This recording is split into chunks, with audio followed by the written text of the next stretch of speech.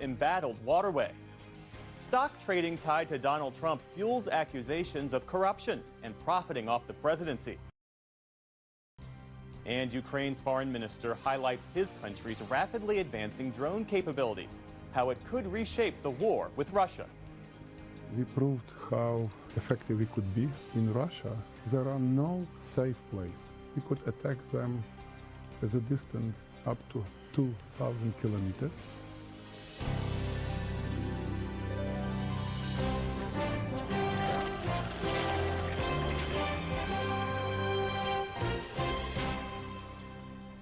Major funding for the PBS NewsHour has been provided by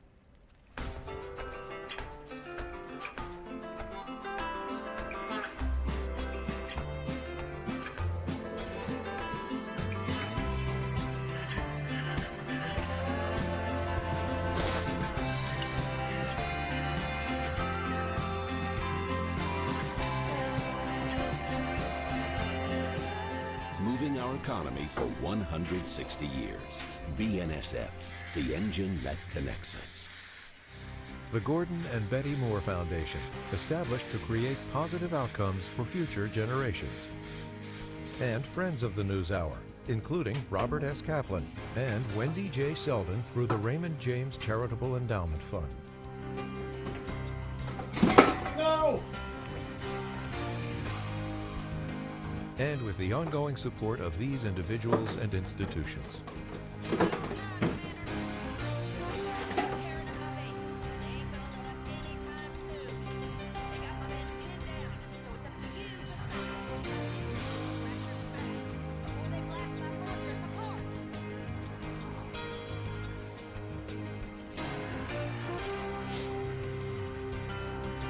This program was made possible by the contributions to your PBS station from viewers like you.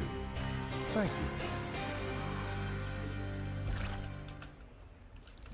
Welcome to the NewsHour. Tonight, Vice President J.D. Vance said the U.S. and Iran have made what he calls a lot of progress in their talks to end the war, but that it wasn't clear when or if President Trump was going to sign off.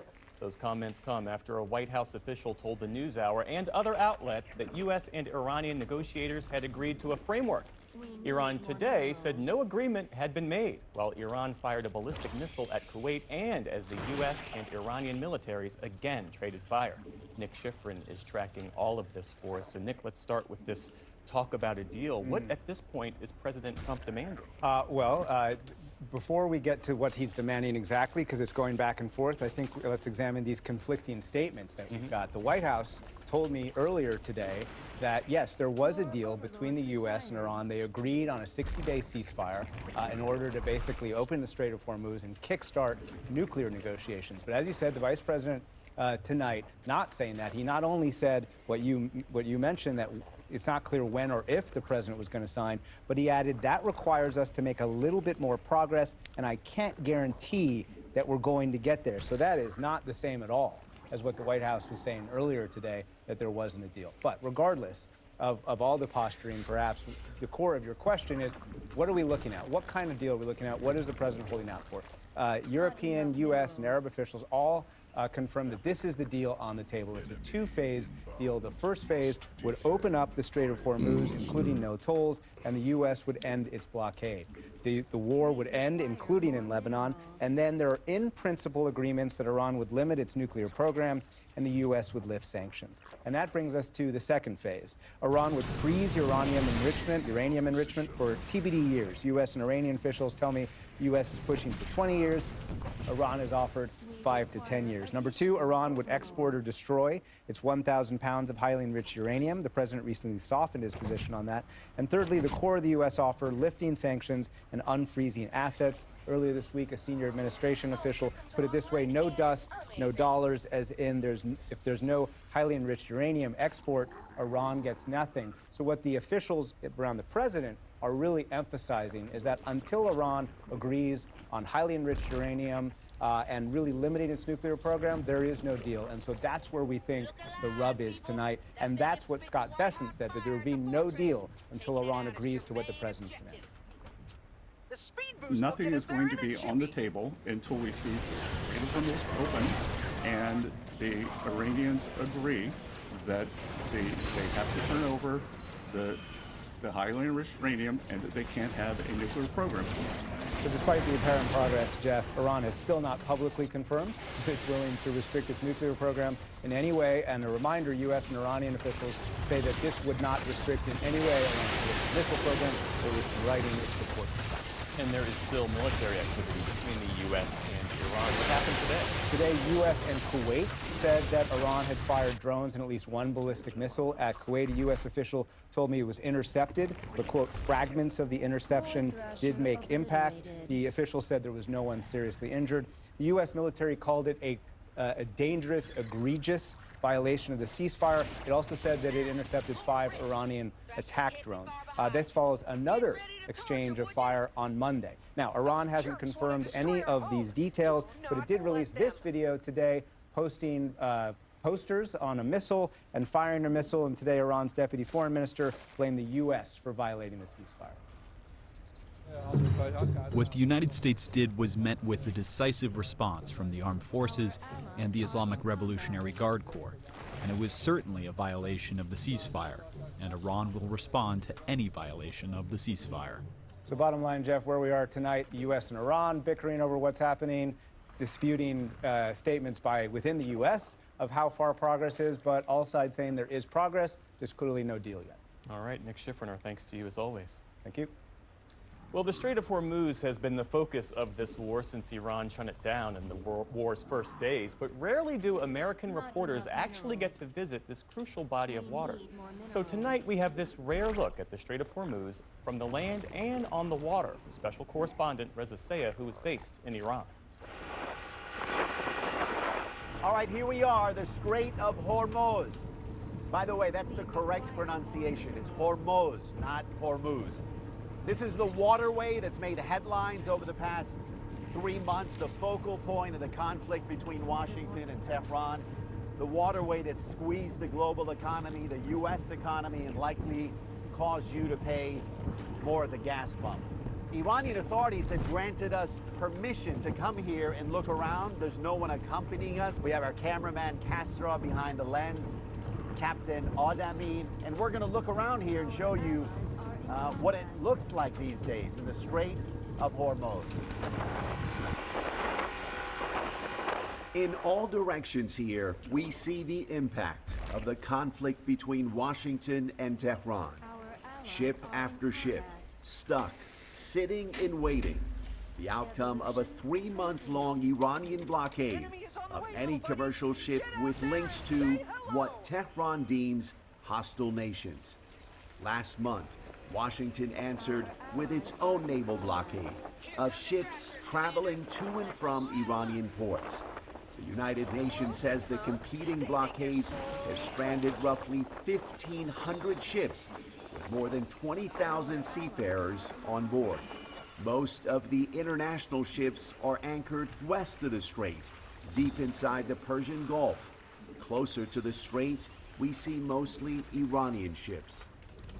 All right, this looks like an Iranian oil tanker. It has an Iranian flag. It says Qeshm on the hull, which is the name of a nearby island here in Iran. It is quite possible that this is one of the Iranian vessels being blocked in by the U.S. naval blockade. We're going to see if we can talk to someone on board, see what they're carrying and how long they've been here. The fortress is under some pretty heavy fire. We gotta take these boy thrashers. سلام. خسته نباشید. چند وقته اینجا لنگر زدین؟ I asked them how long they've been anchored here, and they say they're not allowed to talk. بارتون چیه؟ I asked them what their cargo is. Again, they're not allowed to talk. The narrowest section of the strait is about 24 miles wide. Seemingly plenty of room for ships to pass through. But the waters here are shallow, with an average depth of 165 feet.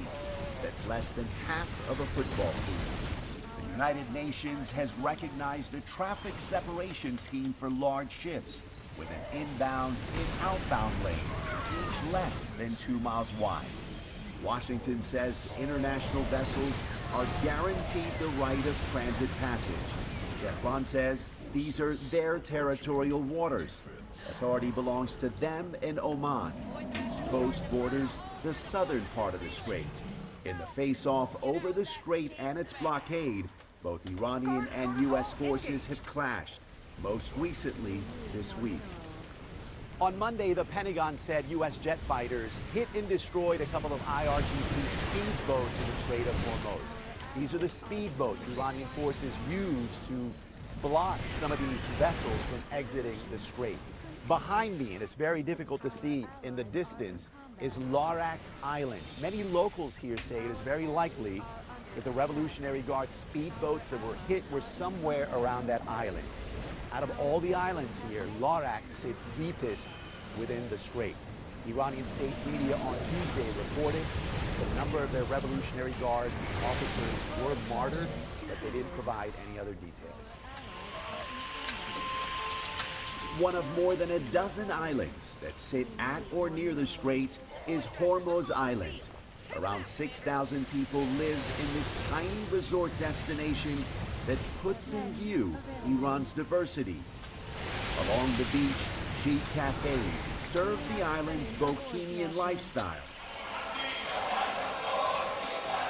A few blocks away, the island's conservative population holds their nightly rally in support of Iran's war with the United States and Israel. This is where we learn that 3 of the Revolutionary Guard members killed on Monday were from this island. Esmail Hormoz says the island is small. Many knew the officers killed. They were my friends. They were my family, my brothers, my friends. Just a few days ago, we were chanting slogans together. We were spending time together. Hormuz is an island, but we all know one another. We're one. Their bodies have still not been recovered. Their remains have yet to be returned to their families, and they want us to sit at the negotiating table? No way. Mohammad Reza Neek says he knew the officers too. He says they gave their lives for Iran. Many here are willing to do the same. Is the color of my blood different than theirs? It's not. We can all have the honor of martyrdom. Is my blood different from the Supreme Leader's blood? This is our duty. Whatever we have comes from this soil, from this country. Defending their country is their duty, many here say. That includes defending the Strait of Hormuz, which remains a major flashpoint in the conflict between Washington and Tehran. For the PBS NewsHour, I'm Reza Sayah in the Strait of Hormuz, Iran.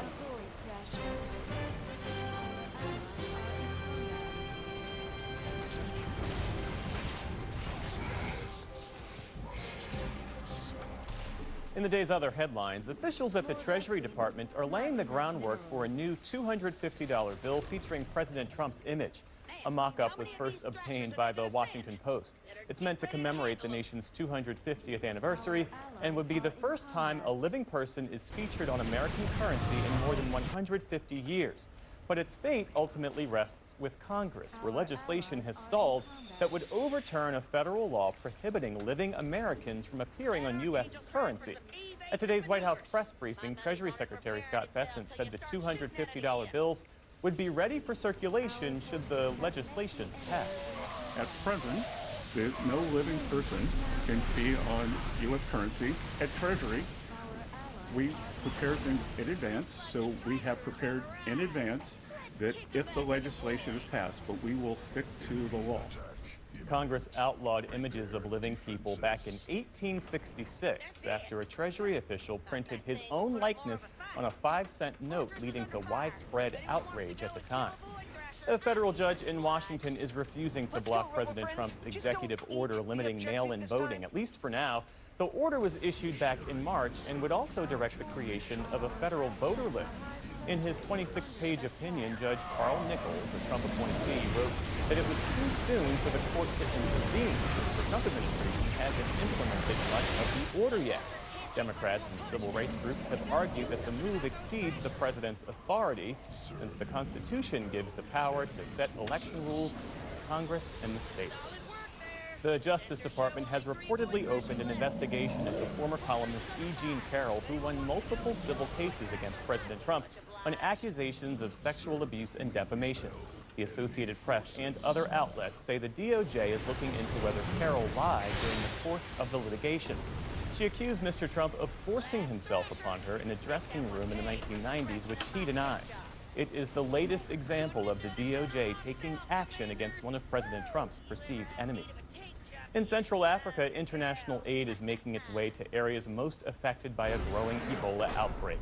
These supplies were donated by the European Union, and they come as health workers have reported being poorly prepared to tackle the fast-spreading disease. The Democratic Republic of the Congo has been hardest hit, with more than 1,000 suspected cases and 220 suspected deaths. Meantime, senior Trump administration officials confirmed today that the U.S. will open a 50-bed Ebola quarantine center in Kenya tomorrow. It's meant exclusively for Americans, though, which is frustrating some locals. Why would you create a facility within my country and it doesn't serve me? Yet the same facility is going to host people who are endangering my own life. Yet if I end up contacting Ebola, God forbid, I can't be taken care of. Also today, the U.S. State Department announced it's sending $80 million in aid to affected countries. The money is meant to help with protective equipment as well as screening and testing for the virus. Major League Baseball owners proposed a salary cap for the first time in decades today, something the Players Union has vowed to never accept. Under the proposal, teams would need to maintain a payroll of at least $171.2 million and couldn't exceed $245.3 million. 8 teams currently spend more than that, including the World Series champion LA Dodgers. If the two sides can't reach a deal before the current contract expires in December, owners could lock out the players.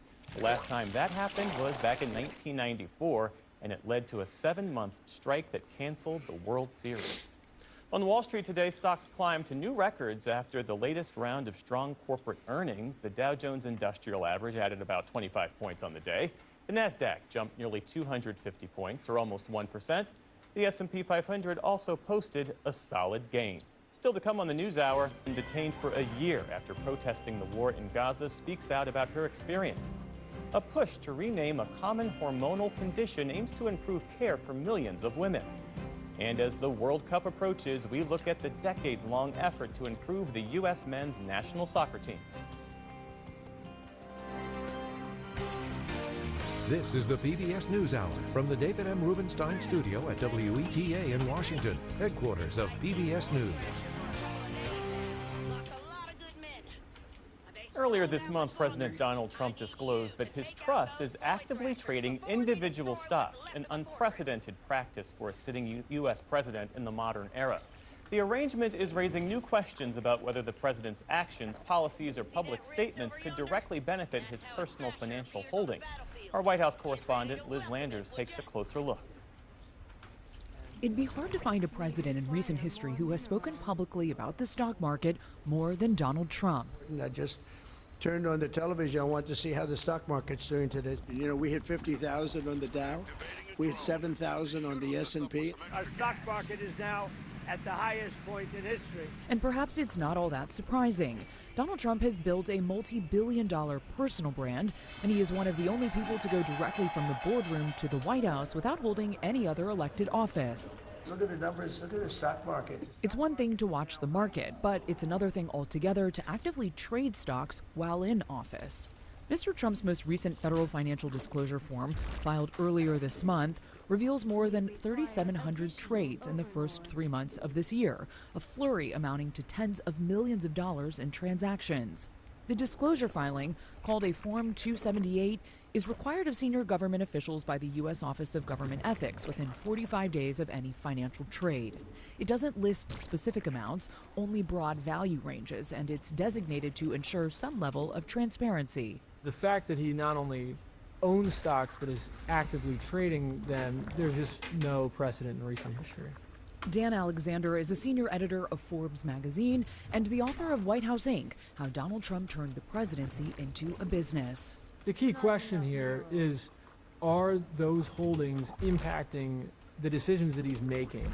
And what's tricky about this, like so many other things, is that in order to answer that question, you really have to get inside Donald Trump's head. In a statement to PBS NewsHour, the Trump Organization said, quote, President Trump's investment holdings are maintained exclusively in fully discretionary accounts managed by independent third-party financial institutions. These institutions have sole and exclusive authority over all investment decisions, including asset allocation, trading, rebalancing, and portfolio management. Investments are executed and allocated through automated, model-based portfolios and direct indexing strategies administered entirely by those firms.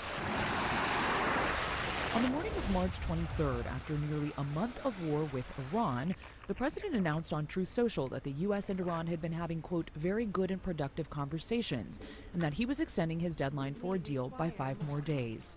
Oil prices plunged nearly 11% on hopes the war was ending. Energy stocks sold off, and the brokerage account in Trump's name spent the day buying them. Phillips 66, ExxonMobil, Chevron, along with defense and aerospace names like Lockheed Martin and General Dynamics. All companies that stood to profit the longer the war continued. Is it illegal for a president to own positions within the stock market, to own individual stocks? Unfortunately, the financial conflict of interest statute does not apply to the president, the vice president, and members of Congress. Richard Painter was the chief White House ethics lawyer for President George W. Bush. He says the power of the president to affect the market is profound and should be more tightly restricted. If through his official actions he actually can change the price of the stock and he owns the stock, that's a financial conflict of interest that should be prohibited. Let's also ensure that members of Congress cannot corruptly profit from using insider information. In his State of the Union this year, President Trump threw his support behind efforts to ban stock trading by members of Congress. But what he didn't say is that there's no such ban for presidents, and he didn't call for one. A Treasury Secretary who owns bank stock, a Defense Secretary who owns stock in defense contractors would commit a felony if they participate in decisions that affected those investments. And this is why every official in the United States government is required to divest. Every president since Ronald Reagan has either put their assets in a blind trust managed by independent trustees or sold off their stocks to eliminate conflicts of interest. While President Trump did transfer his assets into a trust, it is not blind, says Dan Alexander. The trust doesn't hand over the ownership of those assets to anybody else. It allows his kids to make decisions about them on a day-to-day basis. Those assets are still owned by Donald Trump, so therefore all the potential conflicts with him and all the money that comes with them still rolls back to Donald Trump. Do you have any regrets about your presidency? Alexander says Trump's wealth has grown exponentially since he first left office in 2021. When he left office, we estimated that he was worth $2.4 billion. We now estimate he's worth $6.1 billion. A lot of that is an increase in liquid assets, principally through his crypto ventures that have brought in a lot of money. In 2025, Mr. Trump's accounts traded almost exclusively in municipal and corporate bonds, which didn't raise conflict of interest concerns. But that changed in January this year, when Mr. Trump's accounts started to actively trade individual stocks. And some of the companies have ongoing direct involvement with the federal government. At Palantir, over 20 Take years. Palantir Technologies. It has billions of dollars in contracts with the Trump administration, including a $1.3 billion contract with the Pentagon to develop AI systems to help orchestrate military operations. Since January, Mr. Trump's account has made 9 purchases of Palantir stock worth up to $680,000. When the stock declined nearly 15% in early April, Trump posted on Truth Social, quote, Palantir Technologies has proven to have great warfighting capabilities and equipment. Just ask our enemies. Within 10 days, the stock had more than regained its value. NVIDIA's next generation of AI chips is in full production.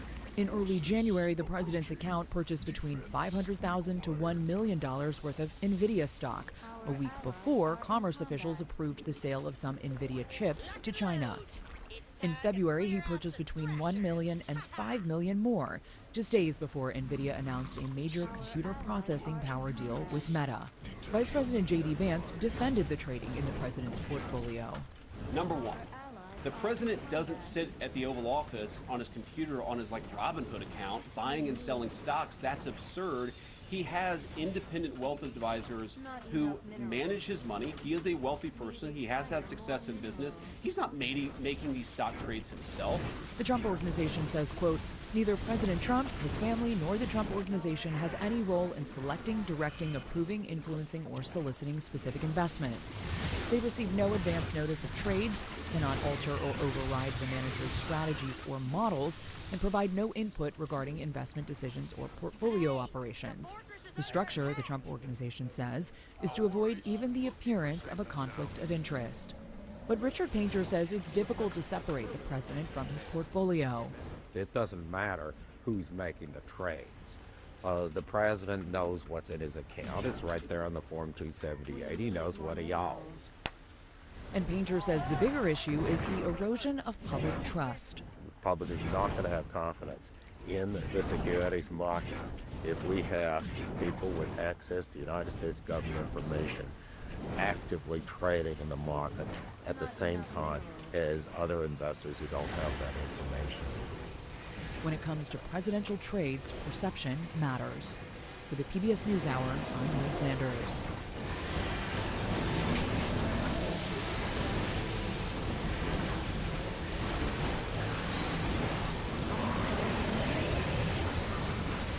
With the war in Ukraine now well into its fourth year, Russian President Vladimir Putin has intensified attacks across the country. But even amid the barrage, Ukraine says it's adapting, pushing back along parts of the front and carrying out increasingly sophisticated drone strikes deep inside Russia. Special correspondent Simon Ostrovsky sat down with Ukraine's foreign minister to discuss the state of the war and the battlefield lessons Ukraine says are reshaping modern combat. As Russia falters on the Ukrainian battlefield, Moscow has attempted to rattle nerves in Ukraine with threats to renew attacks against the capital, including a warning to Washington to evacuate its diplomats from the field. Meanwhile, Ukraine has continued its campaign of long-distance strikes on Russian energy facilities, describing them as long-range sanctions designed to cripple Moscow's main source of revenue. In an exclusive interview with NewsHour, Ukraine's Foreign Minister Andriy Sybiha had a warning for Russians, saying they were no longer safe anywhere in their vast country because of Ukraine's improved drone range and capabilities. We proved how effective we could be in Russia. There are no safe place. We could attack them at a distance up to 2,000 kilometers.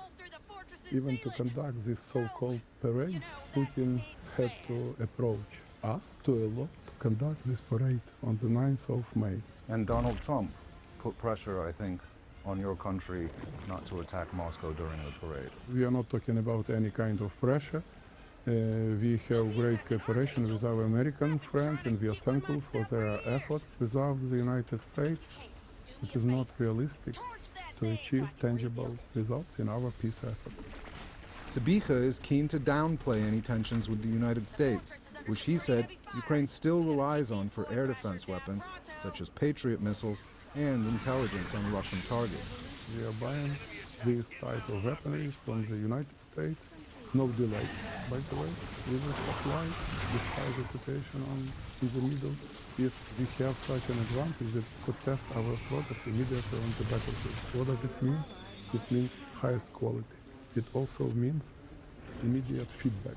Well, we heard our president say that he didn't need any help from Ukraine. Yet, recently, hasn't there been an agreement between your military and America's military? We have a pragmatic cooperation with our American allies. We are ready to share with our experience, with our technology. Our position is clear. We are open for this type of cooperation. But has an agreement been signed, a new agreement on defense technology not cooperation? Yet, but we are ready to propose, and I'm confident it will be our true contribution in American security. We have now this experience, which is also needed for such great countries as the United States. We've seen reporting about the fact that the United States may have had to abandon a lot of its military positions in the Persian Gulf because of an inability to defend those bases against drone attacks from Iran. Ukraine has a wealth of experience with interceptor drones, which are cheap. And I think that's the sort of cooperation that you're talking about, and you're willing to share that with us. Absolutely, and we already proposed to the Middle East countries our expertise. Now we are a security partner for them. And for us, it's also important. So is Ukraine selling interceptor drones to partners in the Middle East? This approach is not about just selling a drone. Not just selling, but you are transferring equipment? We are talking about long-term arrangements, agreements. Do you feel you can still trust the United States and the White House in the way that Ukrainians once did? Our security and the security of the United States transatlantic security, they are indivisible. Everything is interlinked, and I think that from Ukraine is also a national interest of the United States. Europeans talk about Ukraine less frequently as a case for assistance and more frequently as an example of a military to follow. Have you noticed a change in the way other countries look at Ukraine? Yes, definitely. We became a security provider, a security partner.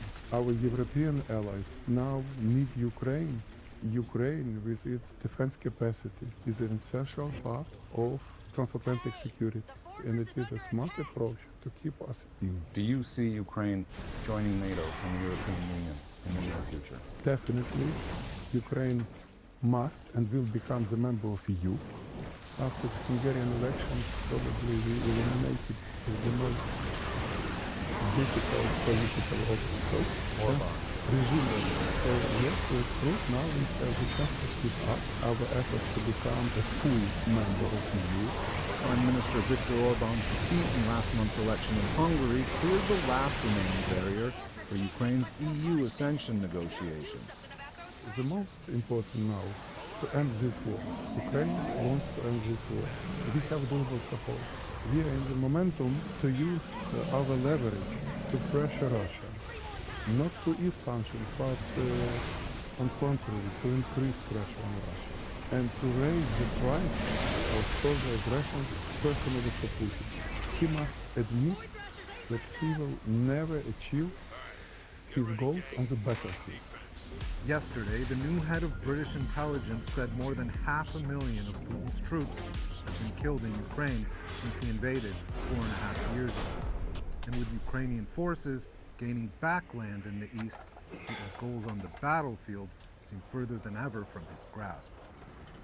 For the PBS NewsHour, I'm Simon Ostrovsky in Kyiv.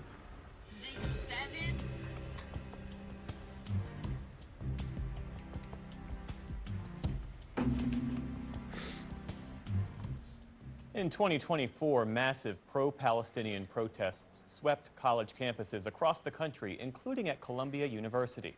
As the Trump administration intensified its immigration enforcement and deportation efforts, several non-citizen student protesters were taken into ICE detention. One of them was detained for more than a year. Lisa Desjardins has more. Lekar Kordia arrived in the United States in 2016 on a tourist visa from the West Bank to reunite with her mother, a U.S. citizen living in New Jersey. She enrolled in English school, started working as a waitress, and applied for her green card in 2017 through a family petition. But that application did not give her a legal status to stay in the country, and she says she unknowingly became undocumented. In 2024, Kordia participated in the pro-Palestinian protests at Columbia University. She was arrested and not charged. Then she was detained by Immigration and Customs Enforcement nearly a year later. She was in detention in Alvarado, Texas from last spring until this March as immigration courts decide her fate. A cop and her lawyer, Sarah Sherman Stokes, join us both now. Thanks to both of you. Lekar, you came here 10 years ago. Your visa ran out in 2022. But I want to start with your hopes. You hope to get a green card. Tell us, first of all, why do you want to become a U.S. citizen? Well, I ran out from a country that's under occupation. I grew up under fear all the time. I grew up separated from my own mother all these years. I always say that I didn't actually experience freedom until I came to the United States. You were detained for a year. We do have some video of when you were released. And in that video, you can see your emotion. You can see your relief from that day. What was that like when you were in detention? First of all, we were overcrowded. So if you want to sleep, like for example, I slept on the floor for 3 months, surrounded with cockroaches, bugs, and all of that. For food, it's literally inedible. Can you talk about the healthcare there and the impact on you now from detention? So healthcare is over there, it's almost zero. The fever that I had that was very, very bad, to the point that I literally felt like I'm gonna die this night. I was reciting my prayers. I was asking God for forgiveness, which after a few days, I suffered my first seizure ever. Doctors said that because of lack of proper nutrition, lack of sleep, and constant stress.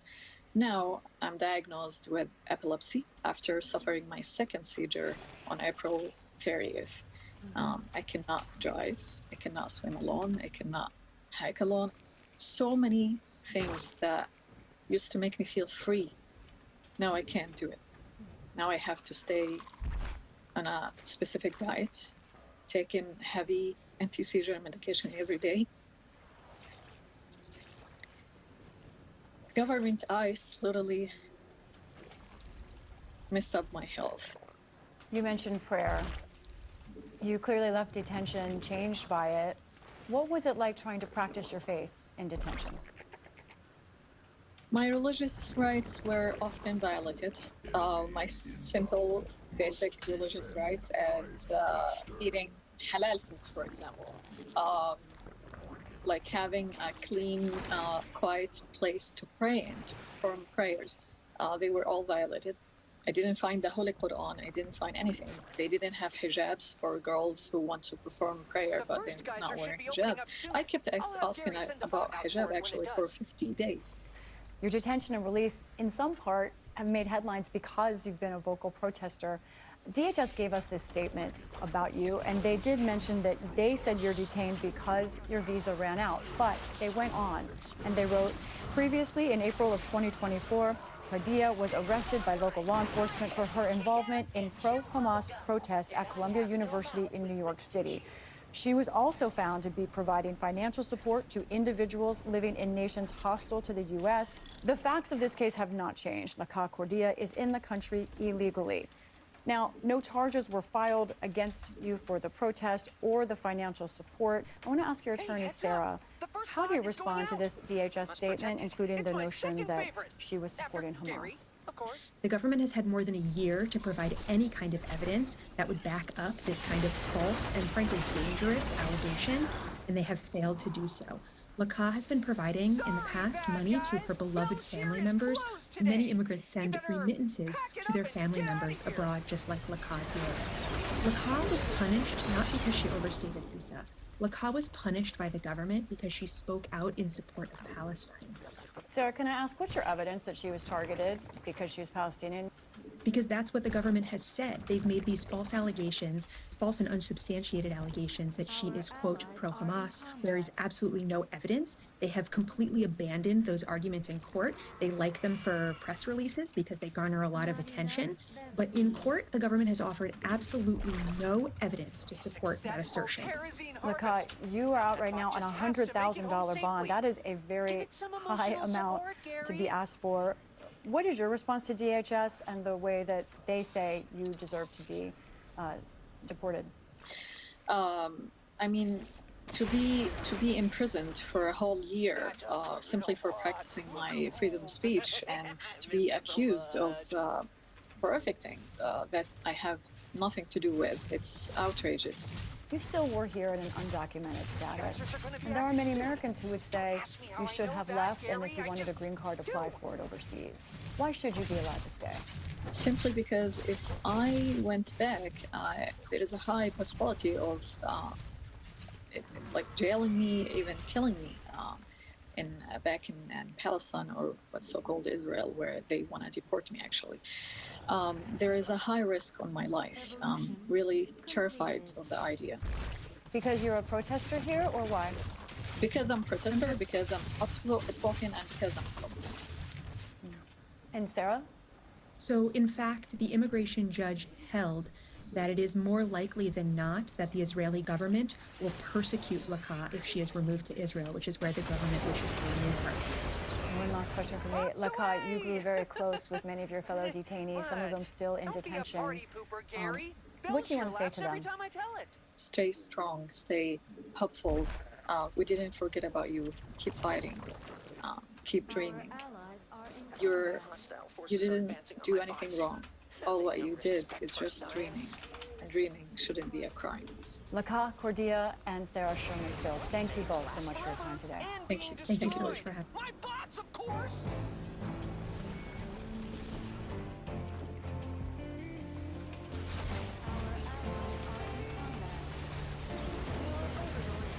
Now, new understanding of a health condition affecting millions of women.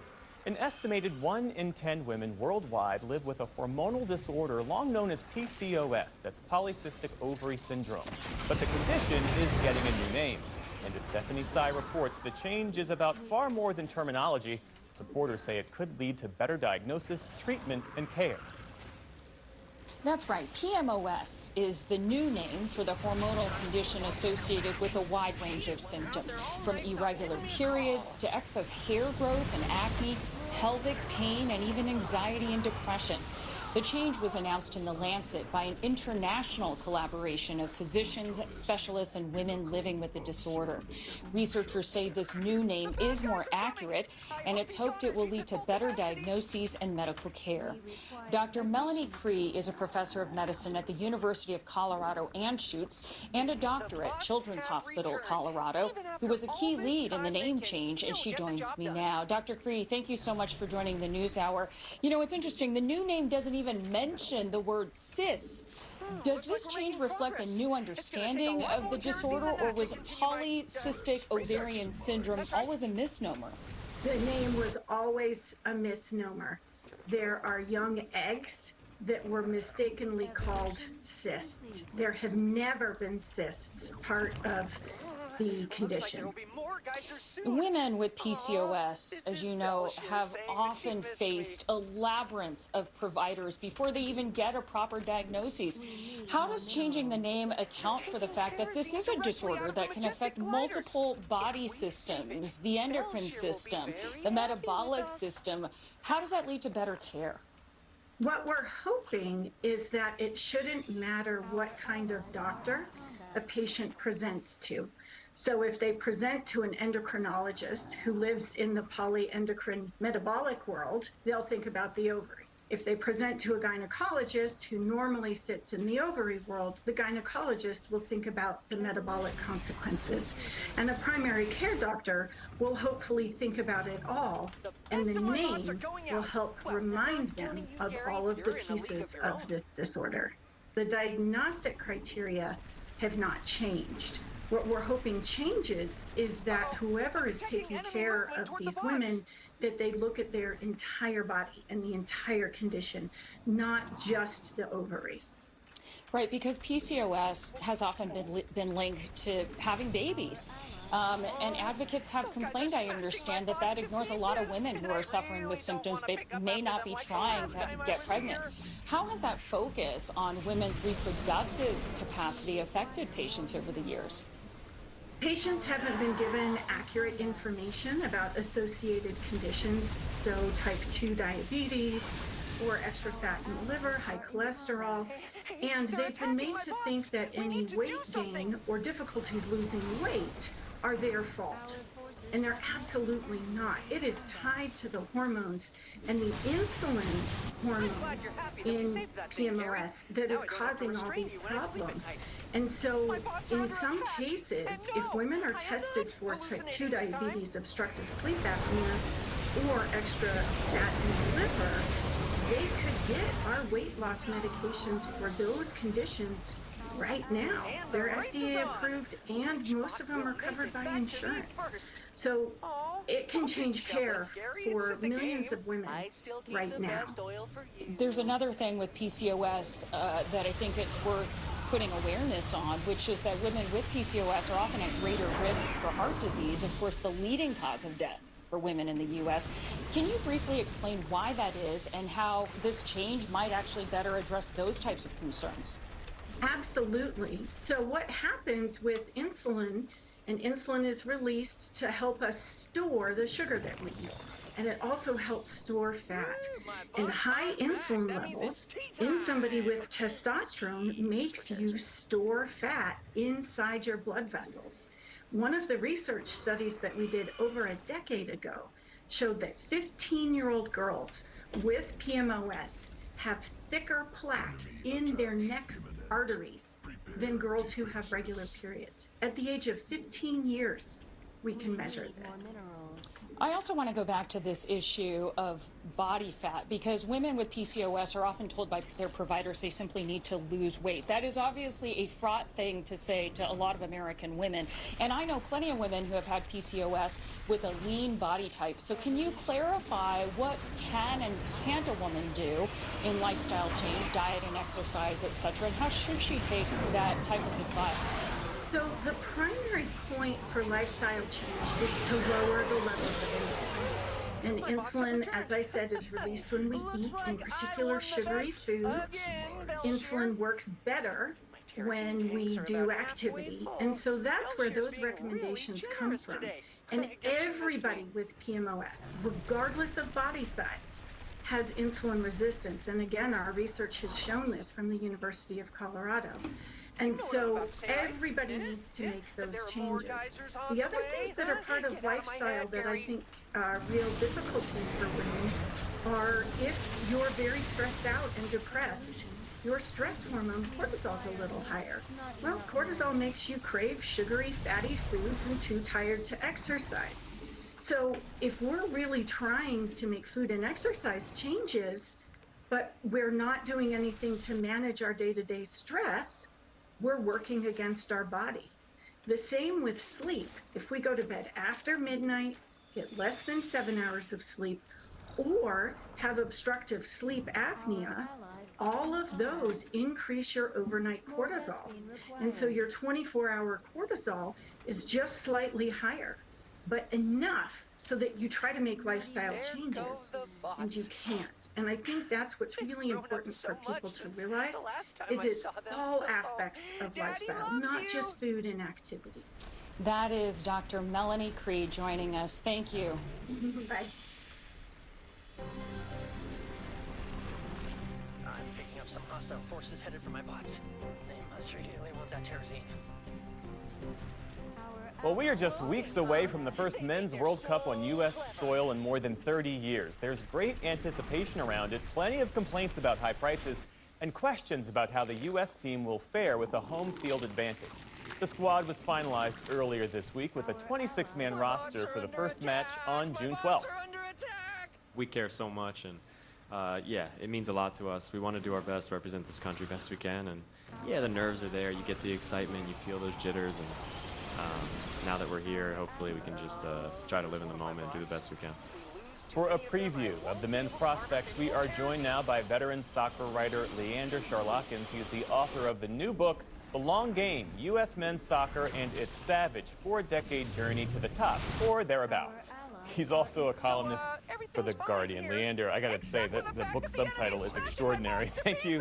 Thanks for being with us. So let's start with the basics. Where this U.S. men's team stands right now, what are the realistic expectations? I think if they make it to the quarterfinals of this World Cup, they'll have done very well. And that's not a thing Americans always necessarily like to hear, that making it to the last 8 means that you've succeeded. But you have to consider that there's 211 countries that have national soccer teams. Only 8 of them have ever won the World Cup, and the tournament's been expanded to 48 teams. So for the U.S. to get to the quarterfinals, they have to not only survive the group stage, but they have to make it through 2 knockout round games. And in all of their history at the World Cup, they've only won one of those. So that would make it a successful tournament, I think. But to add on to that, what's also important here is that the country cares and that they move the sport forward in a significant way, the way the 1994 World Cup did. And so that means not only doing well on the field, but kind of catching the country in a soccer fever and to really bring them along and to really get them to invest in this sport and really help it break into the mainstream long term. Well, who are the players that casual fans should keep an eye on and why? So you had Christian Pulisic there in the little clip. He's the star of the team. He's really interesting because for decades, American soccer on the men's side has been waiting for this sort of breakthrough player who can really help push into the mainstream and become an American star. And now a player comes along who can potentially do that in Pulisic, except he has no interest in fame whatsoever. He's not into doing press, into doing media. It's very painful to him. He's an introvert. And so that's kind of ironic in a sense. Another player who I think American fans are going to learn a lot about is Weston McKennie. Like Pulisic, he plays at a major club in Italy. He's this really cheery, goofy army brat who's incapable of being serious until the games start. He can play anywhere on the field, has played just about anywhere but goalkeeper for Juventus in this past season. He's going to be a big weapon for them. There's just interesting characters up and down this field. There's players who grew up in the Netherlands and in Germany and in England to American fathers who offer really interesting accents to the locker room. There's guys from the borderlands like Ricardo Pepi, who, when he was a teenager, had to make an agonizing decision of whether he was going to play for Mexico or play for the U.S. Two of the U.S. goalkeepers are really interesting. Matt Turner, when he tried to get into college soccer, couldn't get any team to look at him. He sent out hundreds of tapes and emails to college programs until Fairfield University finally took a chance on him. And then he made it to the Premier League, and he was the starting U.S. goalkeeper at the last World Cup. The other goalkeeper, Matt Fries, is the son of a famous neurosurgeon who pioneered gene therapy. And even though Matt has a degree from Harvard, he's sort of an underachiever in his family because they're all scientists and they have PhDs and they work in tech and finance. And here he is slumming it in professional soccer. Slumming it. Well, tell me about the coach, Mauricio Pochettino. He's known for his unconventional methods, his intense style. What should folks know about him? So Pochettino is a world-class soccer manager and the kind of manager that the U.S. has really never had before, and they were only able to get because they had a World Cup on home soil.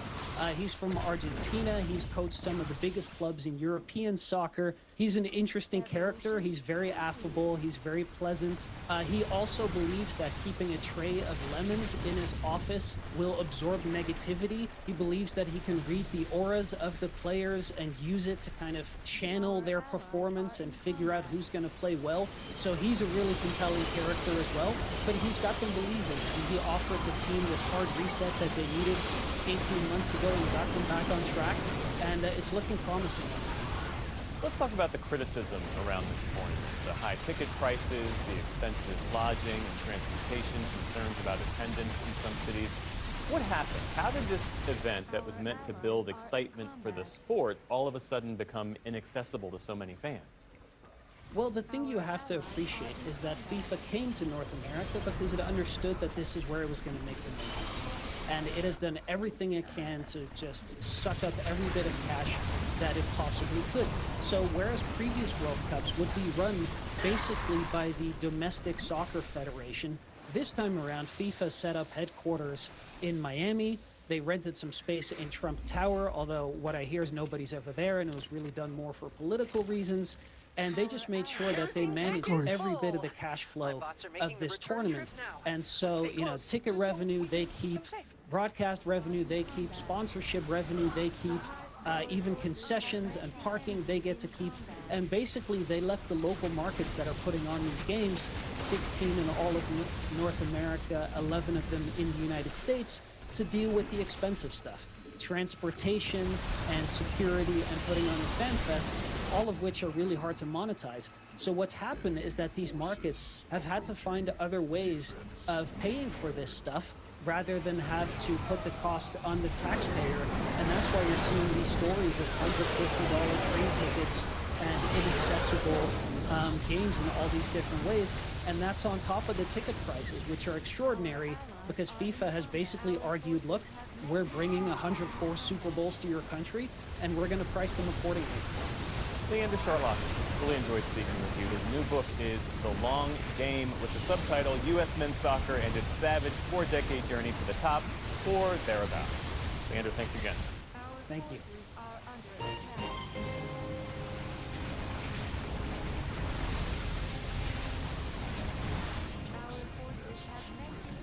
And that's the NewsHour for tonight. I'm Jeff Bennett. For all of us here at the PBS NewsHour, thanks for spending part of your evening with us. Major funding for the PBS NewsHour has been provided by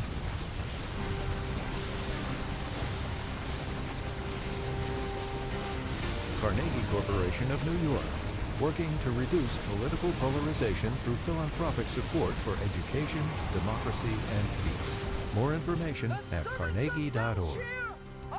And with the ongoing support of these individuals and institutions.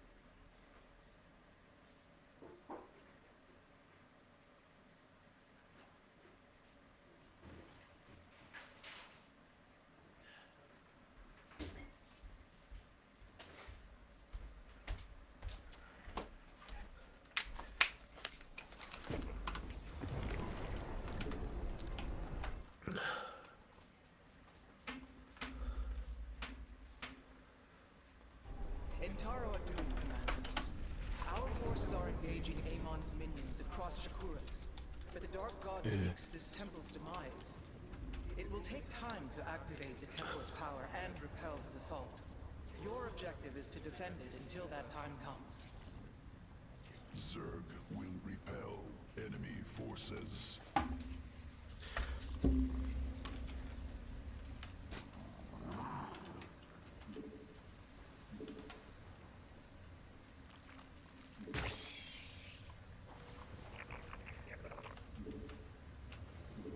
You must place that on Creed.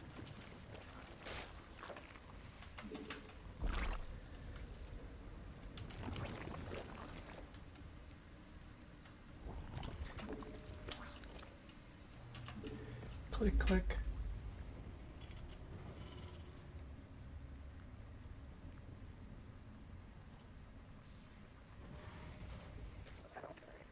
Did I not have PBS on that whole time on the stream share? House is worth $5 million. No. Your house is valued at $1 million. Then you're going to pay a pied-à-terre tax if you have a second home in New York. Do you agree with that? Pause it for 1 second. Now, I haven't heard this 1 million drop down from 5 million. This is the only place I've heard this. It may be true, but seems unlikely. I don't think there is an apartment practically in this city at this point that doesn't cost $1 million. Maybe there is. Right. Had to check. I did watch PBS on camera. Certainly not the second home area. I don't know if she's trying to argue it's that $1 million second home is should be off limits relative to a $5 million second home, but regardless, let it go. Yes, because you know what I believe, Maria, that the economy in this country is unfair and lopsided. Too few people, including in my district, which is 1% pay 45% of the tax in New York. The top 1% pay the majority of taxes in this country. You know it, and I do. Maria, let me say this, and you may agree with me. Look, you can't have a country where a few people in a few places control the majority of the nation's wealth. That's not a democracy, and it's not sustainable. In world history, you've seen revolution when that happens. In Silicon Valley, you have 19 billionaires who have 12%. Pause it for 1 second. I just want to make something clear. She said that the top 1% pays 45% of the country's taxes. She said the majority, so that's not correct. Even if it was the majority, the top 1% controls about almost 80% of the nation's wealth. Yeah. So yes, they pay a lot more in taxes because they have more money. They have a lot more, and let's be clear. They either got it because it was completely bestowed upon them by their parents, or they got it because of capitalizing on the infrastructure that all of our taxes and taxes before them that were paid, and taxes during the 1950s and 60s. Where it was 90 cents on every dollar above $470,000 and $3 million in today's dollars. And that money that was invested in the infrastructure today is what allows these people to make this money. Go ahead. Percent of the economy. So what I'm saying is, if America's been good to you, you can do good for America. You can pay a little bit of tax so people have health care, child care, a living wage. And they do. I know plenty of billionaires. All they do is spend money. Hey, I know plenty of billionaires. All they do is spend money on health care. Do you not believe that we have a wealth in hospitals. They send money to education. They spend money on the arts. They send all their money, and they send all their money to all of these nonprofits. I know plenty of billionaires that do just that.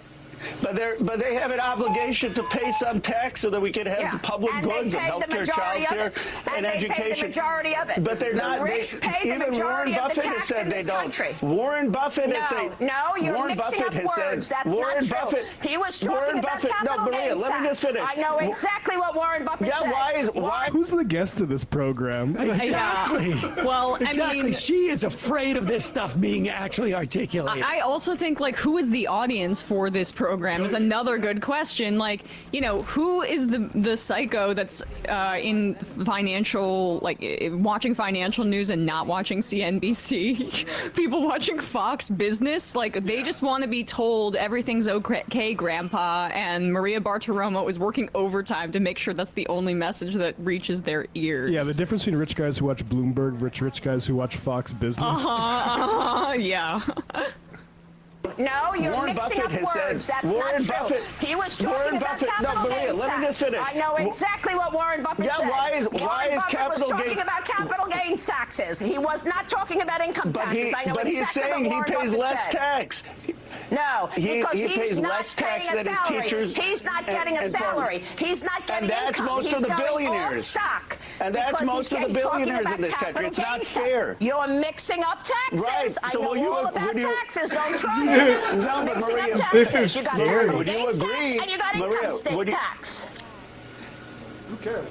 Yeah, so would you agree that we shouldn't have, in this kind of wealth inequality in an AI world, which is capital biased, that we shouldn't have millionaires plus having less rates on capital gains than someone who's a teacher or a farmer or a machinist is paying on their W-2s? I don't want to crush investment. I want people to encourage. I want people to feel encouraged to buy and invest into the markets and put it in their 401k. The way to create wealth overall Okay, long-term pause is it for 1 second. All right, so this is the sleight of hand, right? First off, she says, well, he's talking about capital gains taxes, and it is true that if you make your money off of having money, your tax rate is dramatically lower than if you make money off of working for that money. if you get a 1099 INT, if you file that for your income, your tax rate is 20%. Maybe less. I mean, depending on how you structure it, but I'm just saying, like, as a rate. But if you're working and you got a W-2, you're paying 6.5% for your Social Security tax throughout your entire income. I mean, it caps out at 184. You're also paying income tax. And then, of course, you're paying all the other subsidiary taxes that a billionaire is subject to. But the sales tax is meaningless when you're a billionaire. It is not meaningless when you're making $50,000 a year, $70,000 a year, $25,000 a year, $100,000, $125,000, $150,000. And that's the point. Why do we treat capital gains in such a favored way in terms of the tax code? And she argues, well, we need it for investment. The stock market is not investing in companies. The stock market is betting on companies. I mean, give me a break. This is just about enriching wealth transfer to the C-suite when they do their buybacks or enrich their own payments. It's basically like they have it's like a poly market scheme. They own the shares in the company. That's how they get compensated. And they get compensated that way because of the changes in capital gains during the Reagan administration. And then they want to do whatever they can to juice the value of those shares. I mean, so, because that's how they get paid. They don't get paid based upon necessarily on sales. They don't get paid in terms of the 10-year, 20-year outlook for the health of the company. They don't get paid based upon how many people they employ. They get paid based upon how many people they can cut and maintain productivity for a certain period of time until they vest in their stocks. And you know what that also incentivizes is stock buybacks. So all of this extra money... Which also was illegal until Reagan. So like when Maria Bartiromo was shrieking, and she's never sounded more Long Island than in this moment, but about this, about like all of the creation and the job creation that it's doing and all of the innovation it's creating. No. They are doing stock buybacks to enrich themselves, to game the system that was already rigged in their favor.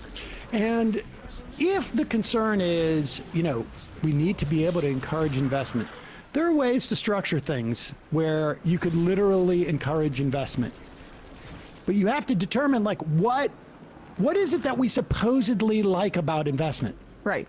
They will tell you it's not that it's going to enrich me, the investor, and I'm going to get a favorable tax rate on it. It creates jobs. It builds communities. Well, let's tie in the capital gains tax into those metrics. Not just you invest here. You could say, okay, if you profits that are accrued 5 years out, 10 years out.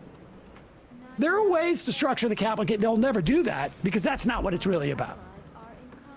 That is sort of like maybe a byproduct down the road that is irrelevant in terms of like, they just want to reward people who have money.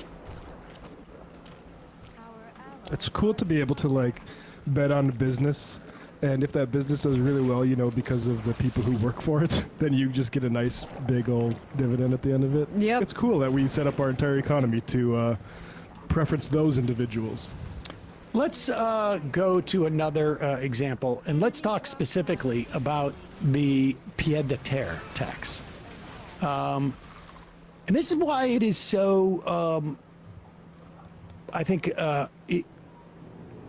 this is such an important sort of beachhead in terms of creating a tax system that, yes, it will provide funds, and in a city and in a state, it's even more relevant because you have to have a balanced budget, you don't have the ability to print your own money, et cetera, et cetera.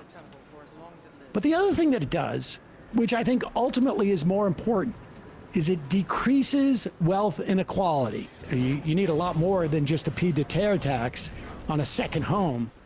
But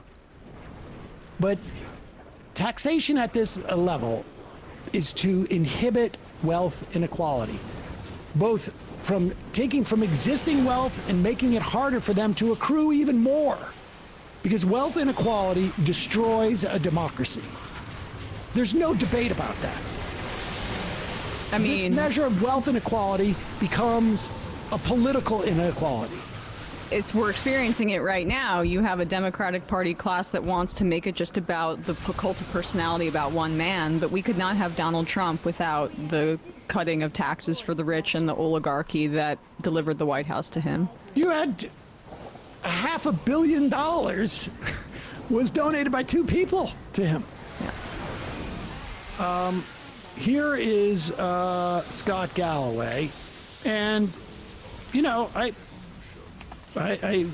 most of the stuff I hear from this guy I appreciate. He's not exactly the type of person, the profile that I would, but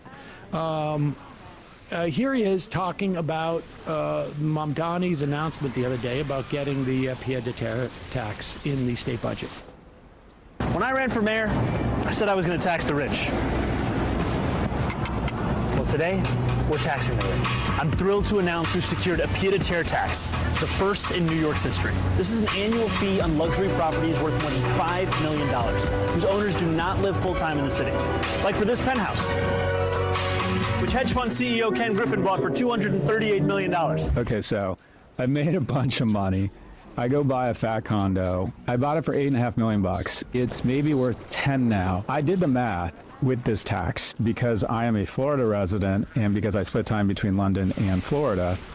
It will cost me $100,000 a year. It's a form of a wealth tax because if my place were $10 million, costs another $100,000 a year, say a cap rate or a return of 6 or 7%. Overnight, the place goes being worth from 10 million to 8.5. That's real cabbage. Having said that, I am in favor of this tax. It's pretty clear that if there's any group in America that is not paying their fair share and can best afford an incremental tax, it is the very, very wealthy. And if you have a second home in Manhattan, not your primary residence, but your second home, the chances that you are very, very wealthy are very high. I mean, that's it right there. It may be a lot of cabbage. That the value of your home that you bought for $8.5 million went up to $10 million, but because of the tax, which is essentially like adding a couple of percentage points to your mortgage, although a lot of them buy it cash, but nevertheless, it really only has, in terms of like a cash flow in and out, an $8.5 million value where you bought it. My response to that is that's extremely appropriate. Maybe we should not allow people who don't, you know, I mean, I would extend this. But I mean, just even having the argument just seems absolutely ridiculous. You have someone who's not a resident of this state. They're paying real estate taxes on their thing, but they're not paying other taxes in this state. And in a housing crisis, like, not saying that these wealthy homes are going to be, you know, moved into by, you know, an average person, but like when we have a housing kind of crisis and scarcity, you see these apartments, there's in Midtown, what's it called, like Billionaires Row or Millionaires Row, that are just completely vacant and empty because this is a very common practice for wealthy people to have a little place where they can go when they come to New York. It's parking their money. Yes, and it keeps going up in value. It keeps going up in value. And why does it go up in value? Because of all the other New Yorkers who are paying their city income tax, and they're paying their state income tax, and they're functioning every day, and they're showing up to work. Like, the value of their apartments is a function of all the other tax-paying members of society in this state. And if they're going to benefit from it, either because this is where they're going to come in and drop in for vacation, or they're just using the apartment to park their money in a safe investment, or whatever it is completely reasonable that they pay a tax on this. Like, it's almost absurd that this wasn't the case already. Mm-hmm. Like, are you kidding me? Right. And it just shows, like, if they are going to complain and bitch about the second home pied-à-terre tax, look at what's in front of us and don't be hampered or don't be cowed by their whining, because they're gonna they achieve this level of wealth without for the most part, with people that don't really have the shame that they're gonna voluntarily go quietly into this night when we have to tax the hell out of the rich to achieve some sort of level of democracy and like just income equality in this country, or reducing income inequality. It's going to be a fight, and let's be ready for it. California Resistance Scott Galloway said this on Pivot last Friday. Again, he said he was all for the tax. I mean, yeah, we just played it. It's quite clear he's in favor of the tax. That's my point. One of the patriotic millionaires has been going on with Jennifer Welch and saying, like, yeah, let's do it. I mean, those people are few and far between, but they are important voices. It's kind of shocking how few and far between they are. There's a piece from George Orwell when he's writing during World War II, a year or two before England would pass the NHS, and he's talking about shared sacrifice and what it takes to get there as a society. And he says, like, the only thing you need to do is show that the rich people are sacrificing as well. And they really never do. Like, I would even call, like, Eisenhower tax rich the rich sacrificing. But yeah, they need to be made to sacrifice. And a good party would make it visible that they are sacrificing. Somebody said if I understood MMT, I'd know that the federal government has the capacity to generate funds and give it to the state. Yes, I understand that. The federal government has the capacity to do a lot of things that it doesn't do and is unlikely to do in the short to medium term. I'd like to start with the tax, not because we need to fund these places. Again, states and cities, if there was federal government available, that would be fine, but there's not. But the primary reason for these taxes, it seems to me, is to reduce wealth inequality. Yep. And I hate to say it, but one of the primary reasons people like to bring up MMT is to avoid any kind of claiming back of that wealth. Maybe I'm being too cynical, but that's I think that's or avoiding that fight. I think it's. I mean, look, there was an era where people would say we need to cut because we don't have the money to pay for this. And I think we have shown that really we are not even remotely close to where we need to be, where we don't have the ability to pay for something. Yeah. Just based upon the massive deficit that is being run now. I don't think that's necessarily healthy.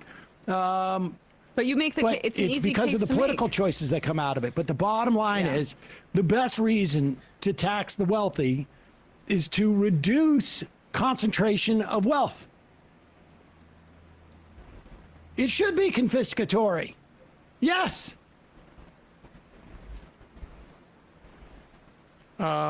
I mean, what's happened in the past 40 years has been confiscation upward. Exactly. Yeah. All governments redistribute wealth.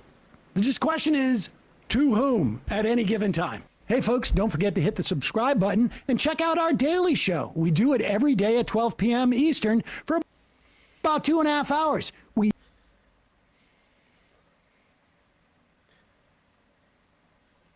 They just started a YouTube channel, and like one of the first videos got 10 million views. You probably would not know that it's like 2 degrees removed from Anthropic or OpenAI or some of these billionaires if you found it on YouTube. Have you seen content creators on Instagram, TikTok, YouTube, and podcast clips talking about the existential risk of AI? These creators often appear critical of AI. They seem like they're part of the broader anti-AI movement, and they're talking about ways that AI could go dangerously off the rails and kill us all. But these anti-AI influencers aren't exactly what they seem. Today, Natasha Tiku, a journalist at The Washington Post, is joining me to talk about the AI safety movement and their quest to take over the internet through influencers. AI safety organizations are paying influencers thousands of dollars to seemingly promote anti-AI content. But the people funding a lot of these AI AI safety groups are the exact same millionaires and billionaires that are building some of the biggest AI companies on Earth. So we're going to talk about the origins of the AI safety movement, who the main players are, and how this whole thing is basically just a massive AstroTurf campaign by billionaires to push their own pro-AI agenda. Hi, Natasha. Welcome to Power User. Hey, Taylor. Our second pod today. I'm so excited to have you here because you wrote a story for the Washington Post that, frankly, I was so jealous of because I feel like it's something that I'm just noticing so much online. It's titled Inside a Growing Movement to Warn AI Could Turn on Humanity. And you talk about the rise of kind of like, I don't know if what you call it, like AI safety content that seems to be taking over the internet. So first of all, describe the type of content that you're talking about that people might have seen online in their feeds. Sure. So AI safety it's an evolving term. Like, this is sort of the one that the community has landed on. This is almost like a 25-year-old movement. So if you've heard about like the singularity, effective altruism, rationalists, transhumanists, like it's kind of at this intersection. So you may have seen something about, like, have you heard the one about the AI that blackmails you, or the AI that might have resorted to murder? It's basically stories about humans losing control of the technology and the technology taking over. Super intelligence, like it's doomsday scenarios in a way, right? The art will all be very similar. It's like clip art of different computer networks and like maybe spliced with the Terminator. It's maybe not very visually stimulating, but it's very dramatic. It's supposed to make you feel like this is a risk that is not being properly listened to, and you need to pay attention because it is coming now. It's happening soon. The titles are usually very grabby in terms of how to protect yourself from this, or why we have to listen, or what these researchers have found. Yeah, to me, I see a lot of the like, this researcher is blowing the whistle on this, or this original What person. was that? You know, there's all these kind of figures that you start to see once you watch enough of this content that kind of come up, and we're going to talk about some of them today. But it feels very like urgent and scary, and I feel like it's especially doing well on short form video. Yes, there's a lot of long form content that feeds into this as well. But I notice a lot of it on TikTok and Instagram Reels, where it's like, this child used ChatGPT, 56 days later, they were dead. That's not as much existential risk, but it's this like very scary thing where it makes AI seem like this like terrifying new technology that like we should be stopping to develop immediately. Yeah, often if you go to the end, if you look at the long form version of the YouTube short, it is about why the development of this technology needs much more controls. Many of the organizations behind this content would like to see a pause or a slowdown of AI development. I mean, it's videos about the dangers of chatbots, AI psychosis. I mean, I would say like the article versions of these videos also perform really well. I mean, I've written some stuff like this as well, where it's like, oh, here's this terrifying story, right, about kind of what happened. But the existential risk seems to really be taking off. I mean, Bernie Sanders posted a very viral video that was himself on CNN earlier this week, talking about how AI is an existential threat to humanity. And you sort of start to hear a lot more of this doomsday scenario content creeping up. I think to a lot of people that encounter this content, it seems good. It seems like they want to share it, especially if they're on the left, because it seems like, whoa, this is a scary technology. Like, we need to raise the alarm. But today I want to dig into some of the groups that are actually pushing this, and especially the groups that you mentioned in your article. So how did this AI safety movement start, and when did it begin? So it began, I would say, around 2000. So it's actually been around for a while. And it started with people who are not AI researchers. A lot of them are former philosophers from Oxford, self-taught people who were prescient, right, about the general direction that AI technology was moving toward. People now give them a lot of props for anticipating some of the concerns that we've seen around like ChatGPT and very human-like AI, and what this can do to human interaction, how quickly the technology is developing. But what used to be called like concerns about the singularity, sometimes you hear about long-termism or effective altruism.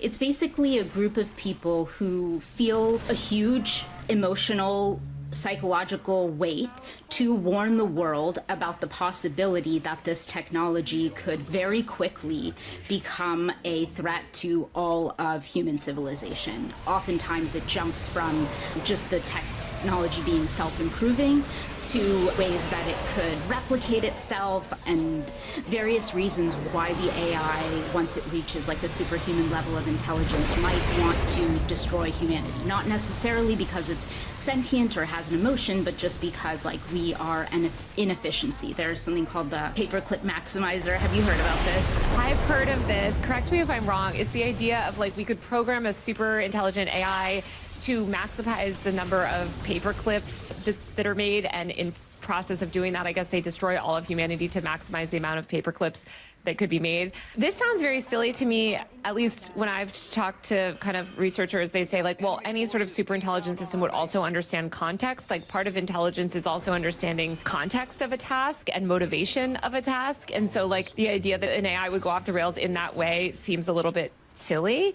But for sure, the people developing these technologies are not always responsible. I think like a lot of people hearing this though, like might have a lot of sympathies for these people, right? Like, I mean, when I hear these arguments, I'm like, yeah, that is scary. I don't trust Elon Musk to not destroy humanity. This stuff is really scary. So speaking of this like paperclip theory, who are some of the main proponents pushing this in the 2000s? Yeah, I think the one person that you really should probably know about is Eliezer Yudkowsky. He is the founder of this blog called Less Wrong. He's also the author of this fan fiction series called Harry Potter and the Methods of Rationality. And these names might sound goofy, but this has been an entry point for a lot of the young people working in AI today. You would be surprised like how many of them kind of came up through Harry Potter and the Methods of Rationality, through Less Wrong, towards effective altruism. And Eliezer is the one who came up with this paperclip maximizer experiment. And I mean, part of the reason I think it's so interesting that they're only now kind of leaning into influencer marketing is because they really understood the power of memes. Like the whole point is to have this super simplistic analogy that you can share with the world, and that's very memorable. But it is wild to, having heard this like a decade or 15 years ago, to see like politicians bring it up, or like world leaders, deeply serious thinkers with a lot of geopolitical power. I think it's hilarious that Harry Potter fan fiction ended up being this on-ramp to this like stop AI movement. You mentioned effective altruism, and it seems like that's what a lot of it, you know, evolved into. So you had Eliezer Yudkowsky, you had a couple other kind of figures in his orbit in the early 2000s screaming about AI. I think everybody thought they were kind of probably pretty silly, or that it seemed quite a while off at that point, given where we were with technological development. Can you explain what the effective altruist movement is and when it began? So I would say the effective altruism movement became popular maybe like 15 or so years ago. And when you first started hearing about it, the term that got popularized was earn to give. So this was also a movement targeting young people, ambitious young people, intellectual young people. And it was arguing that rather than like go and work at an NGO, you go work on Wall Street. You go take like that kind of corporate job, earn as much as you can, and then give away those money to efficient charities. At the time, the movement was really focused on global poverty. The idea is like the utilitarian argument about like doing the maximum good means helping the most people. But when this subculture kind of merged together with the rationalists and the transhumanists, they started to argue that actually the way to help the most people was to warn people about existential risk from AI, both because it could harm all of humanity, human civilization, but also because in some people's minds, not bringing about this good version of superintelligence would mean we wouldn't be able to like colonize the stars and like merge with digital beings. I mean, part of the reason they don't open with some of these arguments is because it really stretches the imagination. It's very hard to talk about in a concrete way. A lot of it is based on this Oxford philosopher named Nick Bostrom. He has this book called Superintelligence. And as much as they were fringe characters, what's been really interesting is seeing how pivotal they were in the founding of a number of these like extremely powerful, close to $1 trillion AI companies. It was Eliezer Yudkowsky who introduced Peter Thiel to some of these ideas, and Elon Musk. He's like responsible for some of the funding going into these companies in an early stage, because the founders of these companies were also talking about this idea of artificial general intelligence, or AGI. I mean, you really don't need to know the terms. You just need to know this concept of an AI that is smarter than a human at anything a human can do. I mean, it really sounds like science fiction. Okay, so there's this group of people, Yudkowsky, et cetera, the Singularity people. They are pretty anti-AI. Yudkowsky, for years, even as a teenager, was anti-AI. He's writing the Harry Potter fan fiction. Everybody's getting involved. Then they, as you mentioned, kind of loop up with the effective altruists. It sounds like get a little bit more mainstream credibility, start to work their way into these tech companies, amass a little bit more power. But you also kind of alluded to something, which is that it doesn't seem like they're as anti-AI as you think. A lot of them, it seems like, are interested in this idea of an aligned AI, or at least this idea that it's not even necessarily that AI is bad, maybe, but it's just that we don't have an AI that's working in the interest of humanity. Is that right? Yeah, that's such a good way of putting it. And this is one of the concepts that is, I think, hardest for people outside to grasp, because if you think that a technology is going to destroy the planet, destroy every human on Earth, cause this kind of existential risk, you would think that you would be doing everything in your power to stop it. But what you quickly realize is that there are not that many groups of people that are also so enamored with the potential for utopia from this technology. Aligned AI is one term, and that means kind of aligning AI with human values. Again, a very, very abstract concept, but basically it's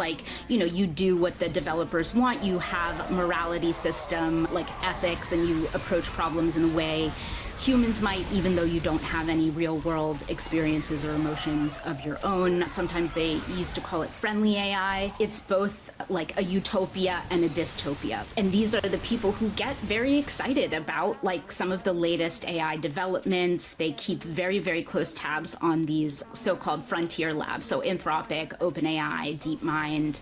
And there is a huge amount of overlap between the people funding these technologies and also funding the nonprofits and the other institutions. Okay, so basically, these people that are the anti-AI, stop AI, existential risk people, it's not even that they don't necessarily want AI or they want to pause AI. They want to sort of pause it or alert people to the dangers so that we can develop actually a better AI that works in the interest of humanity, theoretically, and brings us all utopia. Yeah, I would say there's definitely split within the community about should we just stop it, stop here, this is the safest route. But a lot of these people had been exploring ways that they could bring about the good AI for a long time. Here, let's look for technical solutions. Let's try to research different ways that we can imbue the AI with a better sense of morality. And you have some of those people now saying it's not working, we have to stop right now. And others of them are at the top level of Anthropic and OpenAI, and they believe that they can still bring about AI in a way that is safe. You mentioned that these people are working in some cases at the top level of these AI companies, but they care a lot about AI safety, or they care a lot about where sort of the development of AI goes. And so they're also giving money to these nonprofits. And these AI safety nonprofits are the ones that are going out and pushing these influence campaigns. Yeah, so some of these nonprofits include the Future of Life Institute, Control AI, Center for AI Safety. You might remember some of their work from very early in the ChatGPT era. These were the same people who put out those letters, those open letters signed by all of these top scientists and AI executives talking about existential risk. That's what they were leading with a couple years ago. Now, a lot of them are focused more on these influencer campaigns as a way to bring their ideas to the masses. If you're watching this video and you like my work, please support me on Patreon via the link below, or buy a paid subscription to my tech and online culture newsletter at usermag.co. That's usermag.co. I don't have any long-term brand partnerships, and a lot of my content is effectively demonetized. I've lost major brand deals for speaking out on certain issues and for challenging power. As you can imagine, advertisers are not exactly eager to work with somebody who covers a lot of the topics that I cover and talks about the things that I talk about. These videos I make are entirely funded by you, and I can't continue to make them without your support. So if you get any value out of the videos that I create and you want me to be able to create more, please support me on Patreon or Substack via the links below. below. On Patreon, I do bonus episodes, monthly Q&A live streams, and post frequent updates about my work. My Substack newsletter gives you a bi-weekly roundup of everything that I'm seeing and reading and paying attention to online. You can also get my newsletter on Patreon. Once again, the links to everything are below in the description. Every dollar of your support makes such a difference. Can you describe what these campaigns look like? Like, who are they reaching out to, and what's the goal of these campaigns? Why are they working with influencers to push this message of existential risk? One of the nonprofits that I talked to, I think, articulated it best, like the Control AI. So they were saying that they already have all of these top AI executives, all of these top scientists talking about existential risk, but it is not proliferating to the general public. Now, all of a sudden, because AI is this central political issue, you have people who have very strong feelings, deeply care about AI, potentially voters who might actually change their vote based on what a politician does, and people do not care about existential risk. That sounds so false to me. That seems like all people care about. I mean, this content is so viral, and we have people like Bernie Sanders and the whole media and so many people talking about existential risk all the time. I feel like it's actually become like a pretty major issue. Well, I think that the polling shows that it's actually pretty low down as an issue. If you look at the ranking of AI concerns, oftentimes it is jobs or human AI relationships or things that impact your real life immediately.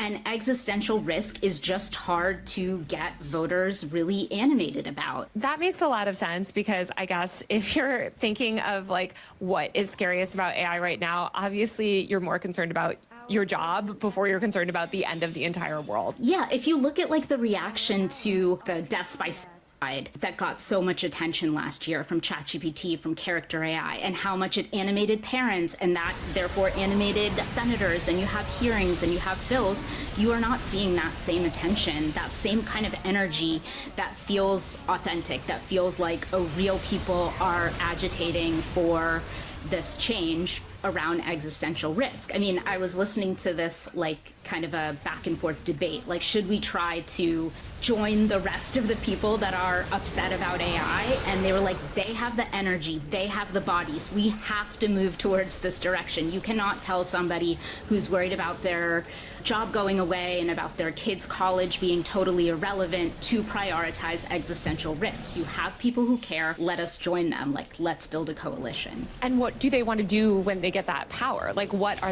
is their sort of policy agenda? Because I think a lot of like progressives see this content and think that it's aligned with their values, or maybe think, like you said, they might be looking at someone like More Perfect Union, which is having a lot of success on YouTube by fighting against data centers, and, you know, seeing like, oh, wow, maybe this existential risk is kind of a version of that. But when I look at this movement, it seems a lot more sort of like reactionary than people might imagine. Why should people maybe like look at this a little bit with a side eye? I mean, I would say that asking these organizations straight up, okay, well, what are your political priorities? What's the bill that you're supporting when you're going and talking to these senators about AI blackmailing you or loss of human control around AI? And I would say it hasn't coalesced. It's not, these are not like very politically seasoned, savvy policy wonks. A lot of time, what they told me their goal was just to make sure that politicians feel a sense of urgency around this. They want to be able to have this be part of the mainstream discussion. Future of Life Institute, for example, has this program where they've been paying like $100,000 a month for the past year for creators. You can apply to it. You have to talk about some of the concerns that overlap with them, but you can put your pitch in on their website. They recently convened all of these different groups, including folks from the far right, labor unions, the AFL-CIO, SAG-AFTRA, family values groups, and also like some of the more labor activists or like people you might think of as on the left. And they came together and they wrote this like pro-human declaration. I think that within the movement, it's very split about whether this will actually help existential risk in the long run. Yeah, it seems like there's just so much money in this like AI safety movement, and I'm inherently suspicious of it because this is billions and billions of dollars collectively being poured into something, and I'm sure you're like this as a reporter too. Like when you see that amount of money going to something, like it's usually not something that's ultimately going to benefit like working people or like the average person. And I even think of like the relationship that some of these like safety doomers have with the billionaires that they claim that they want to regulate. There was a big event in LA a little while ago that Yudkowsky and Nate Soares, who co-authored the book, If Anyone Builds It, Everyone Dies, had in LA. And first of all, they banned any journalist that was critical of AI, which is hilarious because you guys are supposed to be this AI critical movement. You banned anybody that's been critical of AI from your big party. And the party was with Grimes and a bunch of billionaires. So it just seems like this movement is not quite what it seems. And I'm curious if you can kind of talk about that. Yeah, I mean, obviously, I think follow the money, follow the money, follow the money. And if you look at where the funding is coming from, it is coming from the same people who are benefiting from the technology. I mean, you can just highlight a handful of people, which also goes to show you that it's not necessarily a grassroots movement, right? So you have Dustin Moskovitz, the Facebook co-founder. You have Elon Musk, Jan Tallinn, who is co-founder of Skype, Vitalik Buterin, who is a co-founder of Ethereum. And then you have a number of very wealthy AI researchers who are also putting, millions or hundreds of thousands of dollars into the AI safety movement. And one thing I think that people just do not appreciate is that these same people are also funding Anthropic and OpenAI, literally. The vehicle for Dustin Moskovitz, it used to be called Open Philanthropy. They have since changed the name to Coefficient Giving. But the former head of the organization, his wife is a co-founder at Anthropic. He now works at Anthropic. While he was at Open Philanthropy, they gave a $30 million grant to OpenAI in order for him to have a board seat. Again, this is like part of the utopian bent. Maybe if we're inside the organizations, we can change from the inside, we can emphasize safety, but you also have the same founders putting $1 million here or there into various AI startups. If it seems from the outside like this is like a countervailing force against the concentration of power in AI, it's not. It is being funded by people who are at the center of the concentration of power in AI. It's something that is so hard to explain to people from the outside because, again, the natural response is if you really think that this is so dangerous and is going to kill everybody, why would you back it? But I think the fact that many of these people are technologists themselves and are so enamored with the idea of being able to recreate human intelligence. Yeah, I think like a lot of people might look at this movement and think that it looks really organic, or they see these science YouTubers or, TikToker that they really respect talking about AI risk and how existential and bad it is. There's a big group chat of progressive leaning influencers that have been talking about getting these deals. They also were offered a deal from a pro AI super PAC. A lot of them were against that AI super PAC deal, saying, we can't be on the side of billionaires. We can't be seen to promoting AI. That's really bad.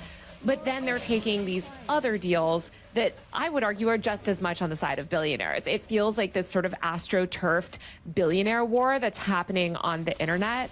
And I think the pro-AI groups kind of acknowledge that. They say, yes, we got a statement from the co-leader of Leading the Future, a big pro-AI super PAC, being like, yes, it's an all-out internet war right now. And we need to get our side out. We need better PR for AI that's pro-AI. But I think a lot of what people don't realize is the quote-unquote AI safety or the existential risk or all this sort of seeming anti-AI content is often also funded by billionaires or is also in service of a billionaire's mission. Yes. This is why people who cover this particular intersection or faction of AI have this kind of spreadsheet in their head about how the money is moving around. They really do not make it easy to find or easy to track. Those same handful of billionaires that I mentioned, they have so many different vehicles. There are crowdfunding sites where you can move some of this money around. If you've heard of anything called the Survival and Flourishing Fund, I can't even, let me just go back on how hard it is to track. It is so hard to track because not only do they have all these weird C4 nonprofits, dark money groups, there's so many dark money groups in this area, but it's also just for instance, Ayala, the pro-billionaire girl, the girl that literally hosted a pro-billionaire march outside San Francisco when certain politicians were talking about a billionaire tax. This girl is now running an AI doomer existential risk content creator program where content creators can get thousands of dollars a month and mentorship from Grimes to post about AI existential risk. So I guess I kind of really want people to look at all of this content with more of a critical eye, because when you see this stuff, I think a lot of people think wow, amazing, progressive content, you're speaking truth to power. You're calling out the AI industry in this really intense way. You're talking about this threat to humanity, but that's not what these videos are doing. These videos are often also funded by billionaires to push a specific message that serves their ultimate agenda. And it's not so clean cut as people might think. Like you said, it's not so easy to parse if you don't have all that stuff in this mental map in your head of where everyone is with AI. It's not so easy to identify. No, not at all. And oftentimes you find a nonprofit, you scroll to the bottom, it says, oh, I'm a sister organization of this organization. You go to that one, you scroll to the bottom, you have to Google around and find it. I mean, I have pitched to the Washington Post many times, a map of this, and they're like, Natasha, we can't put your murder board on the cover of the Washington Post. But I'm like, but people need my murder board, because it's really, really hard to keep track of it. I mean, it's not, I had a similar one for antitrust policy groups, because it was oh, Google has funded everybody on the right and the left, and this is why you don't hear about antitrust. Tech organizations just have so much money. It's if you put it all together, it doesn't even cost them that much to have this much influence, right? But they certainly don't want to make it, very readily visible. Partly, I think, I wonder why Open Philanthropy just changed its name to Coefficient Giving. One thing I will say is they used to be pretty transparent. You used to be able to go to the site and at least use the search function, and now that's not working either. So yeah, I mean, I really have so many Excel sheets that just try to track this behavior. And one thing I found that was super interesting to me is that a lot of these young people who ended up saying yes to some of these fellowships or influencer campaigns, they had already been touched by existing organizations that are part of the AI safety movement, like Blue Dot Impact.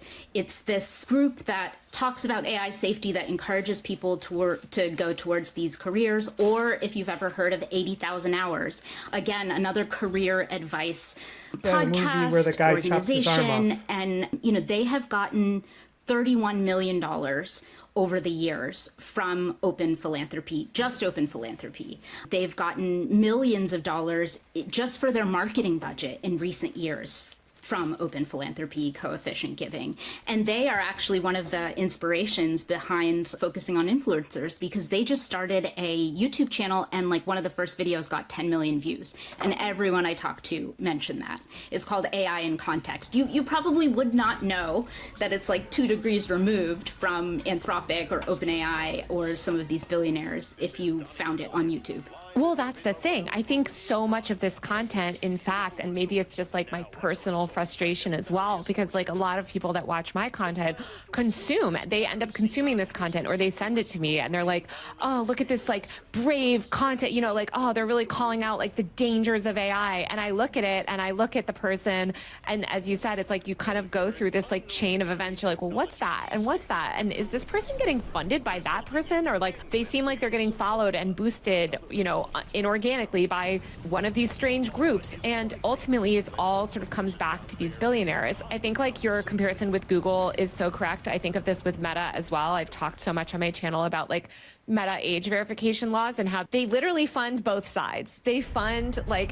the sort of social media, the child safety groups. OpenAI as well has been doing this. They've been funding these child safety groups to push these online child safety laws. And then they're also funding the politicians fighting those laws. And so it's just either way, they have influence. And when I see a lot of AI content on the internet, aside from the pro AI accelerationist, tech maxing people that are just get on board, AI is coming, we love it. A lot of the content that is performing well is this doom content. And I don't know. I think that like it's hard to know how much of that is organic and how much of it is shaped by this stuff. Because I think even when it's not being overtly paid for, it's being created by people that are in those networks or influenced by these billionaire campaigns or in this sort of broader EA community. And so it's hard to know. I don't know. It makes me feel like depressed because it's like anyone that's trying to have like a nuanced opinion on AI, you're being like warped in every direction, right, by this like ecosystem of content. Yeah, I mean, I find it increasingly challenging to explain these power dynamics and what's happening behind the scenes for a mainstream audience at the Post, because like I said, you kind of have to have this internal map of who everyone is funded by, what's their ideology, where are they coming from. Part of what really compelled me to focus on this story is looking at the fact that often they were advising these influencers to pull content ideas from research papers, and a lot of times it's like research papers from Anthropic. Like that blackmail example actually is from an Anthropic paper.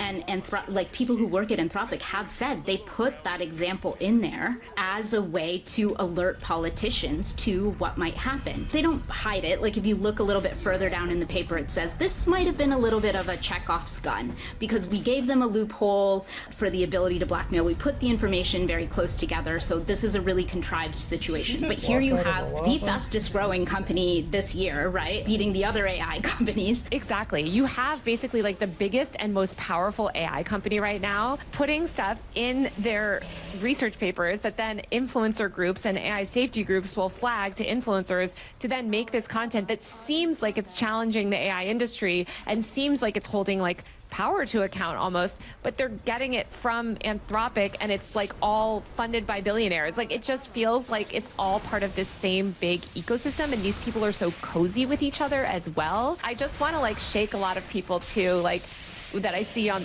consuming this content on the internet and thinking that it's organic and sort of falling for it because I'm like, you know that all these people are together in the same parties in San Francisco. You know that they all hang out together. I mean, I think that Yudkowsky event in LA was such a perfect encapsulation because you had like the richest of the rich people. You have people that they're ostensibly against. Ayala, the pro-billionaire girl, is there, you know, and then they're claiming to be like holding power to account. Like, it's just very ridiculous. Yeah, even a couple years ago, Sam Altman, the CEO of OpenAI, was saying that Yudkowsky should maybe deserve the Nobel Prize for highlighting these issues early. One of the people that I talked to for my article, Daniel Kokotajlo, who was an OpenAI researcher and, you know, came out and spoke out against the company's safety practices, which he said were irresponsible. He's also behind this viral essay called AI 2027, which is one of the things that many of the influencers use as a source material for their viral posts.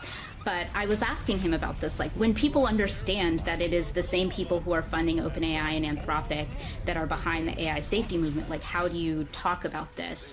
And he was addressing this criticism of the movement that's existed for a few years, which is like, is it just inorganic hype to make these companies appear more powerful, their technology more inevitable, their ability to shift our entire economy and the way we are oriented with each other in the world? Like, is it just making them appear not like a normal technology where you have trade-offs, but like this event horizon thing beyond which we can't even see?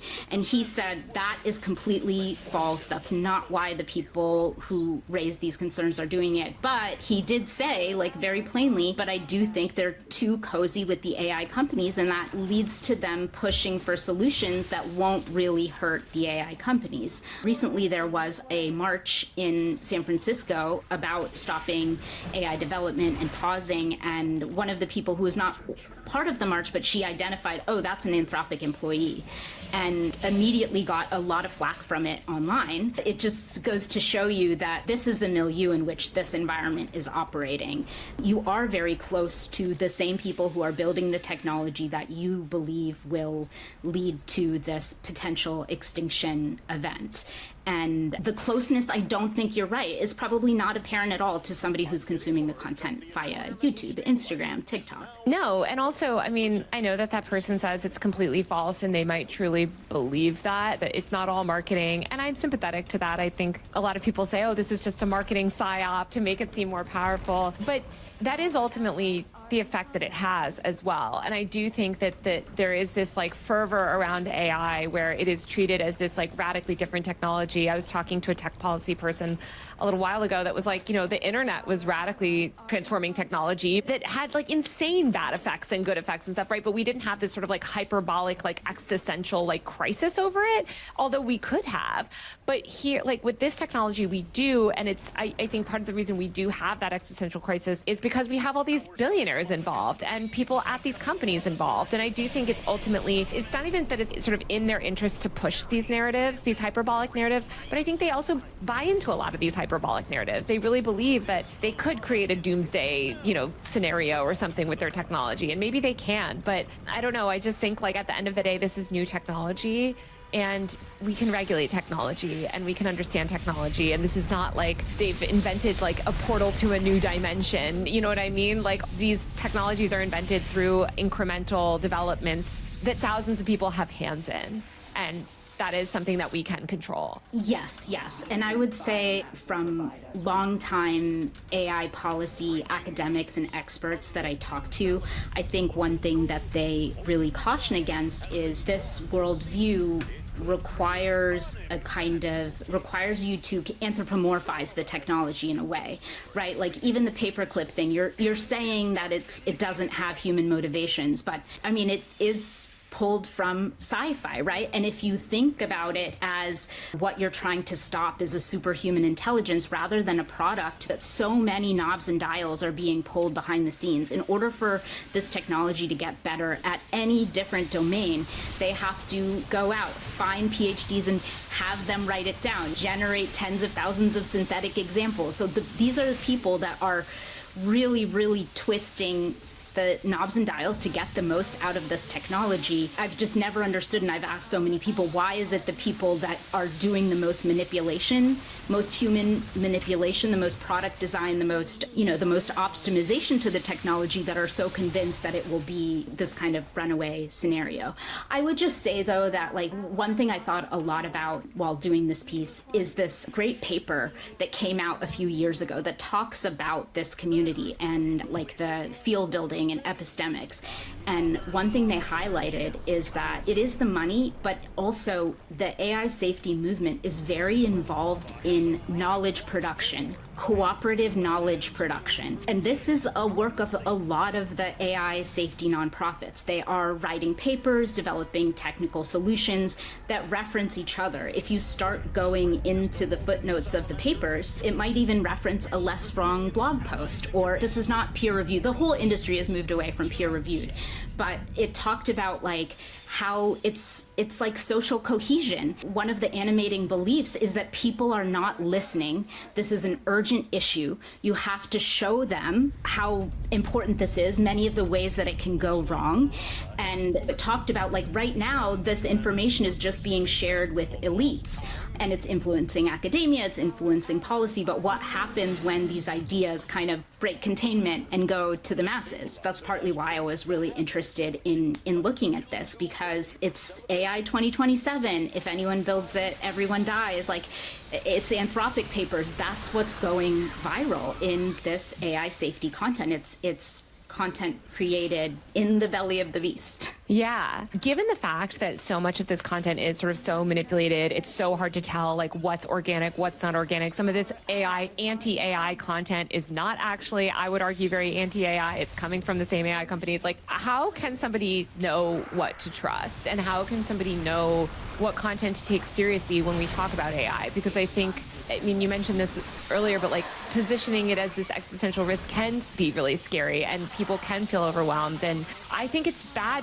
to buy into their ideology. I think that's a really bad ideology to have, like this existential risk nonsense. Like it ignores, as you said, like all the real humans turning the knobs to like make actual changes in these products. So like, how do you kind of navigate and know what information to really trust and know who to actually listen to, about AI? I mean, I wish I had a simple answer for people. This in the entire, I don't know how long I've been covering tech, like 15 years longer. This is the most challenging time because you could technically call up 10 reputable experts who would show up on the cover of the New York Times and get like very different answers. So I think that it's integral to know where people are coming from, to know where their funding is coming from, to know who they studied under, to know where they got their ideas, to look at what forums they participate in. Unfortunately, though, it's like you almost need to have an understanding of the ecosystem to be able to find it. You could go to their LinkedIn, scroll down, you could look at the last 5 papers, you could look at who they work with and not necessarily know that they might be coming from a strong ideological bent when it seems like it's just in the pursuit of science or in the pursuit of truth. But I would definitely say don't stop at the YouTube video. Look at whether there is a disclosed sponsor. Look at the sponsor. Go to their website. I'm not saying do your own research. I'm actually just saying that be extremely skeptical of everything that you hear from AI, and maybe hopefully they'll let me put my murder board on the cover of the Washington Post. I know, I hope so. I just want them to be skeptical of this like AI safety content and like look at it twice. Because I think there's just all these people that I see grifting online right now that are getting huge audiences by ostensibly challenging power, speaking out against AI dangers. And these people are extremely well funded. These people are well connected, and they're not doing that. Like this is my frustration with this whole movement is like, they're not challenging AI. They're not really anti-AI. They're not really like, they're grifting off this like very organic anti-AI movement. And I think like stoking the flames among the public in a really corrosive way where like, as you said, like we're not able to get smart regulation because now we have a bunch of people that believe a bunch of hyperbolic nonsense about AI when we could actually like make a lot of changes to AI products that would be good and engage with these products in like, I think more nuanced ways than probably a lot of the AI safety people are putting forward. I mean, I will be really curious to see whether some of the research we saw that shows like 70%, 85%, 95% of people believe that AI should be regulated, but that ranks existential risk like among the populace very low. I would be very curious to see if it changes, because like that's the thing about coalition building and trying to kind of like crest off the wave of this very organic pushback against the concentration of power in AI companies, your inability to say no. But I don't think they need it to rank high, right? Like some guy from one of these AI safety groups wrote an article in the New York Times pushing what I would argue are horrifying laws and restrictions around speech and information, quoting a very well-known anti-social media group that has partnered with a slew of anti-LGBTQ hate groups. They weren't even centering AI risk in it necessarily, or not existential risk, but they're putting forward really dangerous laws. And yeah, maybe they're not getting people on board with the existential risk as much, although I do think they are. You know, even if they don't get people on board with the existential risk stuff as much, they can hop on the anti-data center stuff. They can hop on all the other stuff. They can hop on all the idea that AI is drinking up all of our water, which is debatably untrue. Like, you know, I think they can just like, there's so much anti-AI sentiment for good reason that these extremely well-funded groups are seeking to co-op. And I just want people to like think twice before you let yourself be co-opted by this really deranged movement of people that just hang out with a bunch of billionaires and like also work in the AI industry, I guess. Like, I don't think that they necessarily have our best interests at heart. I mean, maybe I'm even more cynical than that, because actually I would say they have already so much power in DC because Anthropic, and at the time OpenAI was like during the Biden administration was pushing a very different type of message. I would say the whole way that we think about AI safety, the way you think about like testing beforehand, red teaming, looking at biochemical, nuclear, very particular kinds of risks, down to the way that they test it. Part of the reason why we didn't fully anticipate or understand, or some people didn't anticipate or understand how it might affect people mentally when you have 8-hour-long conversations with the chatbot, is because they were in these red teaming, in these safety exercises, they were just doing like one back and forth or a few back and forth because they have a particular idea of the ways that this technology could go wrong. So I would argue we are already living in a world where they have had massive influence on how we think about testing this technology, the direction it could possibly go. So this to me is more like a resurgence of it. Well, Natasha, thank you so much for joining me and talking about all of this. It's been so great. Thanks for having me talk about one of my favorite subjects that I'm obsessed with.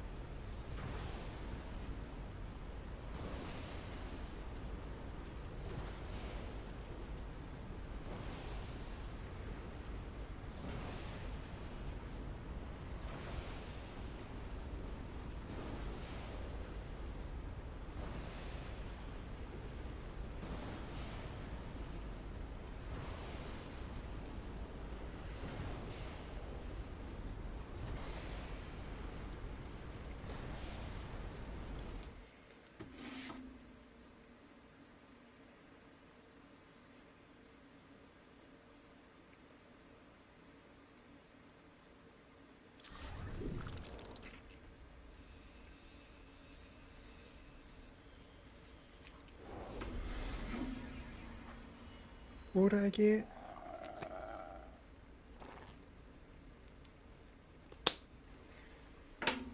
Oh, that's great.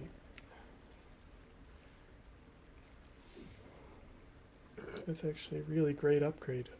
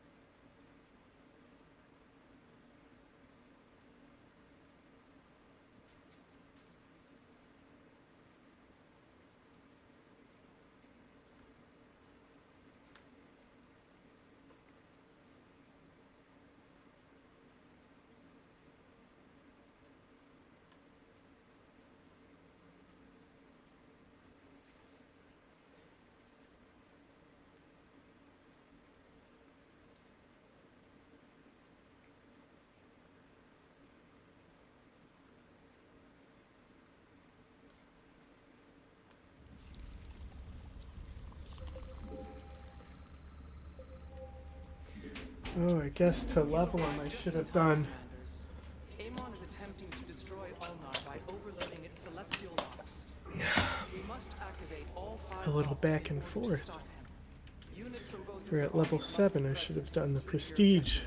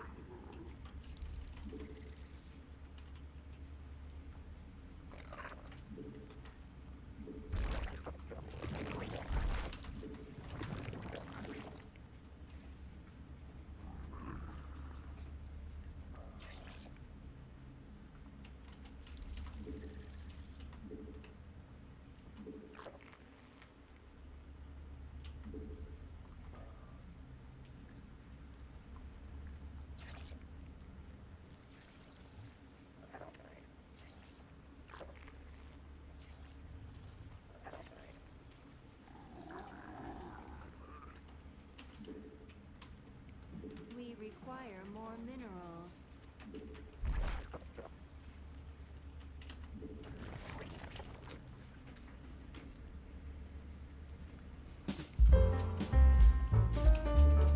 I actually train at night and then Joe Rogan podcast by day. What's up? Oh, hey, guys. Guys, I didn't see you there. What the hell were you doing there? Guys, I didn't see you there going like this. Oh man, let's check in on what my main man, my top dude, my top karate man, Joe. Hi. What the hell's old Joe up to? Didn't Trump do a lot of like stock purchases? No, he did not. He's made a fortune. He's made a fortune in They this made a term. settlement with the IRS. I think that's why a lot of it came out recently. But like he can't be charged with anything or. Yeah, Right. they can't be. The future. latest thing is that he and his kids and his company cannot be audited. Sounds good. That's cool. That is cool. Yeah. That's my settlement. What was the settlement? What was the IRS being sued for? What was the accusation? It was for the leak of his tax returns. It was quietly added to the original settlement establishing a $1.8 billion fund to compensate people who Trump thinks were improperly investigated by the government. January 6th one, I believe. Yeah. They're paying for all of their legal fees. Shut up, Jamie. No, they're not. But 1 point. Oh man, I hope that you appreciate this. You watching this, goddamn you. You SOB out there watching this, I hope you appreciate this. I watched like 6, I don't know, 8, 10 hours of this junk. Of this absolute You know, and of course, by that I mean I watched 5 hours of this, pitch this down when I say junk, of this junk, of this, pitch this down when I say crap, of this crap. But the Joe show is like hilarious because it's just like, we are just like in the woods. We're in Nowheresville on Joe's show. I'm not even joking, and I think Joe is aware of this. He is just straight up, he is up toilets creek without a, Joe is absolutely up adult baby this creek without a dead. I mean, you're gonna see Joe is just absolutely lost, man. I don't know if it's like the Spotify contract thing that he like has to upload 40 episodes per week. That's why he keeps doing this. But this part right here, you know, he's talking about, many call him boring Tom Segura. Which, that's mean. Get the guy, he's great. He's talking to Tom Segura, and Tom Segura's like, oh man, did you hear about that? I like how Joe brings this up. Let's hear how he brings this up again. Didn't Trump do a lot of, like, stock purchases? Whoa, this got 824,000 views in 2 days. Are those real? I've never thought about this if Joe bots his channel. I don't know. Could be, who knows? But Joe's show is hilarious because Joe's done so much. Like, he's had Elon Musk on multiple times where, you know, Joe is so pissed off about corruption, man. The government, it's filled with corruption, dude. He's so pissed off about all this corruption stuff. He's had his boy on a bunch of times, and then that guy's like, we're gonna get rid of all this crap. So Joe's very concerned about this, or at least he's been in the past very concerned about this. Then Tommy Segura, my second favorite Tommy, after PBD Tommy. Because we want to deliver you the numbers you want to know or are curious about. He's like, yeah, this guy is basically making himself immune from the law and just creating these, like, I don't know, giant, endless money slush funds for him and his friends. And Joe's like, that's crazy. And then he like looks at this a little bit and he's like, oh, that's crazy, man. And he like switches the topic. Well, here's what's f***ed. For sure, there were government people that were rabble rousers. There were people that were trying to get people to go into the Capitol. That's a fact. Oh man, poor Joe, dude. He's my boy. He's my man. You know, without him, I wouldn't know which supplements to take to get those huge muscles that I have, man. So I feel very sorry for him that his show is so, like, censored. You know, this is a guy who's done, like, episode after episode about, like, we need to go after all this corrupt crap, man. Sick. And now here you have, like, this... Even Tommy Segura is, like, it's just cartoonishly insane. You know, just, like... Stuff that the normal person, if they tried to get away with, would be in jail already. I'm gonna try this. You know, if I ever get in trouble with the IRS, I'm just gonna be like, I declare the whatever the Trump thing did. I do that. I claim that. Leave me alone. You have the most like cartoonish example of this kind of thing that Joe's been talking about forever. He's just like, it's crazy, man. Anyway, here's something else. Like, this is the most boring podcast I've ever heard. I 2x'd all this thing. It's just beep, beep, beep, beep. It's basically, I don't know who would listen to this, not to like make fun of, you know, but it's basically like tons of this podcast is just like, we're two guys who have too much money. We're two guys who have more money than we know what to do with. There's a company that makes restored Mustangs. And if you get into this is a real conversation. If you get into an accident or something, they can't even fix it. They have to make all the parts custom. Whoa, really? Whoa. You know, the average Joe viewer listening to this, man, this is relatable. You know, I spent spending $500,000 on like a ridiculous restored Mustang from a like boutique car restoration company. Man, these are the two most relatable guys in the world. Also, it's fascinating, this conversation that they both appear to be falling asleep during. He's entertaining as shit. You see one of the things he's doing? He's putting a stencil down on the streets and power washing Spencer Pratt for mayor into the dirty streets. No, is he really? Yeah. So he's clever, putting it on the sidewalk, and the sidewalks are so disgusting that if you put the stencil down and power wash it, you could see it clearly. I mean, if you think that guy doesn't have a chance, I would remind you that our president is a reality show host. Hey, Tom. You know? I think he's good. I think his ideas are good. I think Spencer, I've had him in here. He's got some good ideas. I mean, he definitely wants to stop all this. This is funny. I love the Joe dudes, the Joe crew, you know, how they deal with Joe. They're just like, I don't know, Joe. Well, yeah. Seems weird, Joe. I don't know. Whatever you say, Joe. You know, they love old Joe, but they're just like, I don't know what to do, Joe, or how to talk on the show anymore. You know, because Joe's done so many episodes about, like, we need to get rid of all this corrupt crap. So I'm going to start endorsing, you know, political figures and have Elon Musk on my show 40 times. We're going to end all this corrupt crap, man. And so, you know, he's like boosting and endorsing these political figures. And this, they look at this story and it's like, it doesn't seem to have worked very well. It seems to have kind of done the exact opposite, you know, to the point where it's kind of ruined my show. Can't even really talk about stuff anymore. But on that note, I have more political figures to endorse. This other guy, he was on a stupid reality TV show from the 90s, and he's a con artist, and it seems pretty good. Seems great. And I have such a good track record on this kind of thing, now I keep doing it. Top Segura's like, okay, Joe. Oh, okay, Joe. Sounds good. Well, the problem is that when she would talk, she would say things that were so unappealing. That, like, you're trying to sell a movie, people want to like you. You're Snow White. You can't be like... Right. Who is? Tom? Chastising people. Yeah. Whatever you're doing. Scolding people. Yeah, lecturing them and Yeah, like, you're a kid. Yeah. Like, don't do that. Be like, thanks for the gig. Yeah. Where I got to Thank play you, it was pretend. amazing. I got to Yeah. play Snow White. But the whole thing was doomed anyway when they weren't going to use dwarves.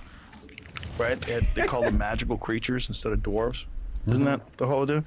So these are the kind of things that really piss Joe off. Oh, that's annoying. That sucks. You know, Joe's promoted a bunch of guys on his channel that are now just doing the worst, you know, continuing or ramping up a bunch of the worst crap anybody's ever seen, you know, but where you really see Joe, like, get really visibly pissed off is, like, talking about, like, Zoran or a Snow White movie. Did that movie even come out? Like, whatever happened with that movie? A movie that nobody knows if it's even come out. These are the things that truly just, oh man.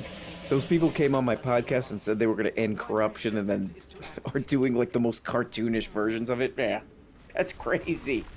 Anyway, that Snow White movie, god damn it, that's sick. Like, this is what the Joe Show is. It's just kind of a ghost. Like, nobody seems to want to be there. The other Joe that I 2X my way through is this. What the hell is the guy's name? Eric Weinstein. Like, neither one of them seems to want to be there. 1.2 million views in 7 days. Neither one of them seems to want to be there. 1.2 million views. Oh man, all these guys came on my show and continue to come on my show and lie. Lie in my audience's face. Spit in their face. You know what really pisses me off? Snow White. Right, Tom? Exactly, Joe. Shut up, Tom. Yes, sir. Okay. That's really sad, man. Tom! God damn. Yeah, you Language. just not happy. Instead of people My saying, kids are let's figure out a way literally to make watching you this. happy. Yeah. You know? We're going to put you down. We're going to just put you down. And then there's money in it, which is weird. This was a funny thing I noticed watching, you know, the latest round of 400 hours of content that Joe Rogan has uploaded. Is it's a lot of just, like, looking for stuff to talk about. Looking for stuff to talk about that he can talk about. Whether he's allowed, who knows, you know.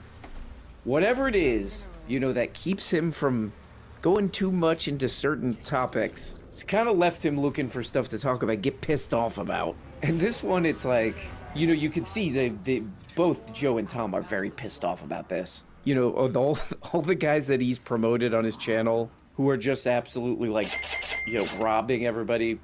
He's like, that's crazy, man. Anyway, there's something else. Let's move on from that. Very low level of concern, it seems, for some of that stuff. But he's really pissed off about Canadian healthcare law, which he hasn't looked too much into. He's like, Jamie, bring up that story. What's that? You know, there's nothing here. There's not much of a story here, but a lot of, like, right-wingers like to focus on this because, you know, Canada has, you know, public health care, so they go, oh, it's evil. So he's basically doing this, super pissed off about this. Canadian health care. Oh, it sucks. It's evil in some kind of way. God, I'm pissed off. I'm sickened by this.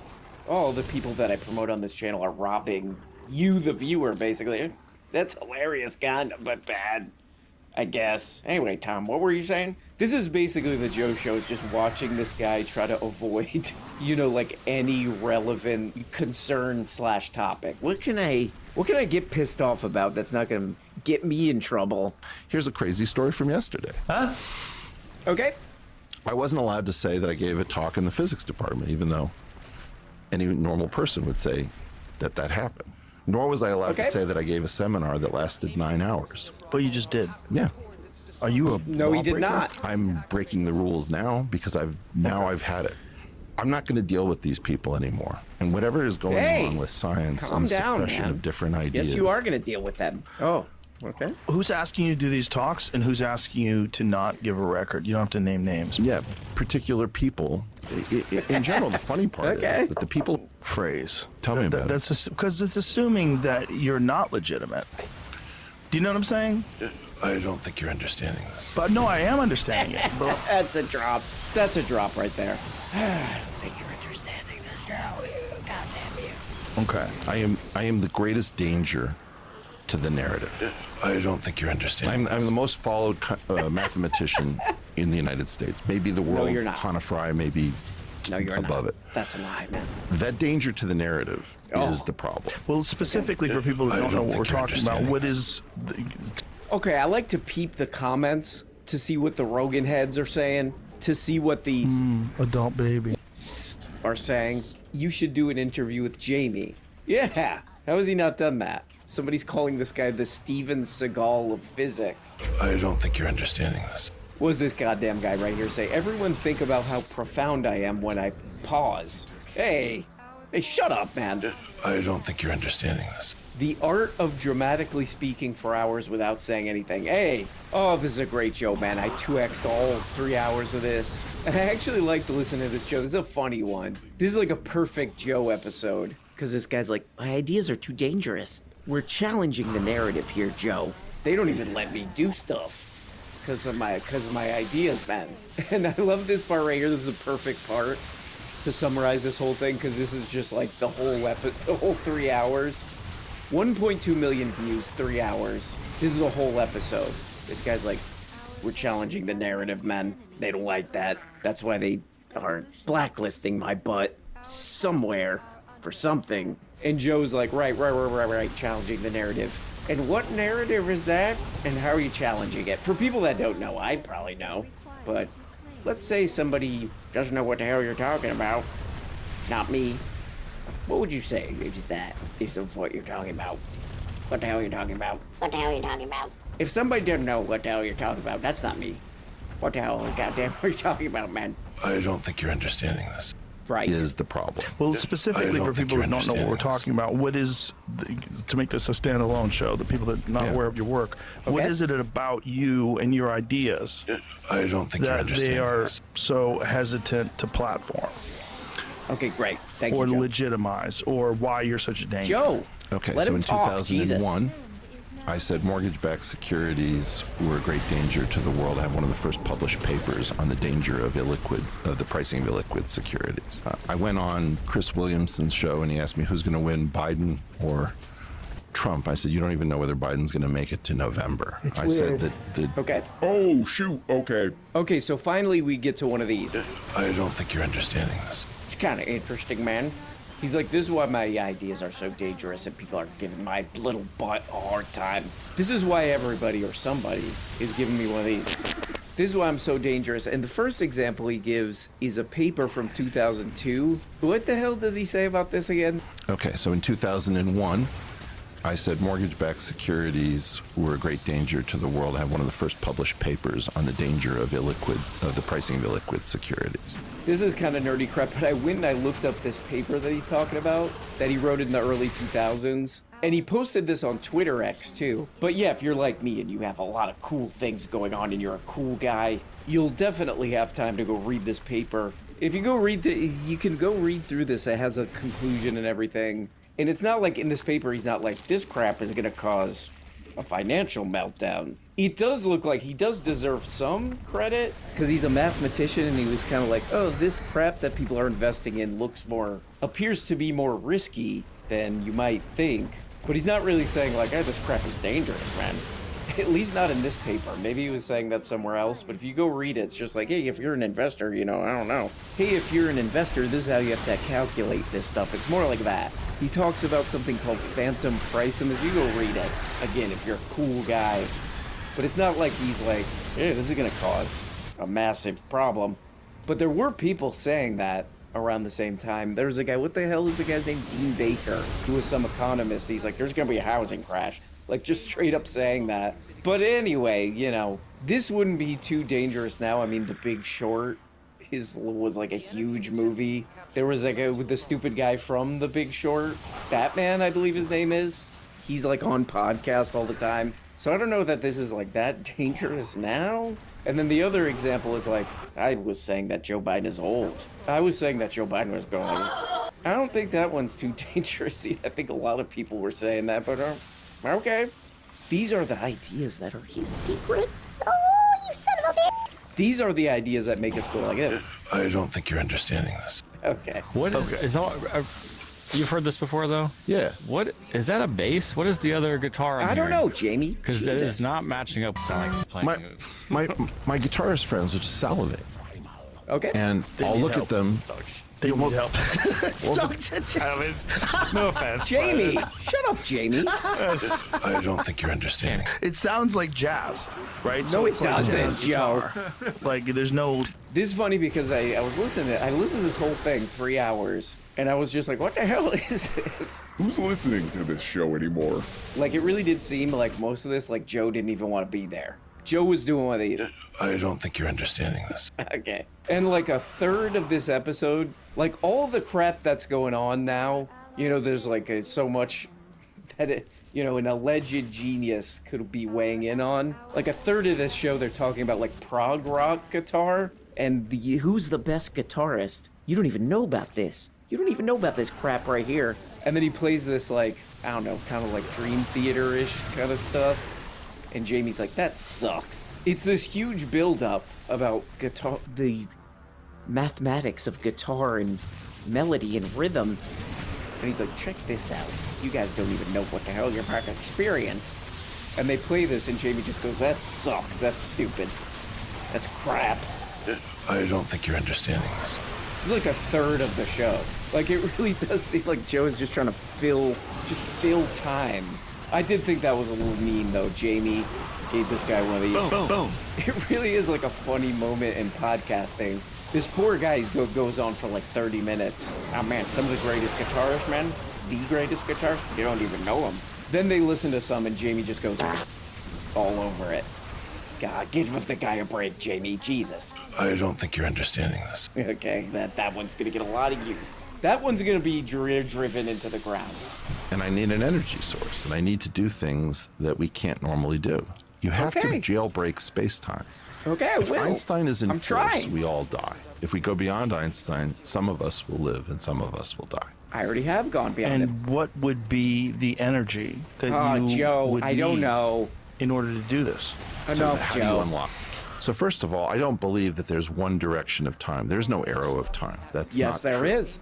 I proved that in I a believe paper. that time is. Okay, then it gets into kind of like, you know, perfect Joe Rogan territory where I guess, again, it's kind of like, all this, I can't really talk about it.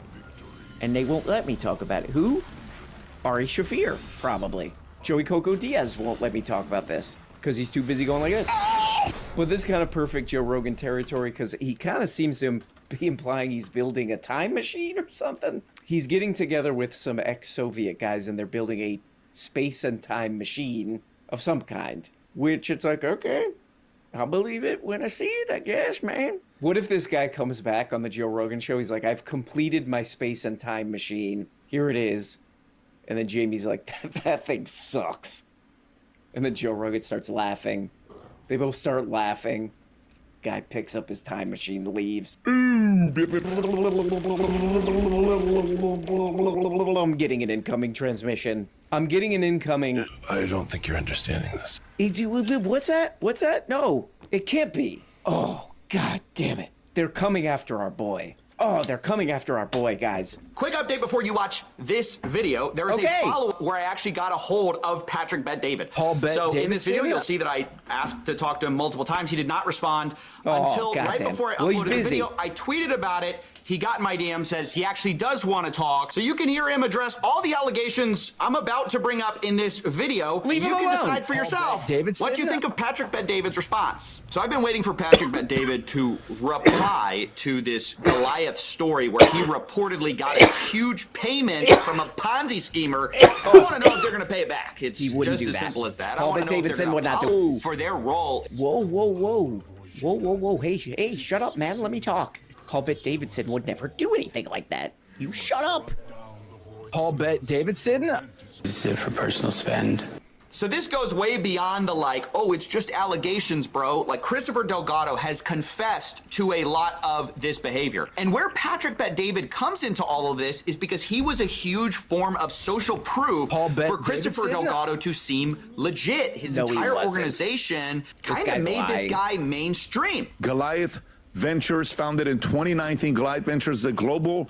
And this is why I reached out to Patrick Bet-David and his team only to get no Oh my God, this guy doesn't even have the guy's name right. It's Paul Bet-Davidson? Oh man. Oh, God damn it, man. Oh, boy. Okay, so this is a viewsman right here. This is one of the top viewsmiths of our time, CoffeeZilla. I watched this video he did like 2 weeks ago. It has 3 point, what does it have? What does this thing have? 3.5 mil. Solid news.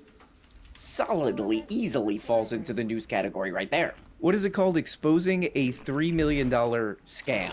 And you go watch it, and it's an interesting video. He's a good investigator on this kind of crap. He might have been the one to really, like, I don't know, break this. That there's this giant, like, Ponzi scheme-y financial scam thing. And it's all over the news, and I guess this guy is going to jail or something. But he just uploaded this while I'm recording this, basically, and he's like, oh, you know this giant scam, you know this super publicized Ponzi scheme financial crime thing. Oh, Patrick Bet-David was like help promoting that guy. Oh, no. And CoffeeZilla's like, look, here's some financial records that guy gave PBD a bunch of money. This is shocking to me because that's my boy right there, PB. Tom.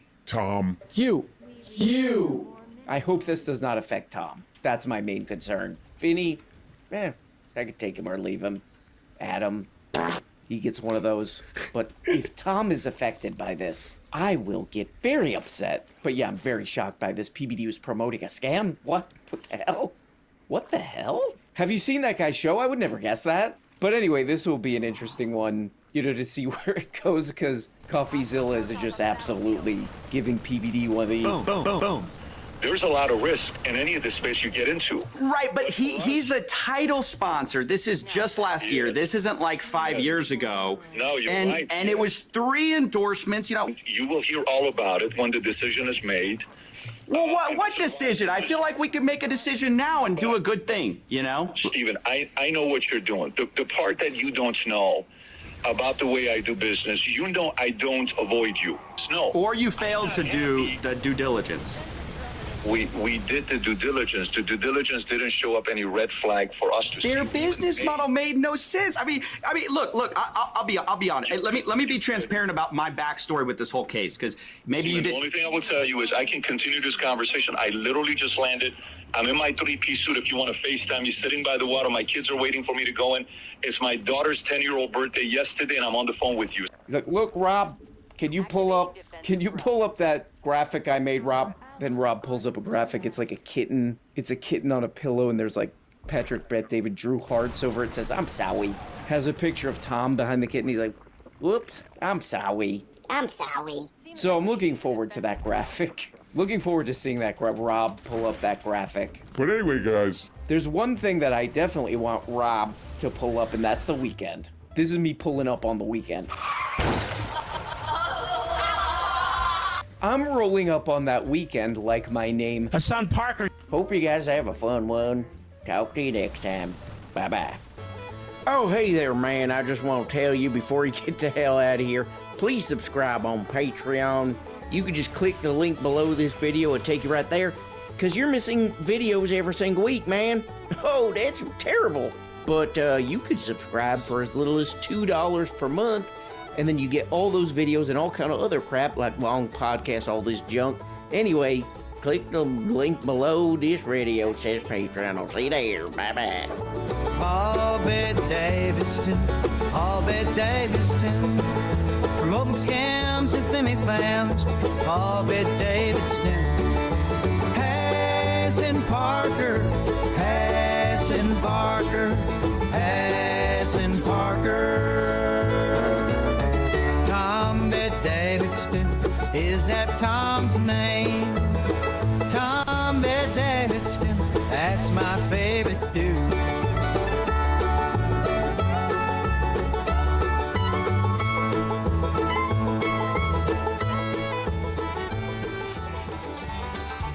Paul Davidson,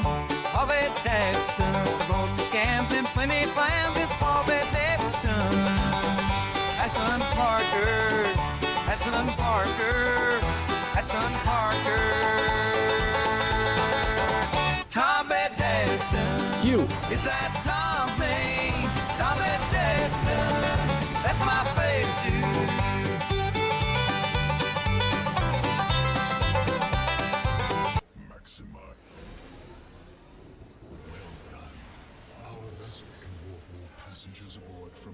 MAGA influencers, the people you see on Twitter, the people who are pundits on cable news, they are all in one chat and they are getting specific talking points sent to them by Caroline Leavitt and the White House. Some are just sequestered to large MAGA influencers in which they send these paid campaigns. Others have members of the administration. Others have, you know, the Trump children. I was offered something rather substantial to not speak. You turned down that offer? I've turned down enough money that it is the GDP of a small nation. You spoke about the first time you met Musk. What was it about him that interested you? And were his many flaws, Ashley, not obvious to you at the time? I want my children to know that they should never trade being materially comfortable for doing what's right. Do you worry at all that you are now an opponent of Donald Trump and Elon Musk, two of the most powerful men on planet Earth, that you could be targeted by them in other ways, not just lawsuits?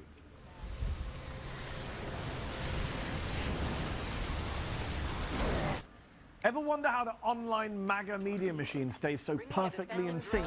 How these right-wing influencers always happen to post the same exact pro-Trump, pro-Musk talking points at the exact same time?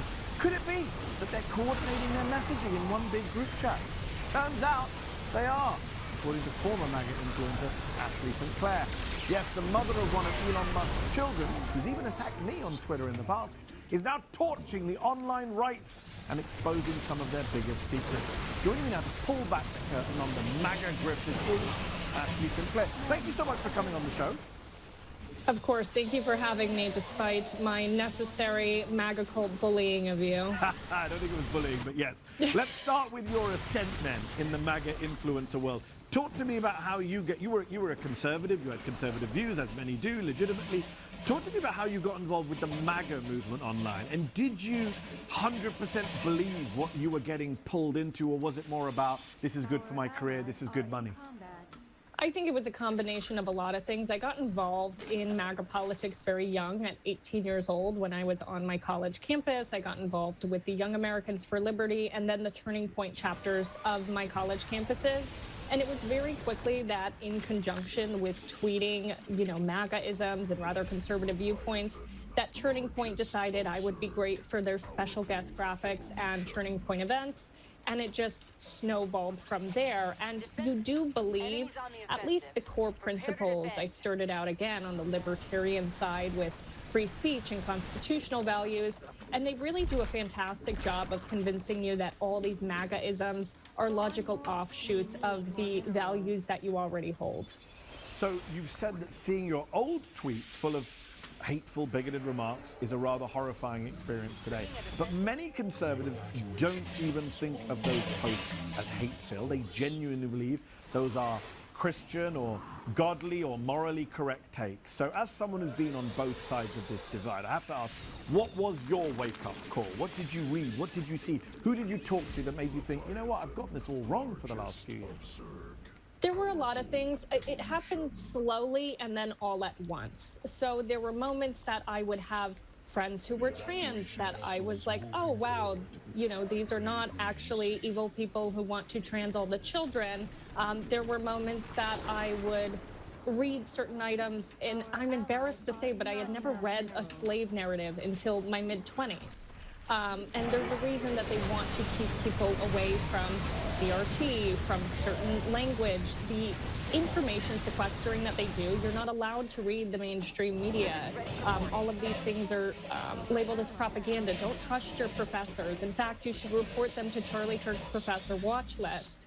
And then there was a moment where I had to make a decision, which I was offered something rather substantial, to not speak. And once you receive an offer like that, it really makes you stop and consider the gravity of your words, why your voice is worth so much money, and make a decision on your integrity and if you actually want to have any.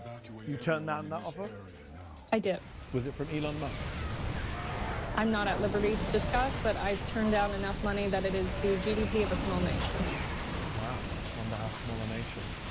Many who are skeptical of you attribute your shift to being burned by Elon Musk and MAGA. What do you say to your critics on the liberal left who believe your new views are just a convenient way to retaliate against their own friends? Well, first of all, I'm not making any money from this. I'm back in school. I just finished out my semester with 22 credits, and I plan to go to law school. That's what I want to do. I want to start fighting and making amends within the system that I believe is perpetuating a lot of harm. And secondly, people are putting the chicken before the egg or the horse before the carriage, because when I came out publicly, I knew what the reaction of MAGA was going to be. I was within this cult for almost a decade. I knew exactly how they were going to respond to me. And I was ready to be ostracized. I was ready to be done with MAGA and that cult. I was very aware that changing my opinions was not just changing my opinions, but it was blowing up my whole life. So I'm the type of person that in a relationship, once I break up with them, I'm already done. You know, I've moved on while I'm in the relationship. So I was very aware that that was going to happen. We'll come back to a certain relationship of yours in a moment, but just on what you mentioned, you said cult. And I just want to go back to my opening question where I asked you about what personally got you into this. Just looking at the people who are all MAGA influencers, and I'm still on Twitter for my sins, and I see all the freaks. I see all the freaks in the freak show, and I wonder, do they believe this stuff, or is it just for money? You said cult. To be in a cult, you actually believe this stuff, right? You've been brainwashed. You think the dear leader really is the dear leader. But there are a lot of people in the MAGA cult who don't believe any of this stuff. They just are making money off of it. What's the balance? What's the proportion?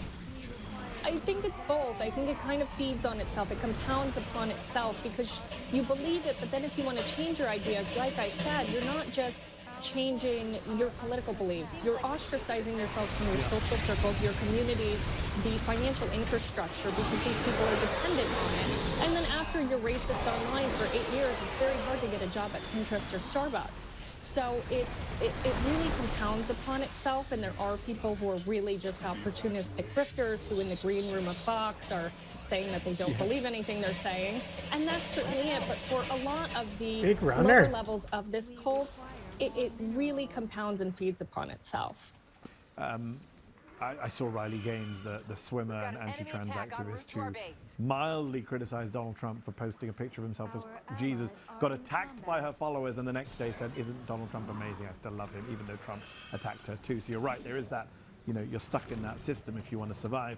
Let's shift gears for a moment. You've been outspoken about the coordinated campaigns that you say are driving MAGA accounts and influencers online. You've done these TikTok videos that have gone viral, exposing some of the chats with some of your receipts. Just to be clear, what is the accusation here for people who are not following you on TikTok? Is it that MAGA influencers, the people you see on Twitter, the people who are pundits on cable news, they are all in one chat and they are getting specific talking points sent to them by Caroline Leavitt and the White House? Well, there's not just one chat. There's multiple chats that they operate in. And these chats also have, some are just sequestered to large MAGA influencers in which they send these paid campaigns. Others have members of the administration. Others have, the Trump children. And they coordinate this messaging and react to things in real time. Here's how we respond or don't respond to any given issue at any given time. They also have the paid campaigns in which messaging is pushed out, and it is very much coordinated through both paid messaging and just wanting to be in the club and not be ostracized. Were you in these chats yourself? You've seen this firsthand? Yes. Yes, those screenshots are from me. I was in these chats. And these chats are not just, you know, lower level freaks. These are big names of the conservative media machine.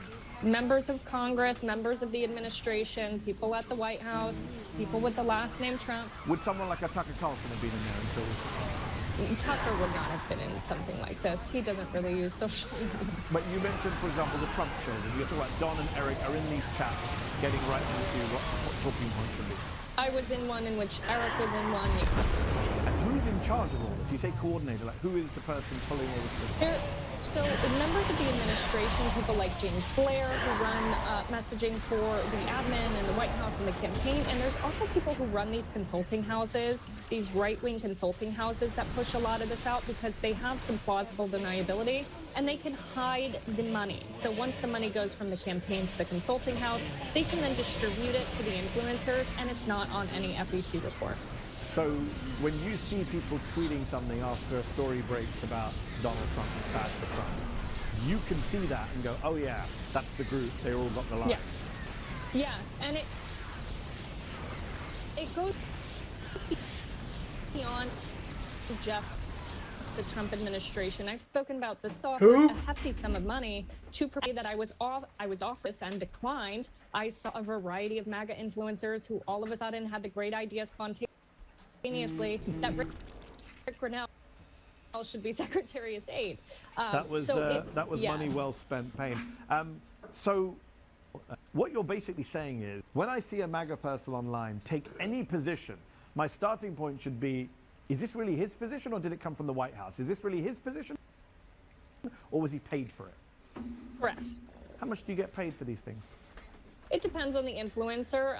Some people will get more of these paid campaigns because they lower their rates and, you know, they're the lowest rate around. But they can go from anywhere from a couple dollars to thousands of dollars for these tweets. I can get a MAGA influencer to tweet stuff I want for a couple of Oh, yes, you can. Yes, you can. Getting all sorts of ideas, which I shouldn't. And did you leave these groups down? Well, I don't know what happened to my placement in them because I'm not allowed to access Twitter since they're suing me. We're back to Twitter and suing you. On this, isn't it rather ironic now North Korean cult movement that just says whatever the leader says? Yes, absolutely. There's no free thinking. Starting something new isn't just hard, it's terrifying. So much work goes into this thing that you're not entirely sure will work out. And it can be hard to make that leap of faith. Trust me, I know. When I started Zeteo, I wasn't even sure what I was doing. What if no one subscribes? What if no one cares? Now I know that I was right in believing in myself and my colleagues and all of you when I launched Zeteo, despite all the fears and the hesitation. It also helps when you have a partner like Shopify on your side to help. Shopify is the commerce platform in a room with people like that. So the circumstances around that, first of all, I was never fired because they never paid me. They don't pay people, Turning Point. But I had been on the receiving end of many attacks from Nick Fuentes after I had said that the Alabama abortion ban had gone too far. And then him and his followers decided to attack me for being a woman and being Jewish. And someone who knew both of us said, why don't you just meet Nick in person and talk to him? And me, in my hubris of youth, was like, sure, absolutely, I have a right to speak with him.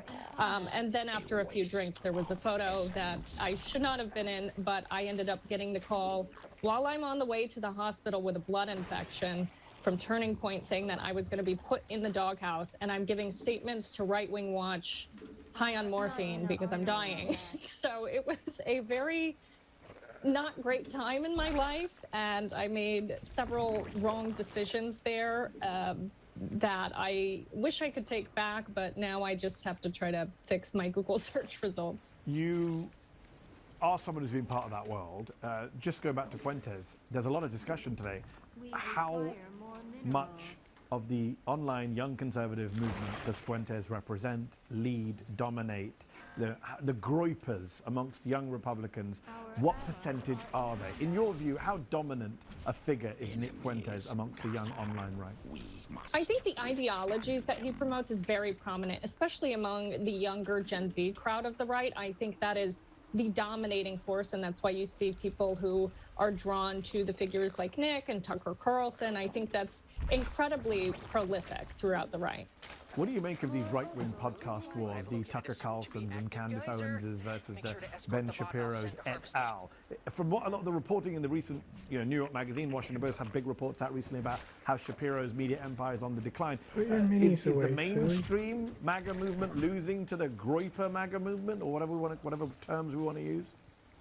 I think they are in a sense, because whatever people may think of Candace Owens and Tucker Carlson, they are speaking to an issue, and the Democrats are also facing this issue in regards to Israel. Israel is a big issue. People are recognizing what's happening, that it is a genocide happening. And it is Tucker Carlson and Candace who are one of the only ones offering some sort of nuanced opinion, or at least recognizing the atrocities that are going on there, recognizing that, hey, we don't want a president that's bought by Bibi Netanyahu. So that is speaking to something and offering any difference of opinion outside of the MAGA coalition that I believe is really attractive. But I hope these individuals who are defecting, like the Marjorie Taylor Greens and the Tucker Carlsons, that they do a lot more than just kind of say they were duped by Trump, because they weren't. Trump has always been this way. We just failed to see it, and we really contributed to his cruelty. But I hope they also expose the things that they know, because they know a lot more than they're speaking about, and they certainly know a lot more than me. Did I catch that correctly? Did you say what's happening in Gaza is a genocide? Yes. So you've also changed your positions on Israel, not just on domestic conflict? Sort of. I've never really spoken about it too much, especially being Jewish. I've had a lot of debates within my private family life, and it's been very difficult for me to have those conversations publicly because of how ostracizing it is with the communities that I'm a part of. But I've really never spoken about it too much publicly, because I was in MAGA and it was not really allowed. Just one last thing on the group chats before we move on. These influencers online who are getting together to kind of push these campaigns, often quite hate-filled, bigoted campaigns, how dangerous are they? Because on the one hand, you want to laugh and mock them because they're weirdos and freaks. On the other hand, real-world violence comes out of some of these posts and statements online. Do you believe they're dangerous, these groups that you were part of, in terms of real-world political violence?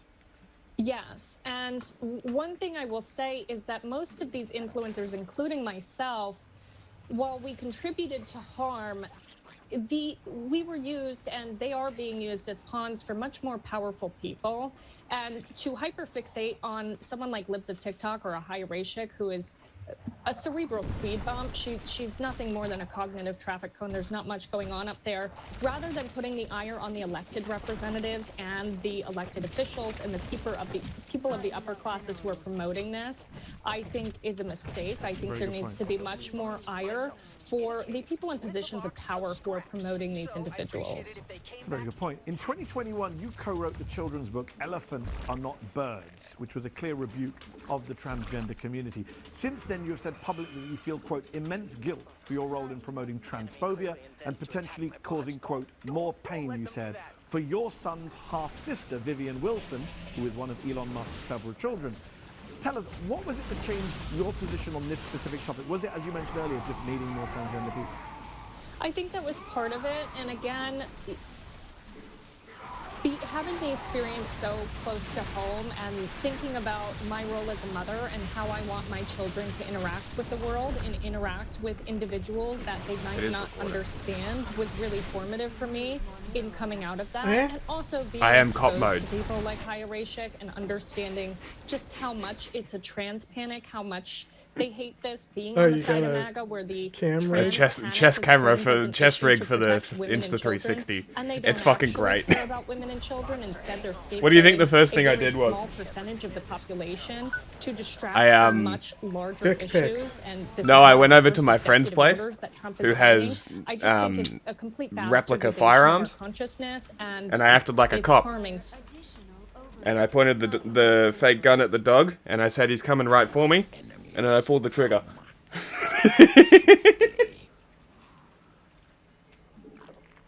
I don't know if that's funny. It's pretty funny.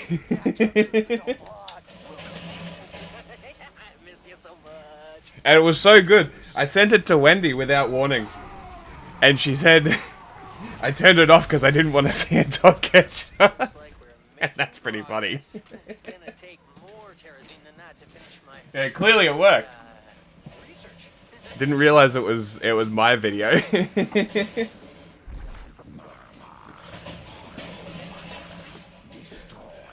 a great little jigger. They're siphoning the terrorism from Bill Shear's fauna. Commanders, try to free it if you can. I bet it looks ridiculous. What? The whole chest rig. You know, I had any money. Could just wear a jacket. Peek it out the middle.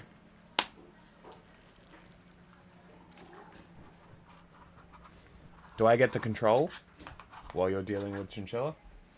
Hey, did you happen to save any of the extracted terrorism? Fantastic. No? Okay, well, that's okay.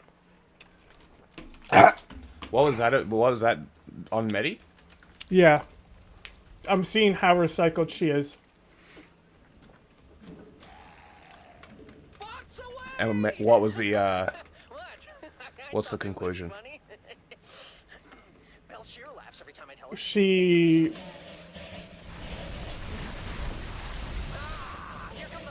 The story is more similar to what she said on the I've Had It podcast. Hassan still seemed pretty unique.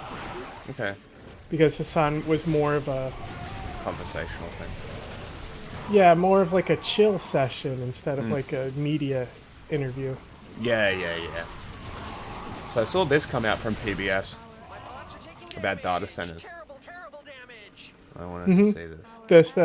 I watched this yesterday, right? Oh, did you? Yeah, you can watch it. It's good. Wow, it's just pouring out of that stack. When you see this much color on the screen like this, what does that tell you? It's showing a heat signature, so we know that pollution is happening at this site.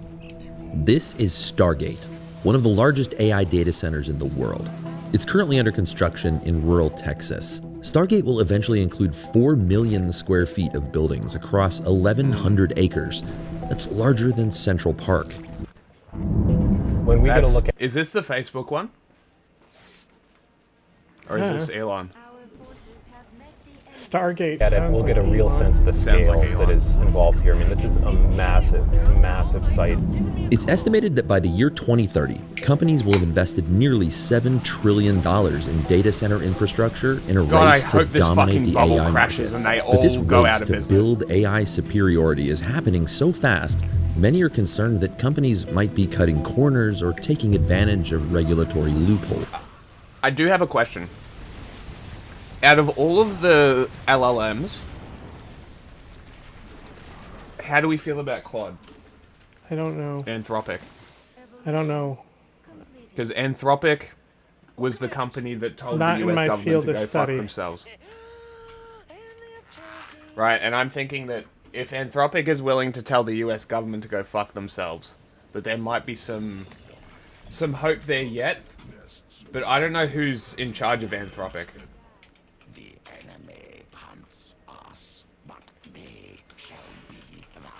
That's the only issue. Never heard of them in my entire life.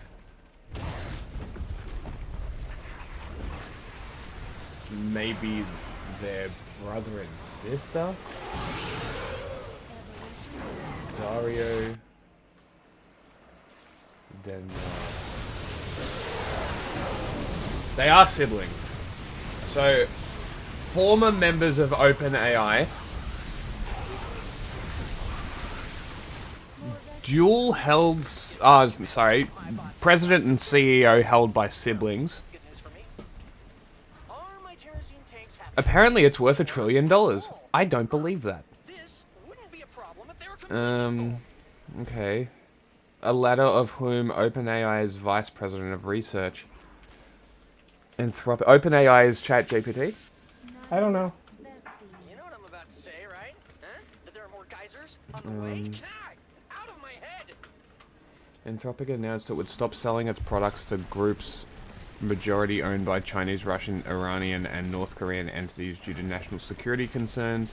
It also told the US state to go fuck itself. I'm gonna have to look into this because, like, I'm gonna have to have a proper look into Anthropic because, like, just cursory sort of exposure, Anthropic doesn't seem like that bad of a company. Like, it's still AI, it's still whatever, but out of, like, all of the AI companies, Anthropic seems to be the best of the worst. Especially when it comes to the electricity and water required to run these massive data centers.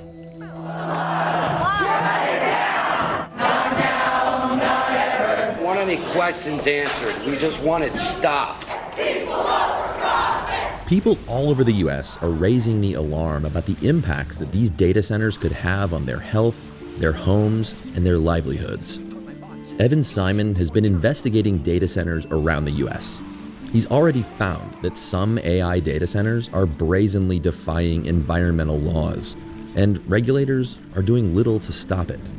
There's really a transparency issue around the AI industry right now. It feels like a really important time for us to really pay close attention to these things. We're teaming up today. What an absolutely perfect storm of shit to come about right when AI needs to be regulated. Right when these companies need to be regulated, Donald Trump comes in. Do you think that this was always and all the plan? These Silicon Valley people backed Donald Trump. Yeah. So do you think that this was always the plan? That they were always going to try and get Donald Trump elected? Or do you think that this was just sort of a opportune moment kind of scenario? Where they're like, oh, well, this guy will literally let us destroy the planet to do this. And doesn't give a fuck about the people. So we're just gonna abuse the fuck out of this? Or do you think this was a long-term goal?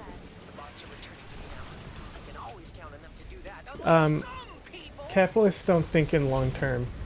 There's a good point. It's almost all reactionary. Day to take you up above for a different perspective on this science story, using a drone fitted with a thermal camera to investigate what's really happening at one of the world's largest data centers, and how it's impacting the people who live in its backyard.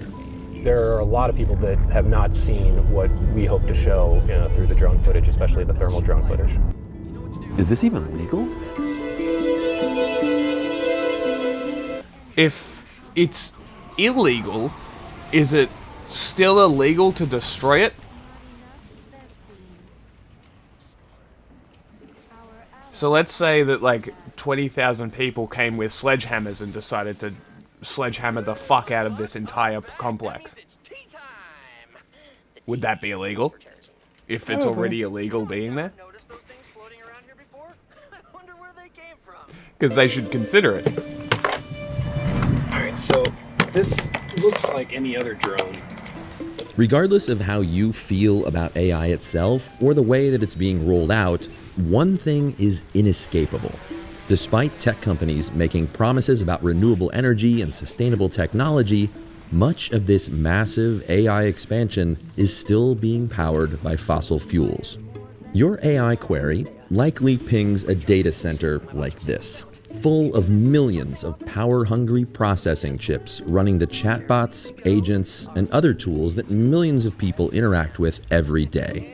But to power those operations, data centers around the country are increasingly relying on their own custom-built gas power plants.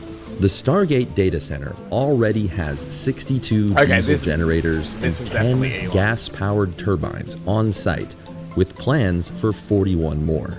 This will make it one of the largest fossil fuel power plants of any kind in Texas, and it's just to power this data center. Why is it so important that we keep an eye on Ted, we There's a lot need of you secrecy surrounding once more. these sites. Public officials are signing NDAs, companies are Now, using proprietary Ted information Kaczynski is rolling in his state and fucking federal grave. regulators don't seem like they're able to keep up. So we feel like it's really important at our newsroom to monitor what seems like a fairly lightly regulated industry, especially as it grows at such a rapid clip. New facilities like this are being built largely to meet demand for generative AI tools like chatbots. OpenAI reported that global use of chatbots more than doubled in the last year, going from 400 to 900 million users. Growth is the #1 concern for all of these data centers.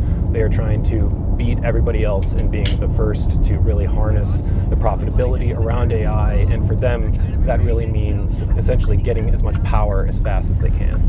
Big tech companies are projected to spend more than $800 billion on the infrastructure behind artificial intelligence in 2026. And in 2027, that number will exceed $1 trillion. That's on par with the entire US defense budget. Stargate is one of the most ambitious and powerful AI data centers ever built. The proposed on-site power plant could deliver more than 1.7 gigawatts of power.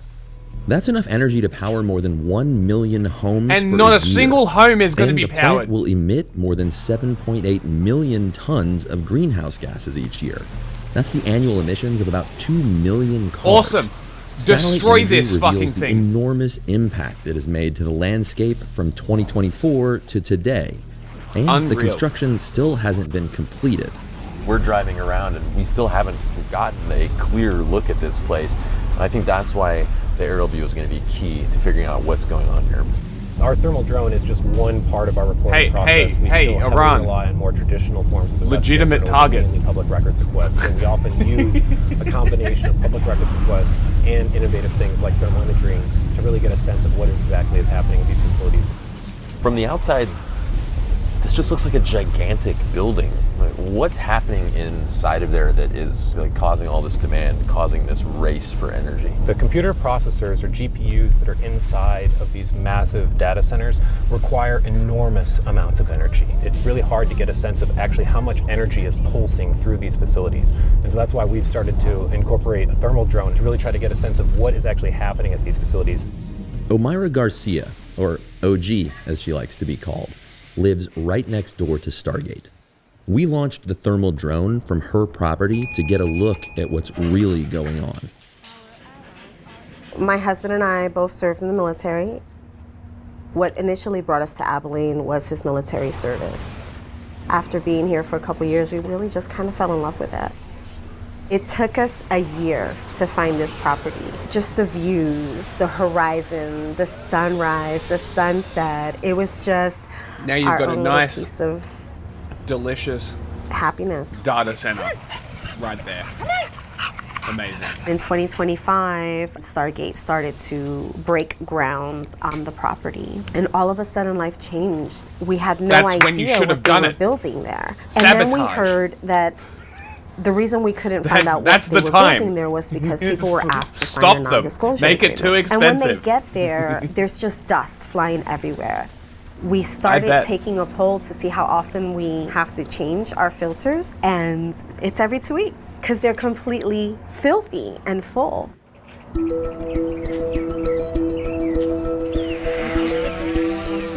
All right, so this is what it looks like in a standard drone shot, but watch what happens when I switch to thermal. Wow. It's important to note that it's not showing us the specific pollutants or specific gases that are emitted by these turbines, It's just showing but just by general showing heat. us that heat signature, we know that pollution is happening at this site. Gas turbines like these are essentially jet engines that generate electricity.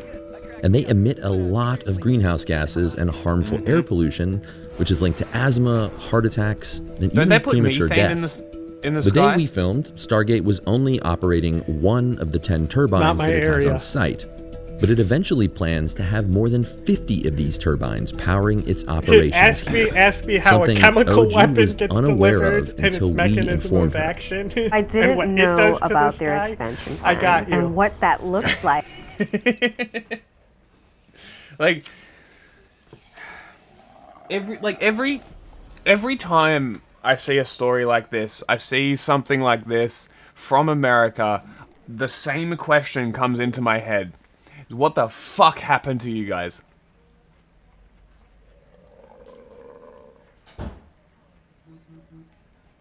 You guys literally started fighting each other because you couldn't come to an agreement over slavery. Yet... That's what I was about to say. What do you mean? America's always been like this. Yet, they're No, you're misunderstanding. I'm saying, what the fuck happened to you? Because in the past, this would have gotten people to shoot at authorities. Destroy property and shit. Like, start destroying stuff. So what the fuck has happened to Americans? Why are Americans so pathetic? The only time there was actual action was like the Industrial Revolution. Early 1900s. Yeah, there's not like people didn't shoot at like power plants being built. No, but it's like labor disputes and shit. Like, this is literally Labor disputes is different, but this is like pollution. I mean, sure, but it's like it's literally corporations inserting themselves where nobody fucking wants them, and then they're going to dominate the town. They're going to take all jobs. The town's going to die, and then people are going to move away, and all that's going to be left is the dead town next to the data center, which has its own power plant, which is fueling itself as the rest of the environment around it dies. Okay? Seems like pretty good motivation to actually go and fucking do something that would remind Americans of their labor struggles of the 1920s and late 1800s. Yeah? This seems like something that would, or should, spark some kind of movement here of some Americans level of don't know what militancy. that is. Huh? Americans don't know what that is. I know, and this is what I'm saying. Is it's like 80. There's been how 80 many, years of like. How many Americans do you think know that workers' protests are why we have a weekend? Oh, zero. But this is my entire point: is the education system has been rotting the American brain for so long that people think redneck means like they think redneck is this like right-wing boot-licking hick, but that's not where it comes from. There's a couple contested origins, but one of the more common ones is the Battle of Blair Mountain, I believe. And that was around, labor disputes and the coal mining and that sort of stuff. And they had the red neckerchiefs and shit, and that's why they were called rednecks, right? Literally based in labor movements, militant labor movements, is where these people come from. But it doesn't matter, though. No, of course it doesn't matter. It's 100 fucking years ago. Clearly it doesn't matter because it was 100 years ago and people aren't doing this shit right now. There's literally a $1 trillion company building a environment-destroying monstrosity next to people. People are visibly, vocally unhappy about it, yet nothing's fucking happening. Just vote harder. Complain to your local politician. That'll change it. The people being paid off by the $1 trillion companies to allow this to go through within months that is happening in not just America, across the world. Because apparently data centers are the new money makers. So we have to speed run data centers in every single capital city to make sure that humans contract the most dangerous fucking respiratory diseases possible, because we need AI power to make chatbots answer whether red is red or blue is blue. Yeah, great. Cool. Awesome. Love this. That's great. And I'm so glad that people have no militant inclinations anymore to stop this kind of shit. I'm going to talk now because I finished my cheese. Okay. So the reason why it doesn't matter where redneck comes from is that nobody is more bought than the poor white man, okay?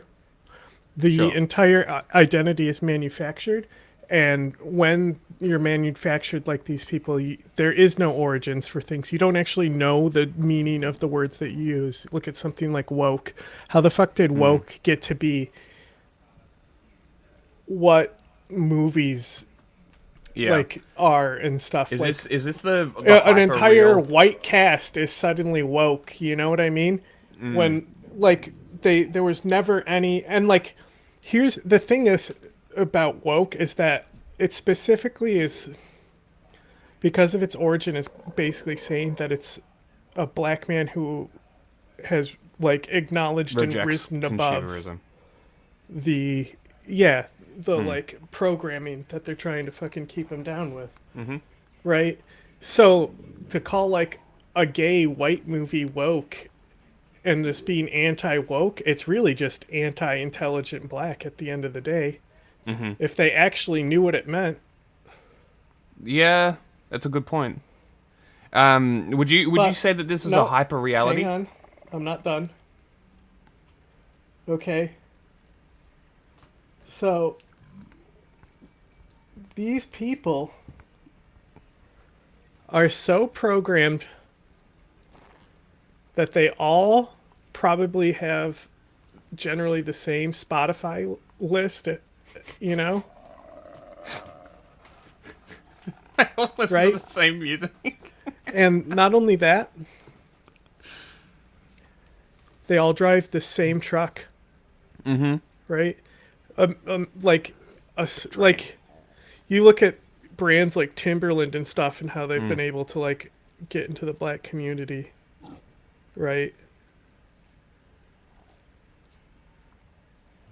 But nobody wants to talk about Ford and how it completely is like attached to this invented identity. It is always an F-150, isn't it? Yeah.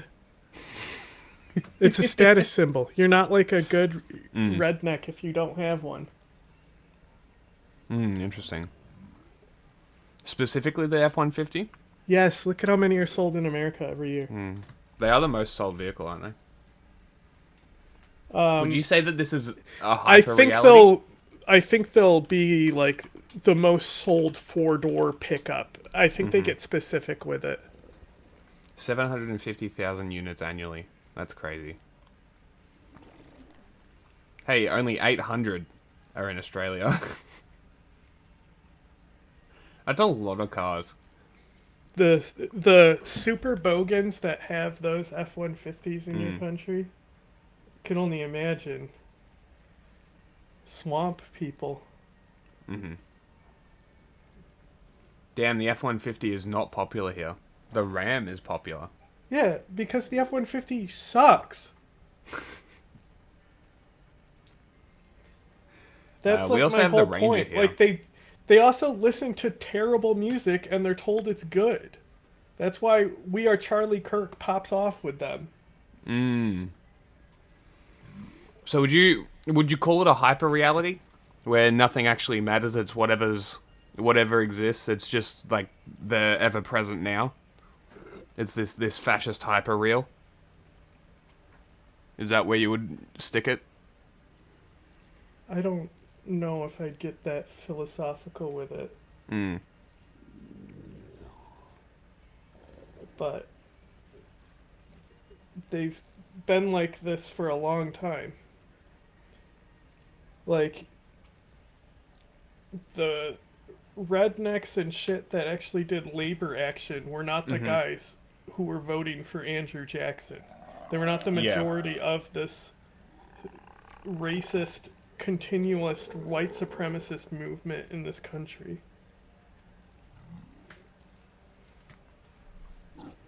You know? It's like people like Dustin who are like cool rednecks who ended up doing action and getting weekends. I only brought up the redneck thing as a example, by the way. It wasn't like a major point. I was more it's just like sort the of whole pulling... Remember how I said douchebag Bob invented an identity where he was like pretending to be a cowboy? Mm-hmm. And even did dip and stuff? Like, it's so funny to me because that is also just wholesale invented. It's crazy what white people do because they'll take like dressing up like a tribal chief for a sports team and they'll be like, we're actually honoring and respecting their culture. Yeah. Right? But like they do that to themselves too, don't they? With the caricature. Yeah. They do. They kind of wear the caricature as well. Yeah, they dress up like a cowboy when that's not what cowboys were. Yeah, it's very Western space. It's John Wayne defined. Yeah. It's It's based Hollywood off movies. defined. Mm-hmm. Like for Wasn't the Frontiers like notoriously gay? home, if we're already dealing. Not necessarily, but it was progressive. Mm-hmm. People didn't have time for superiority complexes and shit like that, you know? You know, there was just as many racists as there was gays.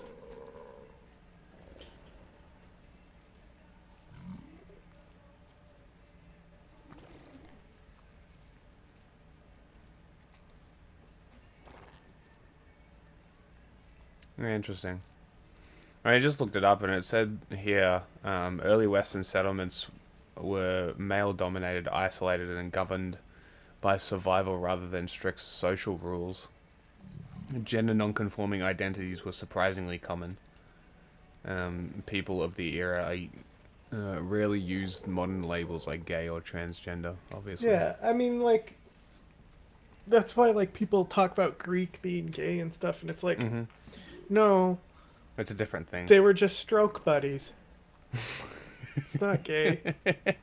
Some of them were, like Alexander. He was def gay. Went to war just to get away from heiring a child to the throne, basically.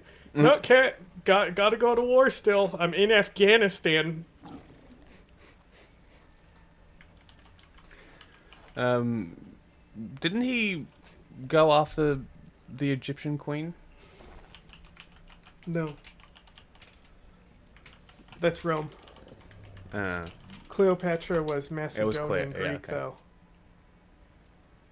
So she's a descendant from one of Alexander's generals. Oh, is that who she is? Yeah, she's Macedonian. She's not Okay. Egyptian. Which is, it's funny when they did the Black Cleopatra thing for Netflix just because they knew it would get clicks. I was saying it gave so much of these racist historical guys water to test. Okay. Because, like, it's like, the thing is that I think you gotta treat it more like the Discovery Channel's like fake mermaid documentary that they tried to pass off as real. You know what I mean? Like, it's just a misinformation thing that you don't like go into like hard critiquing. I don't know.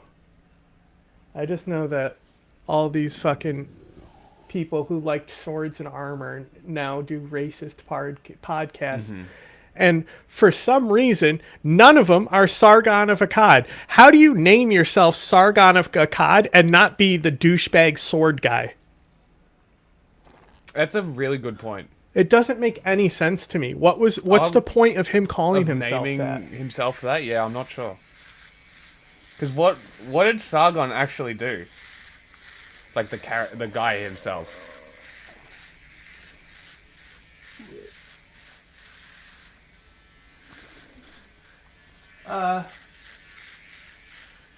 Well, when we talk about Sargon, we talk about specifically a specific era, right? So the question is if he was the first or if it's just the first record, right? Because a lot of cultures didn't have writing. Like I don't think people understand like the complexity of cuneiform and how it was able to spread and then give us like modern writing. Yeah. See, I didn't know all of this about Cleopatra. That was bro. She learned to speak fluent Egyptian. Apparently the Ptolemies didn't, which is interesting. She would ruling without speaking the language. That's curious. She would fucking put atropine in her eyes. Really? Yeah. She would take deadly nightshade and put it in her eyes to dilate her pupils. So she probably couldn't see ever. Because she was going for a doe-eyed look. And when she like seduced the Roman guy, because she figured if she joins, then she won't be conquered. Right? Kaiser. So they roll her up in a carpet and bring him a carpet as a gift and unroll it. And she's in there naked.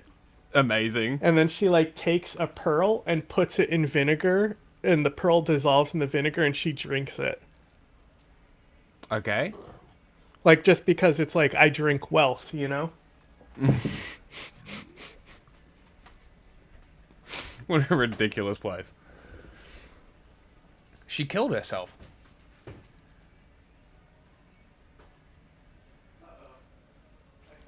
The fall of Alexandria? Who did it fall to?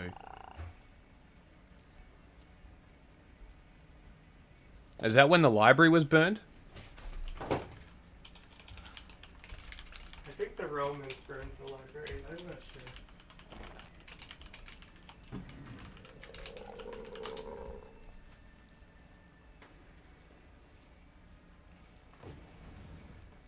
Okay, so Julius Caesar set fire to the ships, burning a part of the city, destroying 40,000 scrolls. 3rd century conflicts, Roman Emperor Aurelian's forces besieged and recaptured Alexandria, destroying whatever remained in the main library. Destruction of the Serapeum.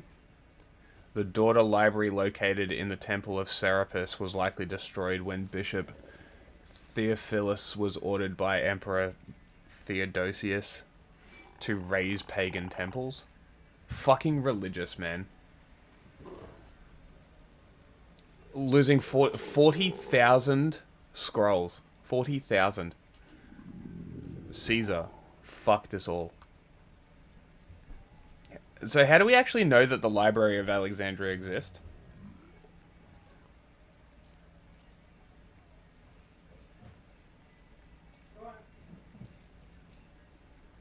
Like, how do we know that this was always the place it was and that this is, like, a thing that actually existed?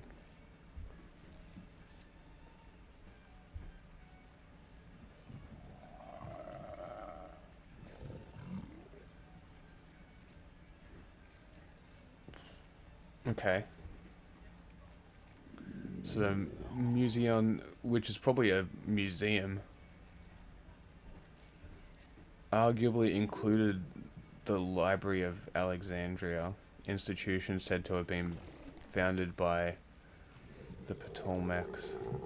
Originally the word meant dedicated to the muses, often related to study of music or poetry, later associated with sites of learning such as Plato's Academy and Aristotle's Lyceum. The Ptolemies, whatever. Ptolemaic. Is it Ptolemaic? How do you say it?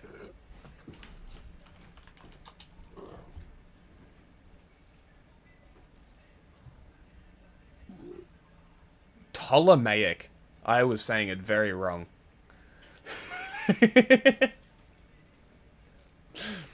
So what? Ptolemies?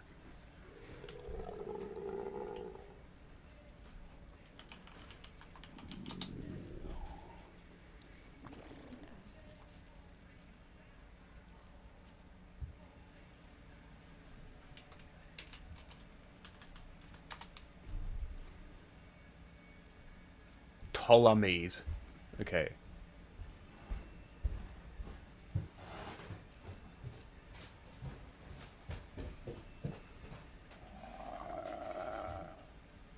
Ptolemies. Great.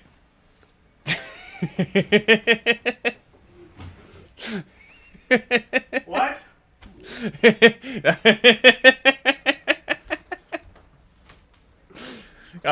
I kept reading this word and I'm like, I wonder if I'm saying this wrong. And I was.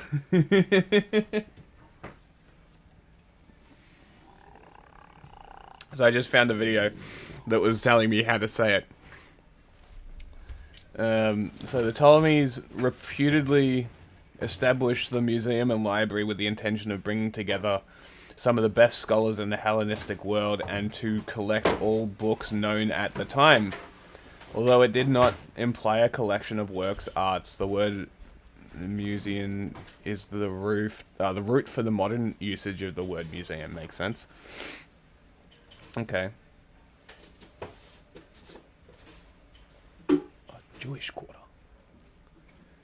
Okay. 8 is the library. I had a map of Alexandria. Temple of Isis?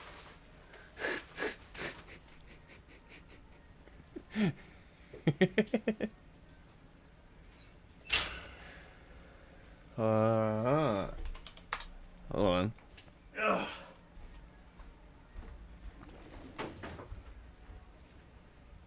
Where are we? Mariotis Lake.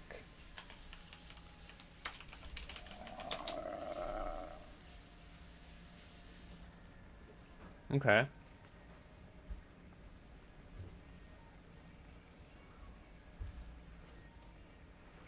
Okay. So where is the library? Okay. Alexandria. Anyway, I think he got Alexandria the exercise. Biblioteca. Huh? I think he got his exercise. Yeah. So Oh I'm my just looking. God. So it doesn't. It looks like it may not be at the same place that it was. Because if we have a look at this, right? Would you look at it? So we have a look at this one. Look at this. Right, number 8 Look at here that. is the library, apparently. And this is apparently where the library is now. But if we were looking at that layout right there from the other page, then in theory, it should be up here somewhere. Or it should be around here somewhere. Right? Because we got Mariotis Lake down here. I don't know how much this would have changed, but it looks like the harbor's still here. Listen, don't tell the Ptolemies where they can put their stuff.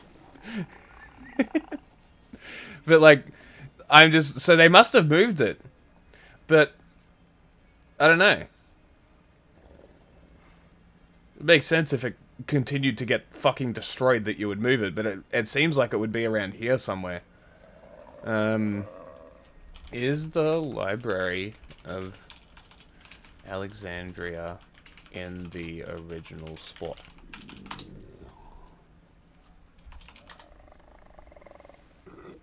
Yes, the modern Bibliotheca Alexandrina sits near the original site on the Mediterranean coast of Egypt.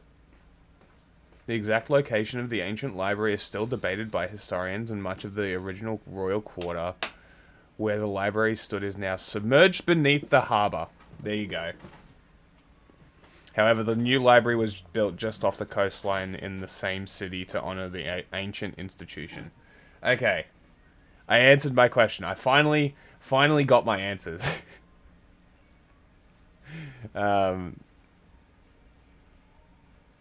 So I guess the library did exist. Which I was never really contesting that. I was just curious about how they actually know. Temple of Poseidon.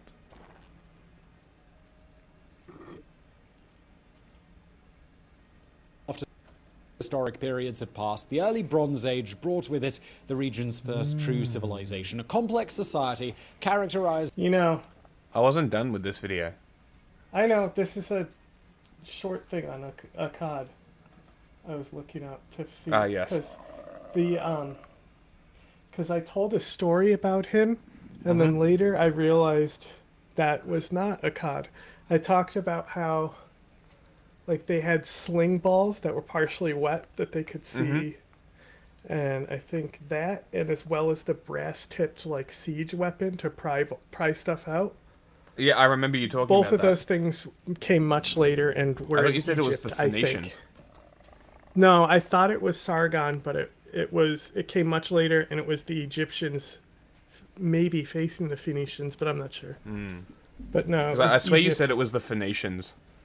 No, I was talking about the Phoenician alphabet the other day. characterized by advancements such as domestication, centralization, farming, architecture, and of course writing. That civilization was Sumer, which consisted of groups of people who settled along the valleys of the Tigris and Euphrates rivers. Soon enough, cities started appearing such as Eridu, Uruk, Ur. Who's the Scythians? I think it was the Scythians you said it was. Scythians came... Because I explicitly remember you talking about pry bars and shit. Yeah. Like walls and like taking down a wall. And I swear it Scythians was like... are much later. It was around like the Euphrates. No, it was in Syria. It was around that area. That's what I'm saying. I got it wrong. I said that Sargon was the one who did that. He was not. Ah. Was Sargon in that area? Umma and Kish, just to name some of the bigger Babylon? ones. The early dynastic period of Sumer, which started around 2900 BC, marked the appearance of kings who reigned over these cities, or to give them their Sumerian titles, Lugals. This is how it went for several centuries. The Sumerians were divided into city-states, each one with its own ruler, sometimes getting along, sometimes fighting with each other. Gilgamesh But is it was from there. inevitable that one day one man He's would my come friend. along with grand ambitions of conquest and would succeed in bringing all the Sumerian cities under his control. And that man was Sargon, who appeared at the end of the 24th century BC and founded the Akkadian Empire, the first empire in history.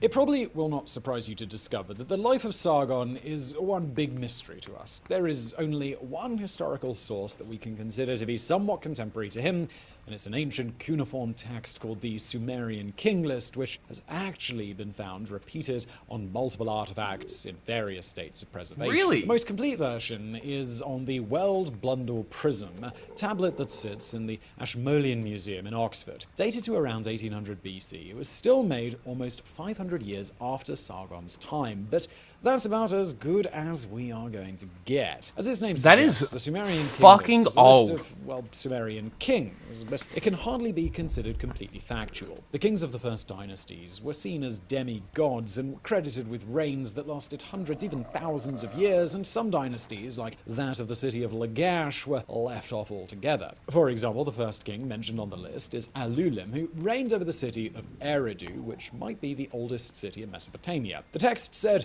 after the kingship descended from heaven, the kingship was in Eridu. In Eridu, Alulim became king. He ruled for 28,800 years. So you can see why scholars might be disinclined to take it at face value. As far as Sargon was concerned, the text said, then Uruk was defeated and the kingship was taken to Agade. In Agade, Sargon, whose father was a gardener, the cupbearer of Ur-Zababa, became king, the king of Agade, who built Agade. He ruled for 56 years. This would place Sargon's reign between 2,335 and 2,000. Is that an actual death mask? What is this? Although there are multiple chronologies used by scholars, and there is no exact consensus on those dates. Because of his power and success, Sargon became an important figure to the Babylonians and Assyrians who came after him, and they wrote multiple accounts about his exploits. Although these were written well over 1,000 years after Sargon's death, and they were almost certainly legendary, They are what we have to go on, and scholars reluctantly accept them on the basis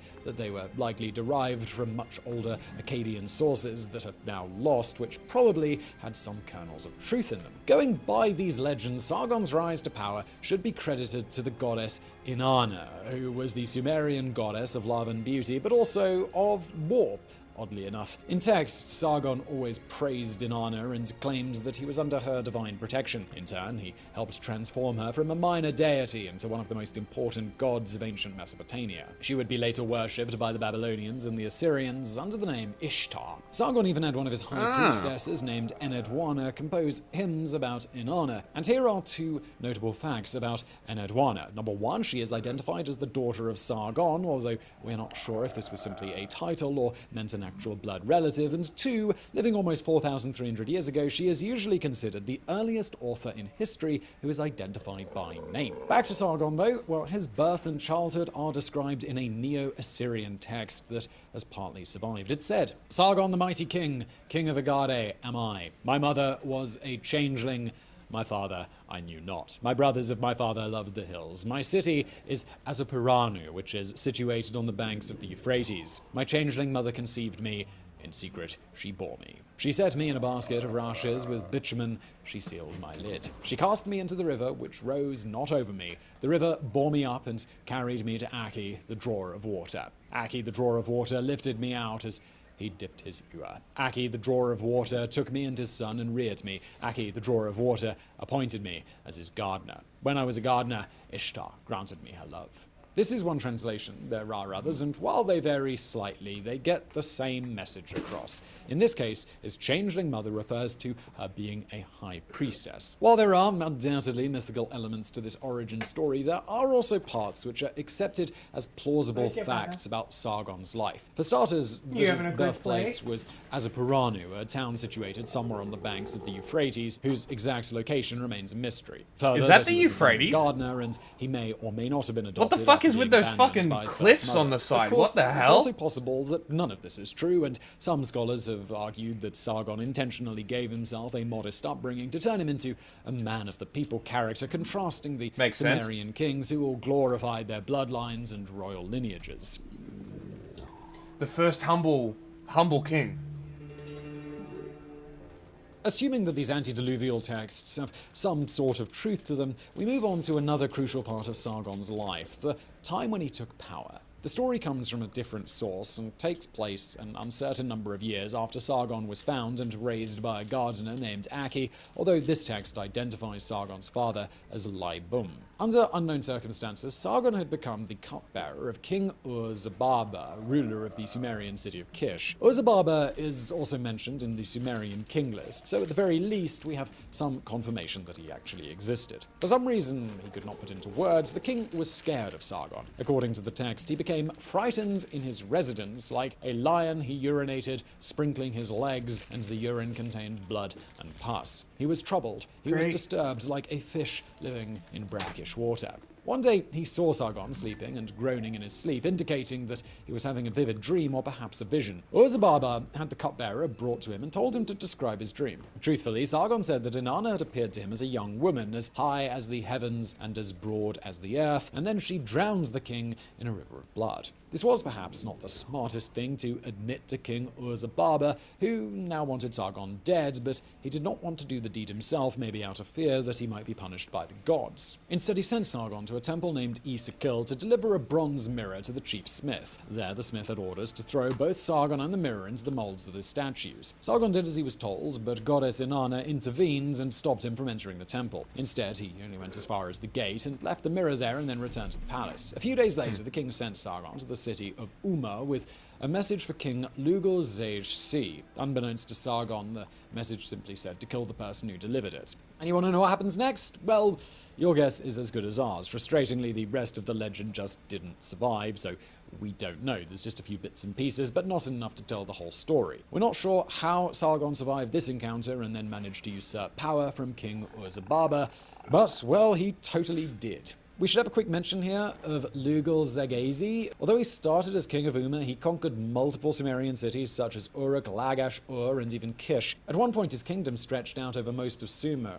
and he did this before Sargon. So some scholars argue that he should be the one with the claim to the First Empire. It all boils down to what we consider to be the differences between a kingdom and an empire, especially in the context of the ancient world over 4,000 years ago when cultural identities were not so well defined. A kingdom is homogenous. Its size is not that important, but it consists of a people who share a history, a language, and a culture. All the people that Lugal-Zaghazi conquered were Sumerians, so it would probably be correct to say that he ruled over a large kingdom rather than an empire. Meanwhile, Sargon also went next door and conquered his neighbors, most notably the Elamites. His dominion was undoubtedly a multi-ethnic affair and would count as an empire by any modern definition, regardless of the actual title he used.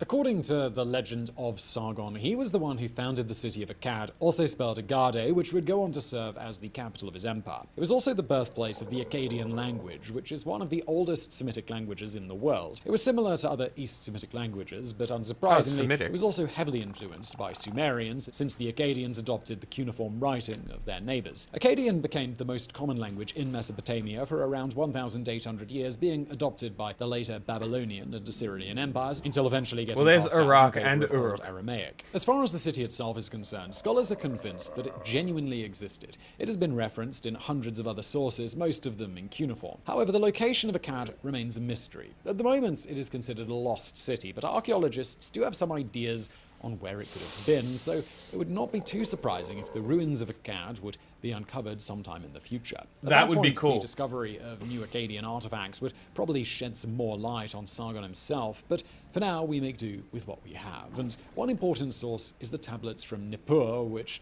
are old Babylonian artifacts recovered over 100 years ago from the ruins of the Sumerian city of Nippur, located in modern-day Iraq. Like all Babylonian artifacts, they were made centuries after the death of Sargon and the fall of his empire, but they contained copies of inscriptions which were once part of Akkadian statues located in the temple dedicated to the god Enlil. Not only do these inscriptions talk about Sargon's rise to power, but also about the later conquests of his successors. Omitting all the royal titles and the self-congratulatory talk that is always present in these kinds of monuments, here is what the tablets have to say about Sargon. Sargon, king of Akkad. He conquered the city of Uruk and tore down its walls. He challenged Uruk in battle and took Lugal-Zaghazi, the king of Uruk, prisoner in the course of battle. He led him in a wooden collar to the gate of Enlil. Sargon, king of Akkad, challenged Ur in battle and defeated the city and destroyed its walls. He defeated En-in-Kamara and destroyed its walls and destroyed its land. Destroyed its walls. He washed his weapons in the sea. He challenged Umar in a battle and he defeated the city and destroyed its walls. To Sargon, king of the land, Enlil gave no rival. Enlil gave him the upper sea and the lower sea. From the lower sea, citizens of Akkad held the government. Mari and Elam were subject to Sargon, king of the land. He restored Kish and let them occupy the city. The message actually ends with a curse, saying that whoever will damage this inscription may Shamash tear out his roots and destroy his seed. As you can see, not a lot of details there, but it does provide some useful information regarding the size of Sargon's empire and some of the main cities that became a part of his domain. What's interesting is Kish, the city that Sargon once called home when he was the king's cupbearer. It doesn't say that the Akkadian ruler conquered it in battle, but rather that he restored Is that the it city? and that he allowed its former inhabitants to live in the city. Although by no means a certainty, it is feasible It's that crazy how Sargon different somehow they look. usurped the throne of Kish, then used its 4,000-year-old resources to found cities. the city of Akkad and amass a military powerful enough to conquer Sumer, one city at a time. I love how simple the naming conventions were Speaking of back in the day. conquest, Sargon was not finished once he had Oh, the what- whole of Sumeria what place are you under his from? control. Since Sumeria. nobody in the region What's your could capital match called? his power, Sumer. He began expanding into new lands. Perhaps his most noteworthy foreign foe was Elam to the east, a civilization that would remain a powerful threat in the area for thousands of years. At that point, it was ruled by the Owan dynasty. But around 2300 BC, Sargon conquered its capital, Susa, and deposed King Lur-Ishan.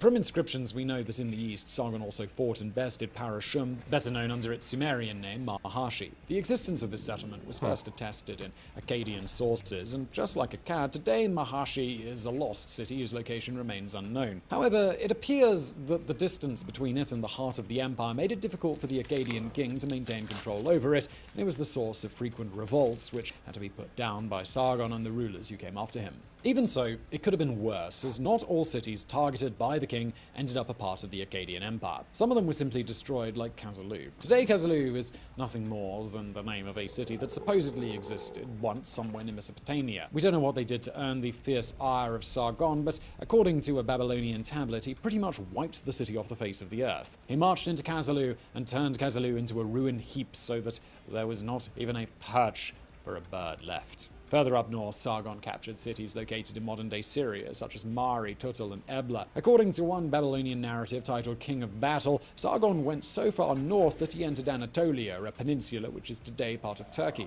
There he conquered the city-state called Purashanda, which was reigned over by a king named Nur-Dagal, who humbly accepted Akkadian rule and recognized the superior might of Sargon. The same account also claims that Sargon then sailed the Mediterranean Sea and captured Kaptara, which is probably Cyprus. Some scholars consider this last chronicle to be entirely fictional. While the full reach of the Akkadian Empire is uncertain, many believe that it did not extend northwest of the Euphrates. However, if it is indeed genuine, then Sargon's empire stretched out significantly further than one would even think possible at the time. As the conquests kept coming, Sargon began learning a lesson that many other rulers would have to learn after him. The more you expanded your empire, the harder it became to keep it that way. It is said that I'm not sure what a installed governors changeling in every is. new conquered city, the citizens of Akkad as they were called. Maybe that's the OG trans. They also all spoke Akkadic, helping to spread the language throughout the region and turning it into the lingua franca of Mesopotamia for almost 2,000 years. That being said, this was still not enough. Even the sources that praise Sargon still make mention of numerous revolts and riots that he had to contend with throughout his reign and well into his old age. This is described by the Chronicle of Early Kings. Afterwards, all of the lands rebelled again and surrounded him in Agade. Sargon went out to fight and brought about their defeat. He overthrew them and overpowered their extensive army. Afterwards, Sabatu attacked Sargon in full force and called him to arms. Sargon set an ambush and completely defeated them. He overpowered their extensive army and sent their possessions into Akkad. The same chronicle also said that Sargon's actions angered the god Marduk, who then cursed him with insomnia and brought about a famine that destroyed his people, which in turn led to more rebellions.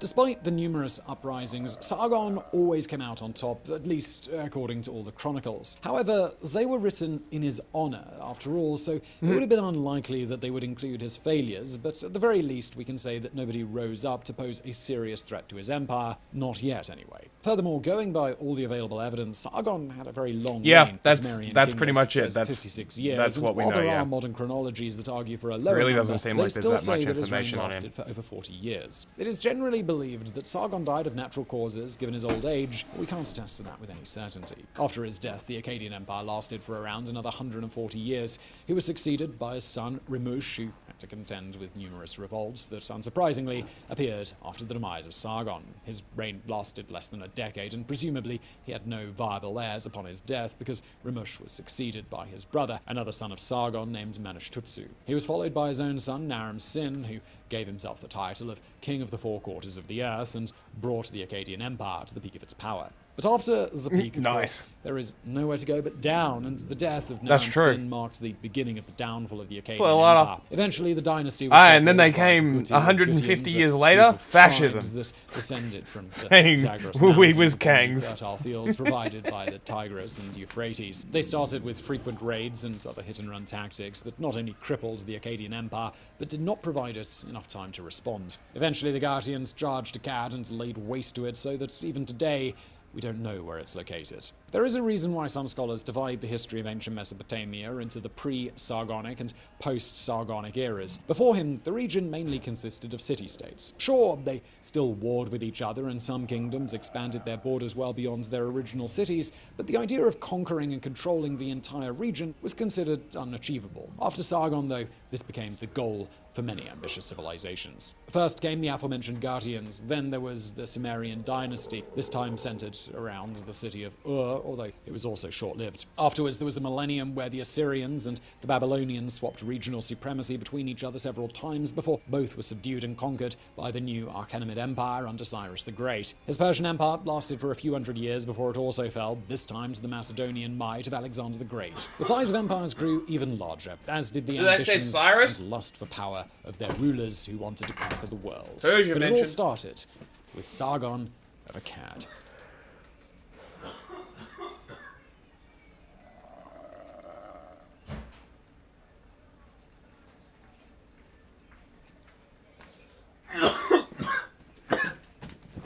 That was a hell of a side tangent. Well, we learned a lot. Basically, we sure did. Nothing happened. Amazing. Wait. In the middle of that, this is what I was looking at.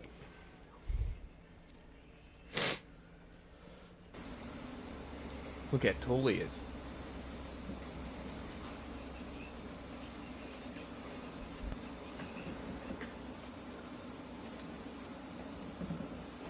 What is he doing?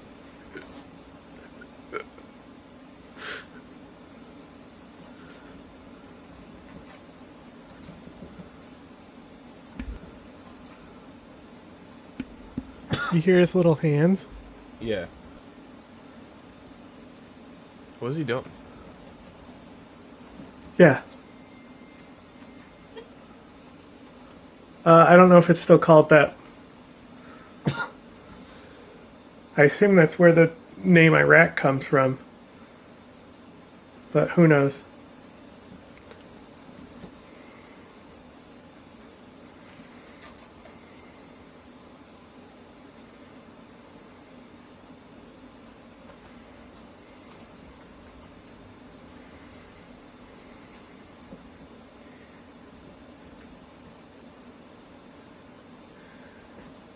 How is it connected at the bottom? Because I can see his hand going through.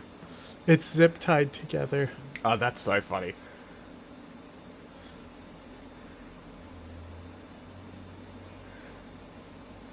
And because you've got the thing over the top, he can't jump.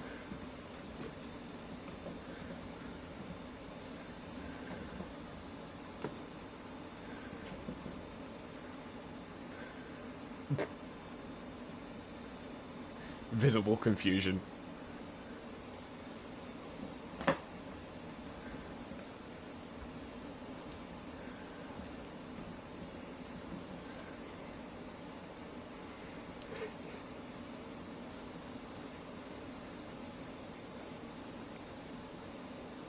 He gives up. That's great. We certainly did learn a lot. That was... I don't know. I don't think we learned anything. What do you mean? Sargon of Akkad. He's a guy we're pretty sure existed. We don't know much about him. The end. I mean, sure. There's a lot of history there. A lot of events that may not have happened. But also may have happened. Isn't history fun?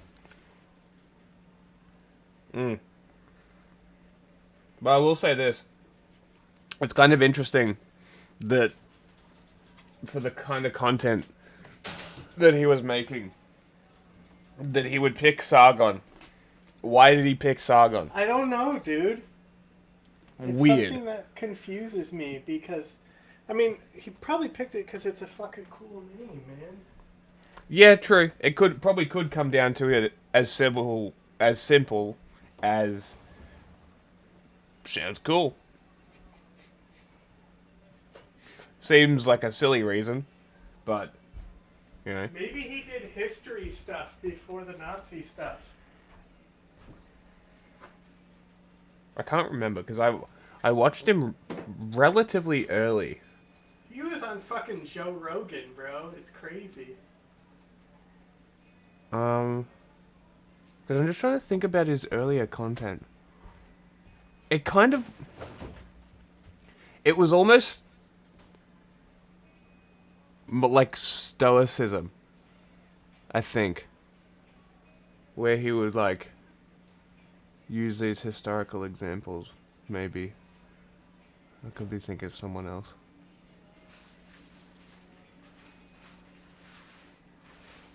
Because he started LARPing as a liberal.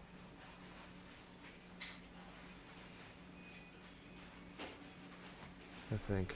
I wonder if his channel has old videos taken down. With the noise difficulty, with only 10 turbines that they have right now, I can only imagine how much more difficult it's going to be like. I feel trapped. You know, we invest in our home, we serve our country, and we weren't even included in this process. We weren't given any time to understand what this impact was going to be on us. The long-term ramifications, we weren't given time to... He took down all of his old videos. His oldest video is an analysis of rules for radicals and the politics of Starship Troopers, which I imagine would be an awful video.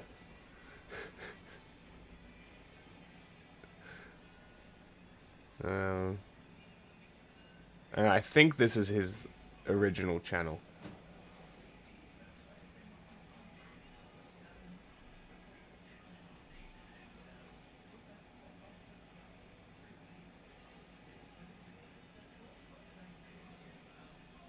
Oh, look. He literally... Why I left the left. He did it. That's great. What a loser. I'm gonna add that to the list, actually. That's gonna be great.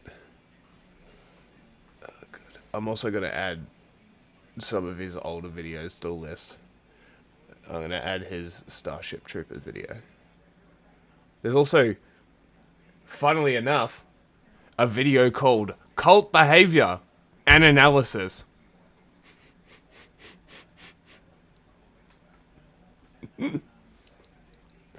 The irony.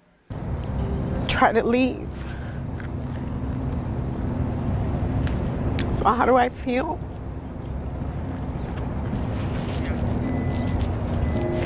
Upset. It's absolutely shocking to see that invisible pollution made visible like this.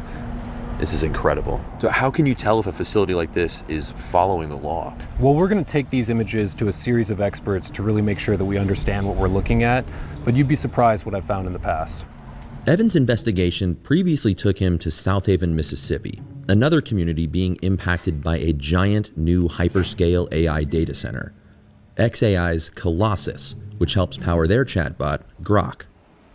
In this drive for speed, this race for AI dominance, Elon Musk and xAI parked these massive turbines on tractor trailers to power their operations. They then argued that these were temporary. Yes. Did you hear about this? That Elon is basically emitting unfathomable amounts of CO2 to power his data center with generators. Not even actual power, just generators that they've parked. It's fucking crazy how much pollution he is putting out for this fucking data center. Power sources, and therefore did not require state or federal permits to operate. That is really out of step with long-standing EPA policy that turbines like these, which are major pollution sources, require permits regardless of whether or not they're considered temporary or not. We genuinely just don't understand how they're still allowed to run their turbines right now. There's people in the very neighborhood that we're standing next to right now that probably still have no idea, just because it's been kept so quiet. Even people that are living really, really close to it never really got a good sense of what was there in their backyard. I did not discover that the power plant was going to be built until it was actually here. There wasn't a public meeting or anything like that. It was just kind of here all of a sudden, which was a big shock and a big surprise. I was really fortunate to speak with a resident who has a home directly across the street from the South Haven gas plant, a woman named Crystal Polk, and she agreed to let me fly. Yeah, this is great. You're literally being poisoned. And it's like, hey, leave or die. Or have to spend more money in order to keep yourself healthy from these billionaire scum. Fly the drone from her property. As soon as the drone rose above the tree line, I could see that a number of these turbines were emitting very, very strong heat signatures, at least a dozen. And it seemed to me very obviously that these turbines were operating. Having turbines running so close to my home that are unpermitted is a very deep concern. I am severe asthmatic as well as some of my children. I am very concerned about what is going to be in the air and how it's going to affect my health. We were going to retire here, you're very but close. now we have emptied the house of all furniture because of the pollution. Remote control car. I shed a few tears because it's been my forever. It's where I grew up. The bring your own power plant strategy seen at Colossus was once an outlier in the industry. Bring your own but solution. This strategy has gone mainstream, and nowhere is that more apparent than in Texas. Great. There are roughly 300 data centers here in Texas, with at least 100 currently under construction, with an additional 100 more planned. Unfucking real. And the vast majority are powered by fossil fuels. Texas has around 80 gigawatts of natural gas power under construction. And roughly half of those plants will provide power exclusively to data centers, without even connecting to Texas's electrical grid. Some of these approved sites are massive. One approved site in West Texas is slated to generate nearly 8 gigawatts alone, making it the largest proposed data center in the country.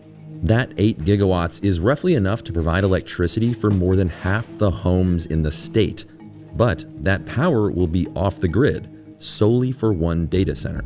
While this so-called behind-the-meter strategy can reduce strain on the grid and might keep electricity prices down for consumers, it also means more power plants emitting more harmful pollutants across the state. The companies building these data centers almost always promise that they'll use renewables or nuclear when they announce their projects. But when you look at the data, most of what's actually being built right now is powered entirely by natural gas. It will be at least 2028 before renewables power AI at any real scale, and new nuclear plants are a decade or more away. These fossil fuel-powered facilities generate fine particulate matter, widely understood to be detrimental to human health. One study estimated the healthcare-related costs for people living near a similar Virginia power plant could be up to $100 million a year. Solve your own problems. Not the only risk. Researchers have shown that data centers create their own heat They aren't islands, going to help raising you. temperatures nearby They're poisoning by as much you as now. 2 degrees Celsius Fix the problems. through their heavy use of industrial Do it equipment yourself. and energy consumption. AI chips and models are becoming more efficient when it comes to power and heat, but those efficiency gains are being exceeded by overall growth in AI usage, in part as a result of that efficiency gain. This is a well-known phenomenon in technology innovation called the Jevons paradox. It was first described in the 1860s. The English were concerned about running out of coal, their main source of power. Some argued that as coal-burning plants became more efficient, less coal would be used. But economist William Stanley Jevons showed that increasing efficiency wouldn't save coal, because cheaper, more efficient power would lead to an overall rise in demand for coal. Hyperscalers like Stargate may be getting more efficient, but if the Jevons paradox holds up, those gains will be erased by the increased demand for AI. Electricity isn't the only concern. The tens of thousands of high-powered chips inside a data center like this generate enormous amounts of heat, requiring massive cooling systems to prevent failures. Stargate uses a closed-loop cooling system that circulates water to pull heat away from the machines. While these systems usually only need to be filled once, they do require more electricity to run. By some estimates, the rise in data centers in the state of Texas could increase water usage a whopping 9% by the year 2030. Fuck yeah. Who needs fucking water? Give it to the took the footage computers. we gathered to OG to show her what was taking Who the place fuck just next needs door to water? her home. From my experience, I can tell that this plume right here, this is a very large heat signature. That's just one. That's just one. It's crazy to see it from this perspective. It just shows how close. That means that they're running at full tilt, essentially. Yes. Yes. He said the paradox is that as it gets cheaper and easier to produce, the use of it doesn't go down, maintaining the same electricity, is that demand increases because it's cheaper and more efficient. Therefore, counteracting any benefits that you would get from efficiency boosts. Which is true. Which is why power should be a hybrid of a multiple number of energy production systems to maximize efficiency and output from multiple different sources. Instead, these stupid fucking capitalists go, it'll just get more efficient and we will make more money, even though they don't account for the fact that it will make it the more preferable use case, and then increase how many people are using said thing. You know, let's say petrol became $1 a litre and diesel stayed at $3. Do you think people are gonna move to petrol cars? Probably. I don't know about you, but if there was a cheap energy source, I'd be paying for that. You know, if I'm paying for super expensive gas, but coal is 10 cents a watt, I'm gonna go pay for coal. So would most businesses. Increasing demand. You know, it makes sense.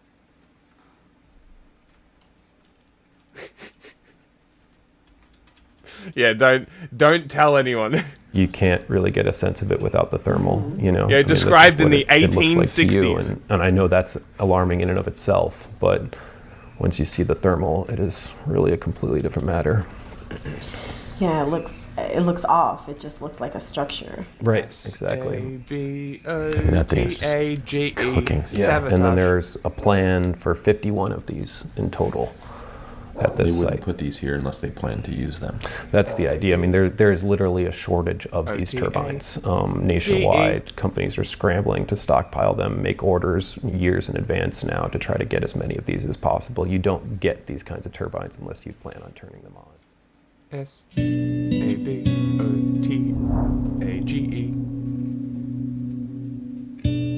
This is what it looks like in her front yard. And to hear her tell it, she had no idea that this was coming until it was essentially there. That's almost unconscionable, you know? Catherine Guerra spent years at the Texas Commission on Environmental Quality and is now at Public Citizen, a consumer rights advocacy group. So she's uniquely qualified to help us make sense of what we saw in Abilene and to figure out if Stargate is operating under the appropriate rules. These initial permits came in at a lower level authorization called a permit by rule. With permit by rules, they are activity specific. So, for example, an auto body shop would get a permit by rule authorization, or a dry cleaner would get a permit by rule authorization. When a data center pursues these lower level pre-construction authorizations that grants them the authority to begin operating with no public notice requirement and no public input or participation, that feels pretty intentional. So that kind of approval process happening so quickly seems possibly appropriate if we're talking about an auto body shop or a laundromat. Does it make sense for a large-scale power plant that could theoretically power hundreds of thousands of homes? Not to me, it doesn't. As it seeks to expand, Stargate developers have since applied for other permits. You notice how whenever I talk about the data centers in Australia, I bring up how quickly they were approved? I wonder what the contributing factor here is. That seem to better suit the sprawling data center. Critics say this small first, big later strategy enables data centers to get a foothold in a community without public input, and to make it harder or even impossible to stop them once construction has already begun. But even with the correct permits, Catherine seriously doubts that the Texas environmental regulatory bodies have the capacity to hold polluters accountable.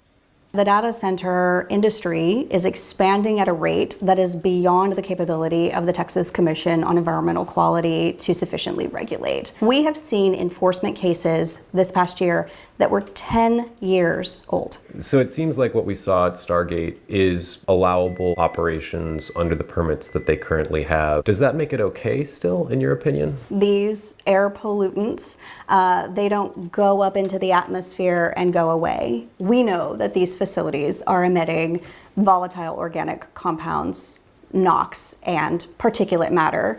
And the health impacts are respiratory, cardiovascular, people with asthma or children and elderly people in these communities.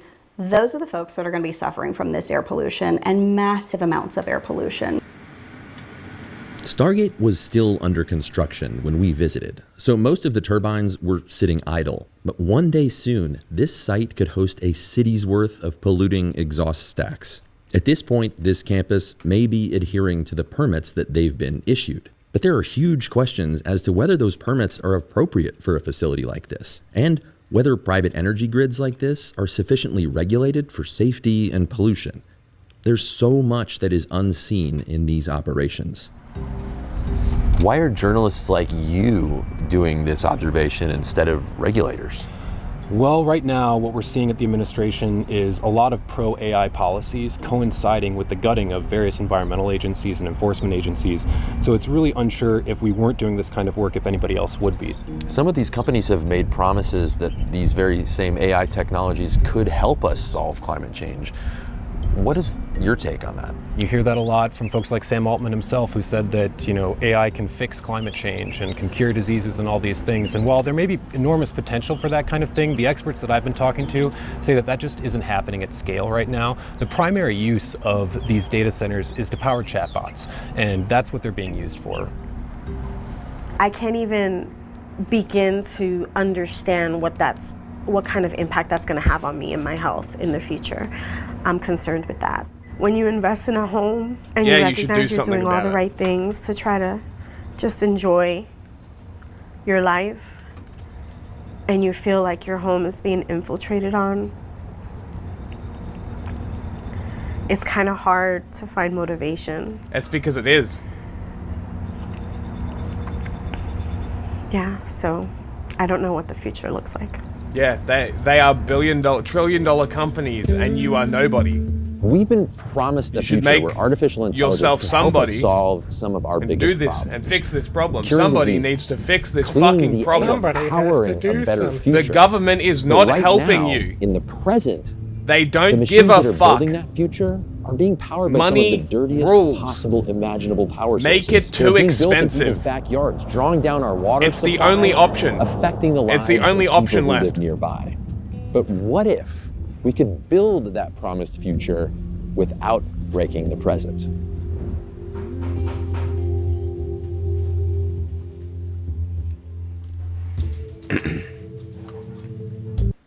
All right. Your chinchilla's back? You good?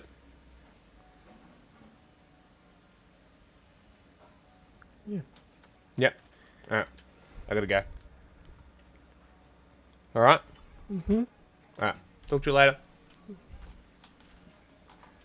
Bye-bye.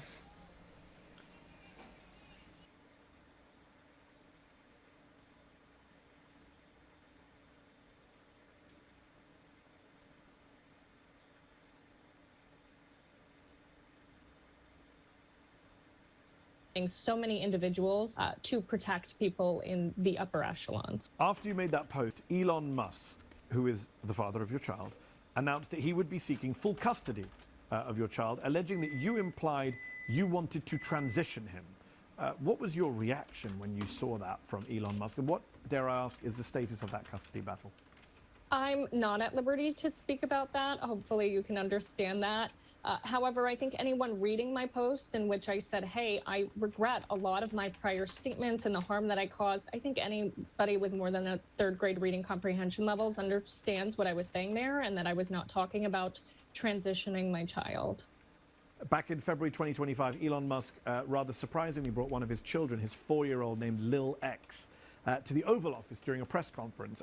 People claimed back then that he was using his child as a sort of human shield, that reporters wouldn't be as tough on him if he had his kid on his shoulders. From your experience, how does Musk view his children? As some kind of asset or prop to boost his image or even to give him protection? Liking this video?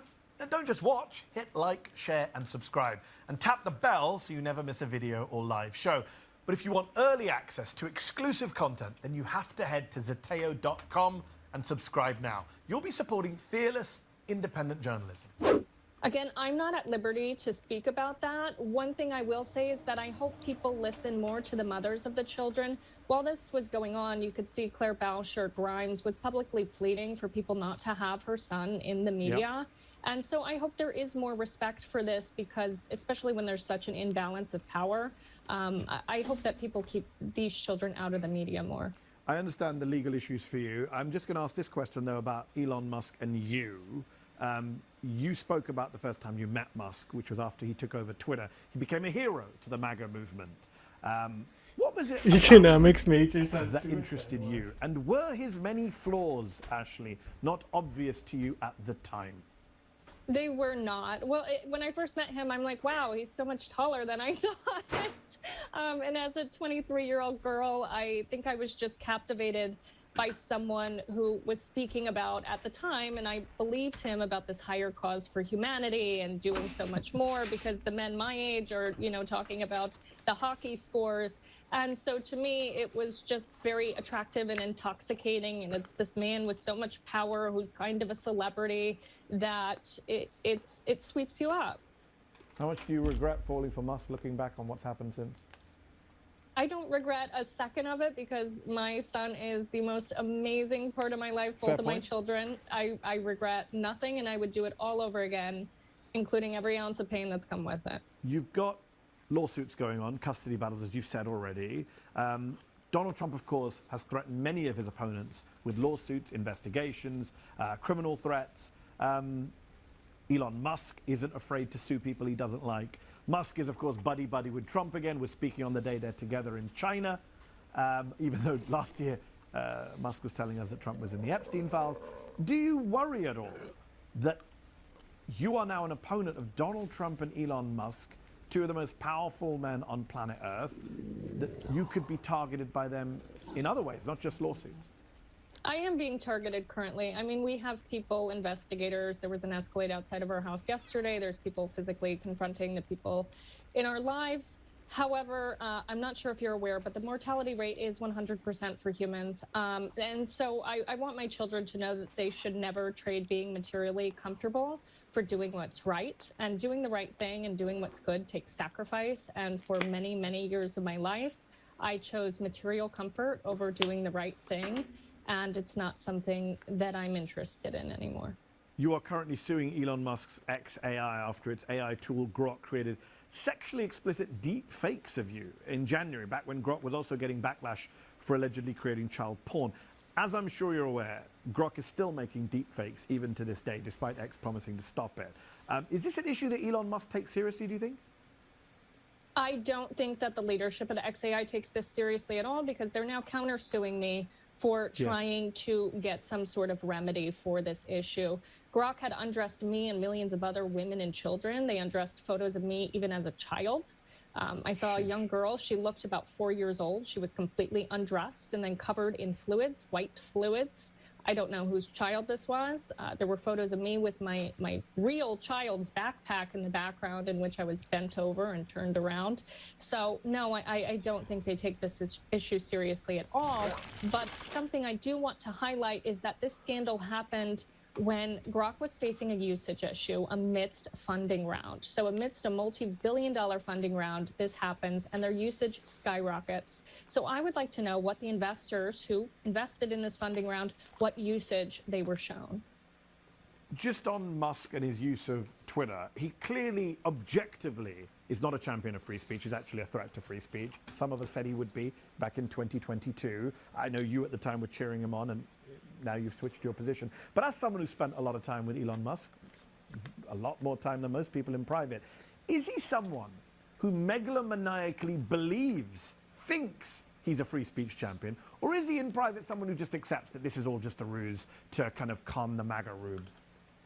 I don't know that it's to con the MAGA rube. I think he wants an insurmountable amount of data. The data that is being fed into now what is a behavioral inference model with XAI is, I believe, what the end goal always was. I was a witness to him personally demonetizing and deboosting people who disagreed with him or was on the other end of his wrath. This happened to me once I sued and spoke out against XAI. My checkmark was taken and I was demonetized. This is, I don't think that he values free speech at all. One last question I want to ask you is, what is your message to people still in the MAGA cult today? Not the influencers, not the pundits, not the Benny Johnsons or Laura Loomers, but ordinary people who still buy the Trump shtick and think someone like yourself is a traitor. What would you say to them? I would say that I hope they recognize that the cruelty they are ignoring now will come back to bite them. Any cruelty that is happening is because we ignored cruelty ourselves. And I hope that you are brave enough to make a sacrifice and recognize what you've done. And if you do anything else, this doesn't require changing your beliefs. It doesn't require voting for someone else, but get off of the internet for at least 30 days and read some of the things that you're not supposed to. Read books cover to cover. Try to remove yourself from the very sequestered information ecosystem that we've been made to be put in. I'm not MAGA, but I feel like I need to do some of that. Ashley St. Clair, thank you so much for your time. Appreciate it. Stay safe. Thank you so much. Did you like this video? Don't forget to subscribe to this YouTube channel and turn on notifications for exclusive content.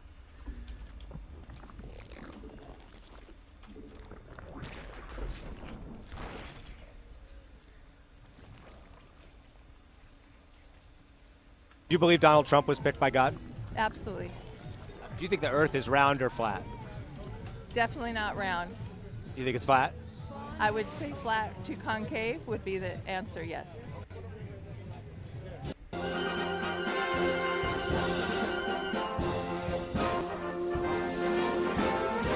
Is JFK alive? Yes. JFK, President John Fitzgerald Kennedy is alive. He's 108 years old, and he has access to a med bed. And that was his body double that was killed on November 22nd, 1963. Mr. Tippit was killed. So, John F. Kennedy is still alive, and he's 108, and he's Yes. just, But he's, go and he has a what? A med bed. What is a med bed? A med bed basically makes your body brand new every time you sit in it. And it rejuvenates your body. So, and JFK Jr. said we could live 1,000 years with the med beds. And so this technology existed all those years ago? We've had it, and they kept it from us. That's one of the reasons why our own government did 9/11 and our so-called allies to keep us from it. They kept 6,000 cures and technologies from us with Nazara. Nazara is very real. What's Nazara? We're going a mile a minute here, but what's Nazara? The National Economic Security and Recovery Act, and it has a whole bunch of things, and that's one of the reasons why our own government did 9/11. And what does the shirt mean? Well, the story with Trump is they're related, so the Kennedys are related, and there's more to the story behind the scene of military operation things going on. So this is the Kings right here. Okay, I think I heard all of it from the last woman I talked to. John F. Kennedy Sr., JFK Jr., both, died, but they're not really dead.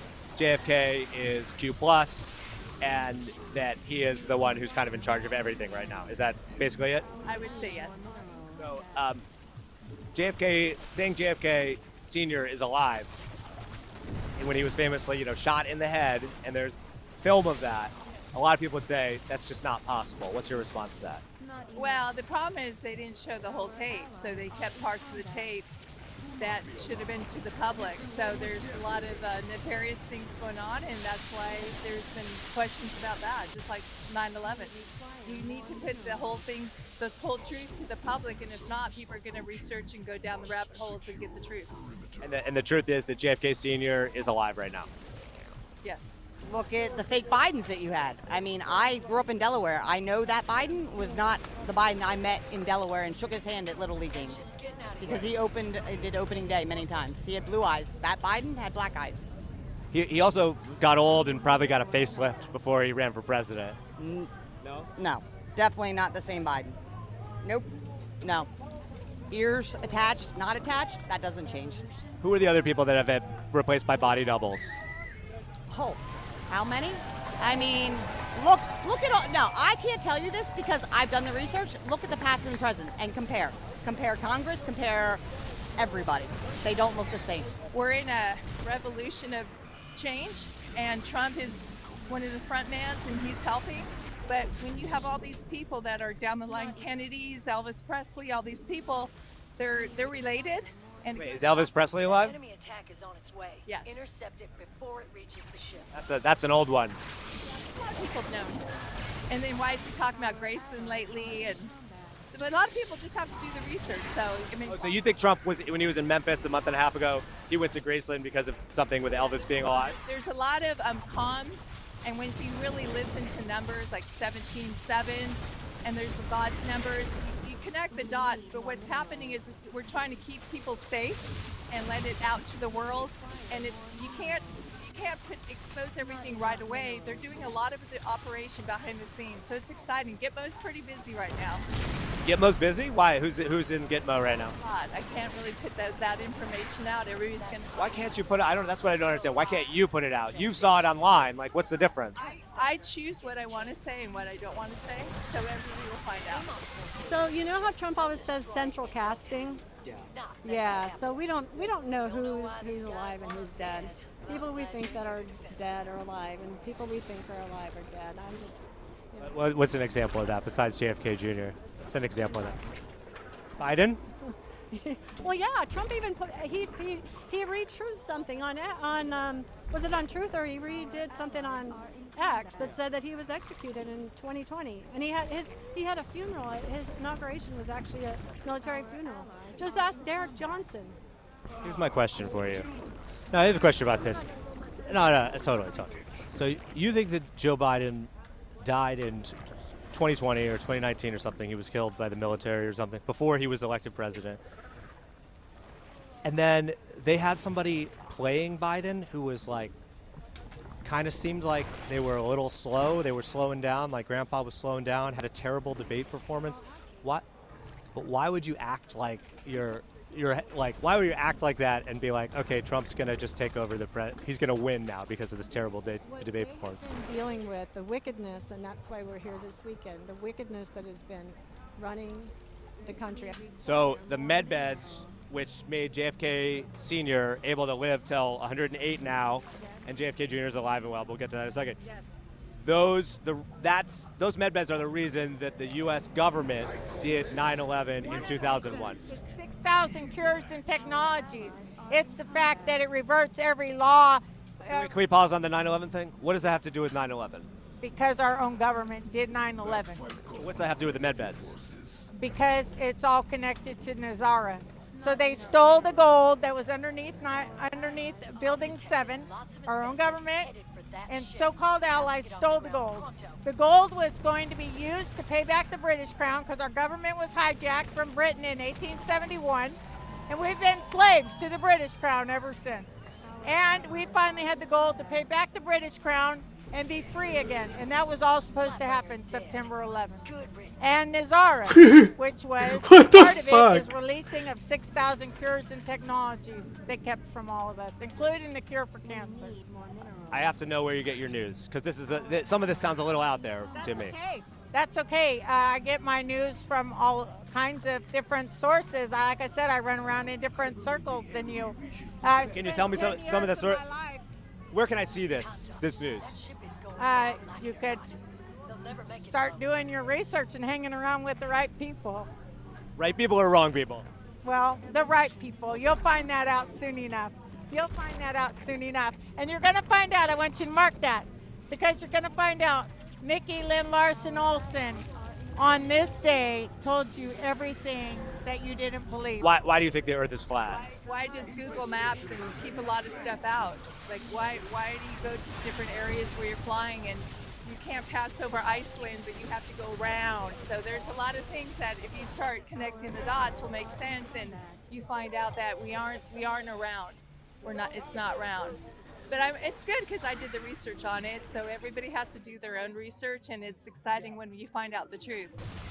What about the scientists who have researched this, the astronauts who have gone to space, seen the Earth, gone to the moon? What about them? You just have to look at the videos.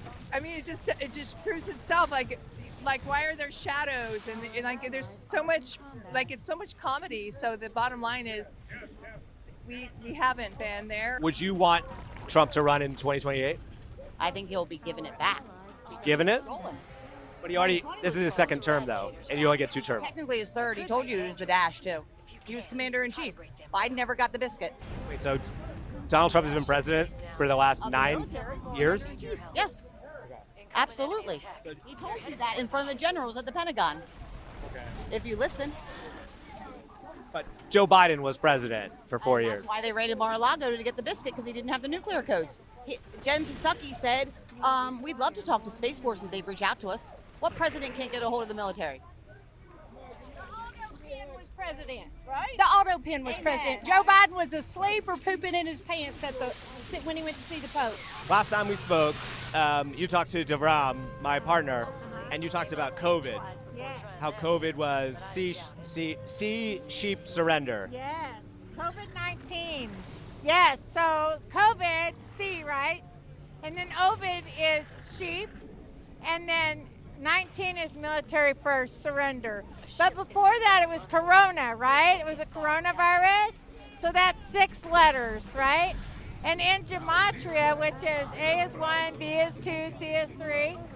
Y is 25, Z is 26. When you add all the numbers in the alphabet together, it comes to 351. If you add God communicates through numbers, it comes to 351. Well, Corona, when you add the numerical value of Corona, it's 66. So you add 666. So when we figured that out, they changed it to COVID-19. Oh, okay. Yeah. You guys did that? No, we didn't. The bad guys knew what we as truthers figured it out. Do you think it should be a separation between church and state? Absolutely not. That's why we're in the problem. We were founded on a Christian nation. That's our founding fathers did it. And America's forgot. We're not allowed to talk politics. We're not allowed to talk religion. That's how we were taught. And that's why we're in this mess. So should the Bible be taught in schools? Absolutely. Absolutely, but which version of the Bible, too? You have that, too. I mean... Well, should it be taught as historic fact, what happened in the Bible? Moral compass. I mean, it's so easy. The 10 Commandments. Start there. But like all of the Bible, should that be taught in school as a historic fact? Noah was 700 years old. Why not? It's history. It should be taught in a history class. It's history. Nobody's lived past like 120 something. That we know of. I mean, back in the day, they lived to 700. I mean, Ruth was, what, 500? But did they really, you think? I don't know. What is time? You know, we're on a... Okay, now we're like tripping. But there's a Space Force, there's lots of things that are being done, and they had to do things like stories like this to keep us in fear, but also to, you know, when you're satanic or when there's nefarious stuff going on, they're all going to be paid and bought for. And it's a big conspiracy, and the people behind the Q Plan, military, they're all taking care of business. And so the world's going to find out really soon, and they're finding out now. So it's exciting. So satanic, who are the satanic people in your mind? You know, you've got the Baal, the Moloch, you've got a lot of Hollywood, you've got a lot of government officials all the way down. She's invoking demons, but they're all bruv. bought and paid for. They're all in it together. And you know, in Revelations, you read the Bible, and what does it say? What's going to happen? All these false gods, all these coming out. So we're in that event time right now where the truth is coming out, and God's turning the tables. In the end of the day, who wins? God. Satan has a plan, but God's got a plan that's better. We've already won the victory. We're just showing it to the public. And where do you get your news for the most part? everywhere. I go. There's different things in Telegram, Twitter. There's a lot of there's a lot of YouTube information. There's a lot of truth out, just like Smithsonian stuff, the things that the lies, Enoch, the Bible. But we did the research. I've been researching for 5 to 10 years. And I was in Dallas. Michael Brian Potsman taught us a lot, and there's just a lot of truthers. But if you connect the dots, it's exciting because you do find out, and then you find out how much the media lies. So, the bottom line is follow the money. Follow the money. What does that mean?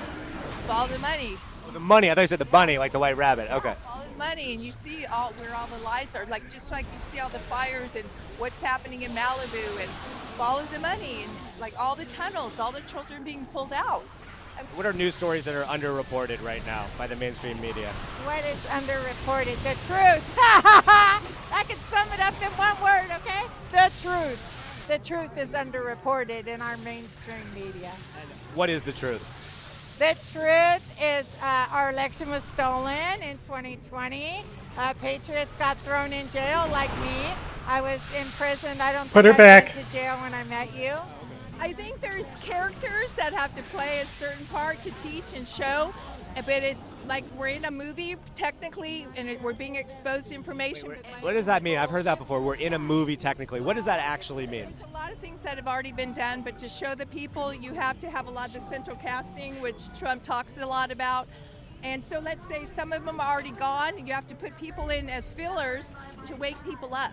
So that's why everybody's kind of going, they're hearing about Charlie Kirk and they're trying to figure out, but if you connect the dots, then you get to the story, but here's the most important thing. What's your first name again? Jason. Jason, you are going to be extremely happy when you see what's coming right around the corner and why 4th of July is going to be big. Because you know what it is? Wait, what's happening on the 4th of July? We're celebrating our 250th year. We're getting back our sovereignty, and we get to celebrate God. God is good, and we're not going to be run by all this satanic and the government, and we're not going to have to pay all these high bills and these crazy numbers. So good things are coming for sure. On July 4th? Right around July 4th into the next few months. I have to say, I talked to somebody at the military parade last year, and they said like this was a big thing. The military's about to take over, and this was like a big event. And it seemed like they said some of the same things you said about like JFK, and that didn't end up happening. Well, here's the bottom line. What's most important is having faith and patience. And when you're confident and you see the plan already playing out, and I've seen many things play out, but the most important thing is the safety of the nation and the world. And we got great things coming. I guess I'm wondering who's telling you that all these things are going to happen? Because I've noticed, because I've seen things. People have told me like JFK is going to be back in 2021, and he's going to be vice president. You're going to see it on TV, and then it doesn't happen. I'm wondering why like the goalposts keep getting moved on some of the stuff. I think there's for the safety, but also to get more people in the knowledge of what's happening, because you can't just turn the world upside down. And I have my own reasons to believe, because I have eyes to see ears, but maybe I've been around some of them. So maybe I have a little bit more confidence because I've been around JFK? And around the presence of some of them. I'm not going to answer that, but when I look at you and smile, that's my confidence. When I talked to somebody yesterday who believed that JFK Jr. was alive, they were saying like a lot of the problem is like the elite billionaire class of people. Do you agree with that? Absolutely. I mean, all of it. They are. As it's Satan. I'm trying to find some common ground here because I feel like a lot of liberals actually have similar beliefs of like what the issues are. Yeah. We all can agree, but they have TDS. I mean, but we can agree on the same. But you're saying Satanists. Like, I know a lot of liberal people. I know a lot of conservative people. I know a lot of liberal people who are not Satanists. They do not believe in Satan. They don't think Satan exists. I don't know if they believe in Satan exists, the devil. So how could they worship something they don't believe, I guess is my point. I can't answer that. I mean, they have to answer that. Do you feel like you're walking around and you have like a little bit of a secret that other people don't have? Does that make you feel good? Oh, absolutely. But it's truth. It's not really a secret because It's a secret to me because you're not telling me who's in Gitmo right now. I've told you a lot, though. But you've been super nice. Like, I really appreciate it. We're excited. We're going to go to the prayer day, and we're going back to God. Do you think God talks to Donald Trump? Absolutely. Actually, like, to have conversations? I think that the Holy Spirit speaks to those that seek and for the Lord, and I definitely think they have a special relationship, absolutely. But the bottom line is you can too, we all do. We all have relationships with God, many people, but we got to go back to God. And he's the way, the truth, the light, and Trump is just chosen, maybe the David of our time. A lot of the stuff you're saying, like the actual root problems that you're talking about right now, are things that a lot of people on the left and like farther left totally agree with you on. And some of like the more fanatical things that you're saying really turns people off into being like, the you want to work frames. with these people on something. When you say like JFK Jr. is alive, or you say Joe Biden died before he got into office, when everyone saw Joe Biden, saw an old guy in office, have you ever thought about being like, you know what, this isn't about Trump, we don't need Trump, we just should get together with other Americans, even people on the far left, to like break down a corrupt system? Well, we have to some extent, but I don't really talk to that many people anymore. I'm not so. I don't have any friends that are actually on that side. Although this is interesting. This is what I'm saying. I'm saying that people I know on the left, like you're saying things about the military-industrial complex. You're saying things about like a corrupt billionaire class. That's what everyone agrees on. So it's the stuff, the other stuff that you're saying that like is like more of a turnoff to people, I think, because it seems so unbelievable that all these people would fake their deaths, and that Donald Trump, who like me growing up in New York, I saw Donald Trump as like this he's a reality show host. He was kind of like a joke. Nobody like took him that seriously, and then everyone being like, this is the greatest guy. It doesn't make sense, because like everyone saw him as kind of the joke for a long time. 200 generals. See, I think that's the same thing. Like we're getting down. It's like we're going the fork in the road. You know what I mean? The thing is the truth will be the truth, and it will all be exposed in the end. So even I think you already said the truth, though. That's the thing. I don't think there's more to go than there's a billionaire class that runs our political systems. Like I think that's the truth. I think you already hit it. For sure. But all of the other stuff, that seems more like, from my opinion, like that could be fantasy. Like that's not as real as the others. We'll find out now, won't we? This is not a challenge to you. This is not a challenge to you. I'm just saying, like, there's a bridges between people on the left and right. Interesting. I was at a garage sale the other day, and I was chatting with the guy, and he said to me, he says, from what I was saying, I don't even know what I was saying. He says, I take it we're on the same side. Well, we weren't. He was on the other side. Maybe you were, though. Maybe you were. That's what I mean. We all need to be together. And I remember saying that with you in Macon, something about, it's like, we really all want the same things. Like, I want to live my life free from all this strife, and that's why income taxes are going away, because we've been slaves to the system and feeding these. But is that actually going to happen? Yes, it is. The income tax. Okay. Because I've heard that JFK Jr. is going to come back from people before. He's going to be back. Somebody said in 2021 he's going to be back, and he's going to be vice president with Trump's president.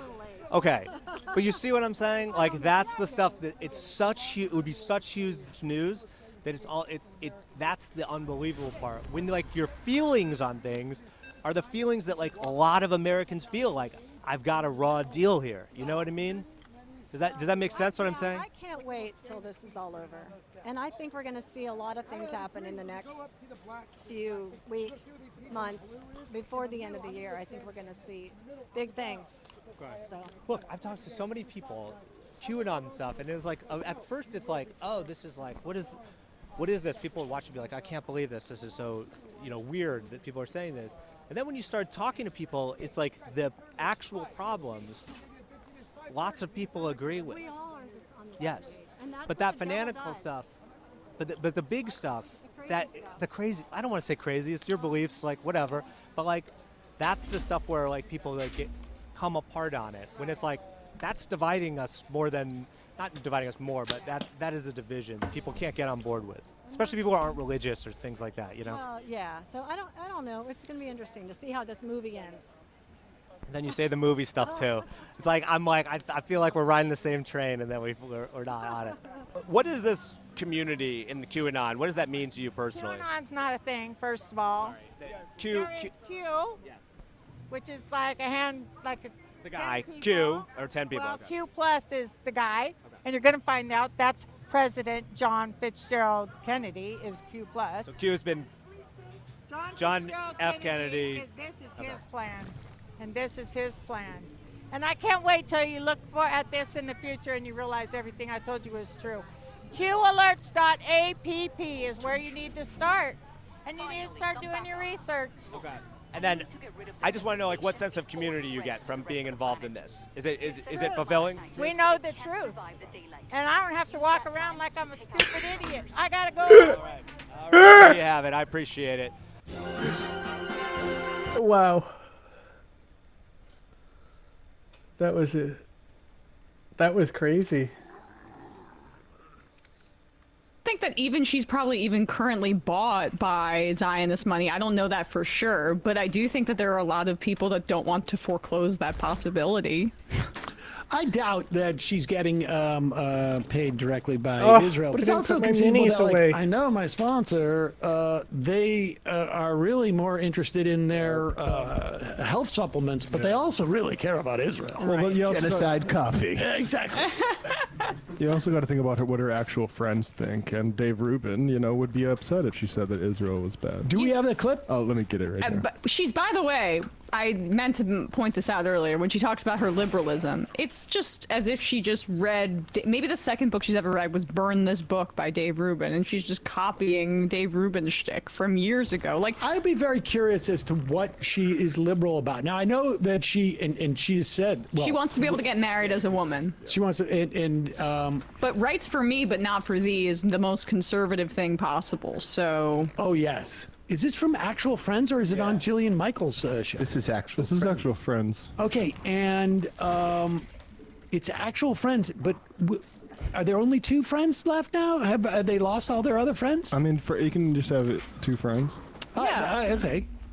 They're actual friends, these two. But they start off with like 4 or 5, and they just keep losing friends. You know your friends that you constantly have to say are your actual friends over and over again. Yeah, you guys are my actual friends. Actual friends. Here they are talking about... is Rubin's hair darker every single time we pull up a clip from him? I mean, it is just pen ink at this point. He's just finding Rudy Giuliani. Looks like Roy Orbison. Same barber as Rudy Giuliani. Go ahead. Conditions for them to succeed, and Donald Trump is trying to do that. I want to address the gay part for a moment, because I've actually had a lot of conversations with Christian nationalists, and I got to tell you, Dave, they may not be for gay marriage. Matt Walsh arguably being the most aggressive about gay families. And by may having said that, I've spoken to Benny Johnson, against it. who couldn't have been more lovely. I've watched your conversations with Charlie Kirk, who said, listen, I'm a Christian. America's not a theocracy. I wouldn't want to end your marriage. I've spoke to Andrew Wilson, who is like, listen, this is a power game, and I want to win it. But couldn't have been more lovely to me outside of our position about that, and he was still lovely to me even when we were talking about it. My point being, you can have conversations with conservatives, and they can say, I'm against gay marriage, I'm against gay families, I don't believe in it from a religious perspective, but they are always civil. They never wage ad hominem attacks. They're never aggressive. They're never cruel. Whereas what I found so ironic in watching so many clips of Sam Cedar just like hurl his pejoratives at me, make fun of gays at least 3 times. One is a clip of you and I, one is a clip of Benny and I, and one is a clip of Crowder and I, and it was like, I'm not trying to be a dick. Those are 3 gay guys. Like watching That's it. Butthead. Is that the meaning of the Gay Straight Alliance? They're both gay. It's a great joke. I was shocked, and I'm thinking the worst attacks, the most vicious, the most aggressive, the most personal are from the Brian Shapiros, the Sam Cedars. So don't talk to me about gay. I don't care about any of those guys. But what I would say is, the problem is when you're a lefty and you believe that immutable characteristics are the most important thing, which is clearly that's what woke is. So if you buck that trend, right? They need their gays to be oppressed in a certain way. You need your blacks to be oppressed in a certain way. You have to push out white people. You have to push out Jews. Like you have to push out Asians. You have to keep everybody in that thing. So they consider you and I to basically be, I don't know, Uncle sexuality Toms of the gay traitors or something like that. Uncle Toms of the gay community. You know, Jillian, I'll give you a great example of this, and I sort of blame you for it, but I did that ridiculous Surrounded show the other day, and I'm not sure when it's going up, but it was, you know, basically like MAGA guy. Okay. You know why some people, us included, are mocking you for that? Is because you support a political party that doesn't believe that you should have equal rights. I understand that Jillian seemed to speak with some conservatives that were nice to her, and perhaps that's changed her mind about the politics of it, but... Well, here's the point, is that, like, Jillian and I would imagine Dave Rubin, and they treat what we do here as a job as if they were a spokesperson for a soap or something. Right. Like, I mean, that's the thing. It's like, you know, I've met with these guys. They're completely professional. You know, and they come in and they're very nice. They're personally very nice, and I love working with them, and it's great. Now, one of the problems is they want to literally make the laws so that I cannot have a child and that I cannot be married. They want to strip me of my rights, but they are polite.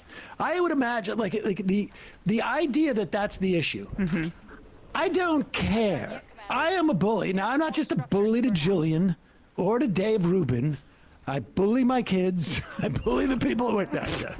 But the point is, like, no, we're here to talk about policy and politics. And you're willing to say, you know what, it doesn't matter that Ben Shapiro wouldn't come to my wedding. You know, that's a personal thing, too. But it's not just that Ben Shapiro wouldn't go to your wedding. It's that Ben Shapiro does everything in his power to make it impossible for you to have a husband or a wife, to have a family, to live that life. They do everything they possible. Their project is to do that. And whether they're like that, even if they said, like, well, I just do that on air. In my real life, I don't really care if Gates, but it's just whatever, which is not what they do.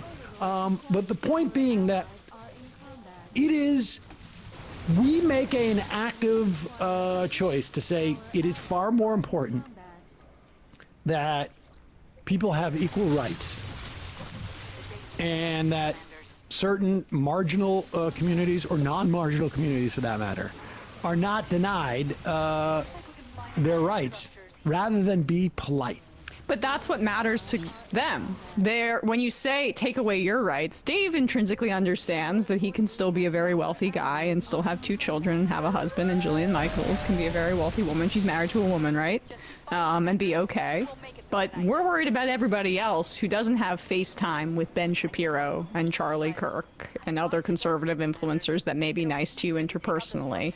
It's about everybody else who doesn't have those resources, who is queer and may want to marry somebody who is of their same gender or may want to transition.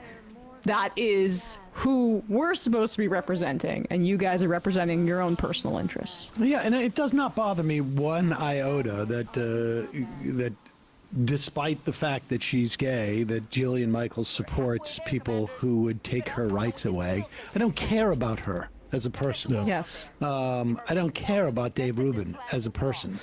I'm sorry, I don't. I only know these people because of what they spew out into public. And they should judge me in the exact same way, too. Mm-hmm. I don't want to be friendly with them. I wasn't rude to her, at least not off camera. I find it so much easier to have somebody on whose work I respected but who personally I couldn't stand and who was rude to me than somebody who I really liked personally but couldn't stand the work that they did and the world they were trying to create. Like, how is this even a conversation? Yeah, it's a bizarre sort of inversion of what they should be doing. But that's, you know, that has been my experience with right-wingers, is that even back when we were doing this as a radio show, I've told this story about Janine and I being at the DNC in 2004, and I think it was Larry Elder or something, who's a right-wing talk radio guy. Sage of Inglewood, right? Yeah, and he said something like, you know, we'll leave it on the field. You know, like right. Like, you know, we're off work right now, and My attitude is like, dude, no, I don't. I'm not in this business to meet friends in the biz. I'm offended that Jillian and Dave assumed we were all straight. They don't know. They don't know. And the idea, Everything. I mean, they're actual friends. Right. I'm not actual friends with Jillian or actual friends with Dave. And I actually, to be also honest, I should be upfront about this. I don't have any respect for them as people. Yeah. Because of what they do. That's all. And to be actual friends with somebody, you would have to respect them, right? It would start with respect. I respect people that I don't necessarily am friendly with, but that's probably a greater number of people. I don't know if they have the same basis for actual friendship in terms of respect. I think it's like, if you're nice to me, I'm nice to you, and then we just forget about what our life's mission is. What do you and that call is that? to disempower as many marginalized people as possible. What do you call that when it's an exchange more? Transactional? I'd call it unilateral. A unilateral transaction? Hey folks, don't forget to hit the subscribe button and check out our daily show. We do it every day at 12 p.m. Eastern for about 2.5 hours.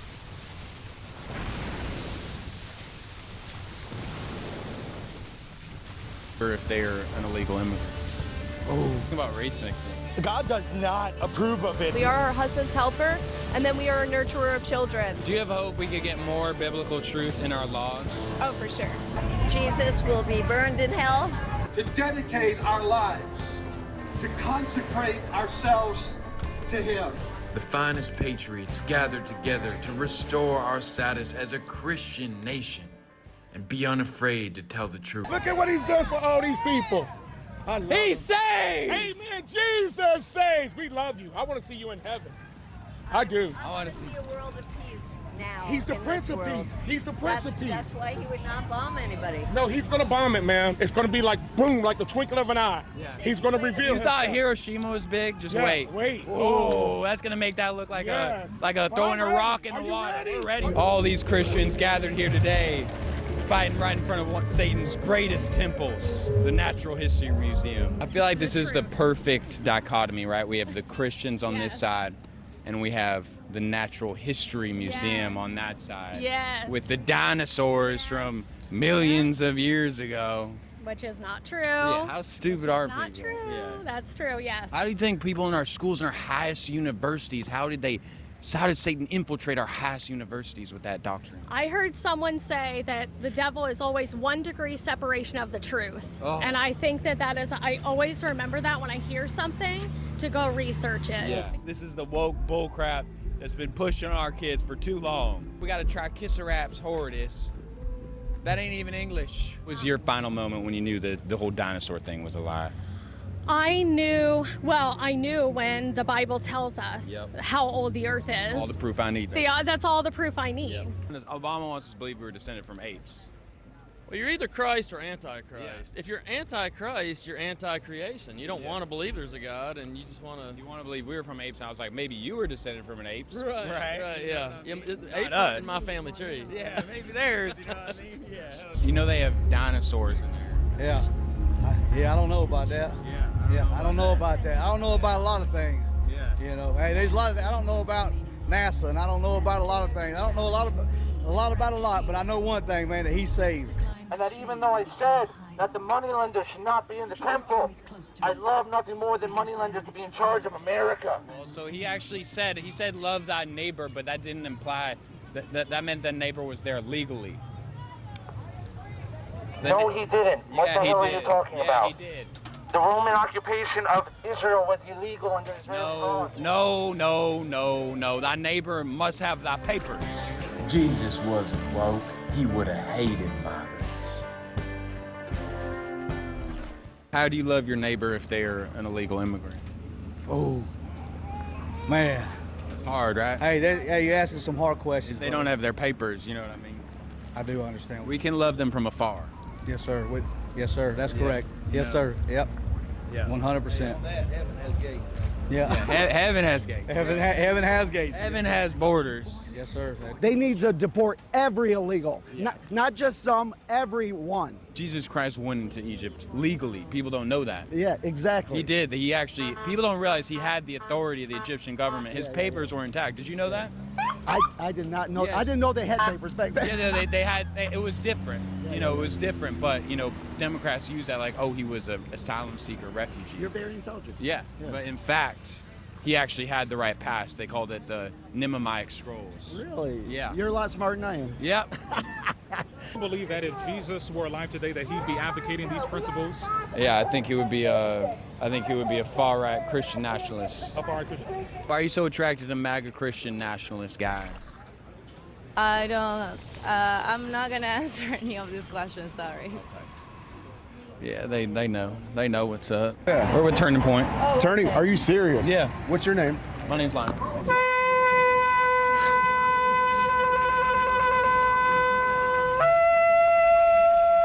How would you describe someone who doesn't believe in the resurrection and the divinity of Jesus? Well, they're a child of the devil. That's what Jesus said. Yeah. You must be born again. Yeah. What do you think about Thomas Jefferson?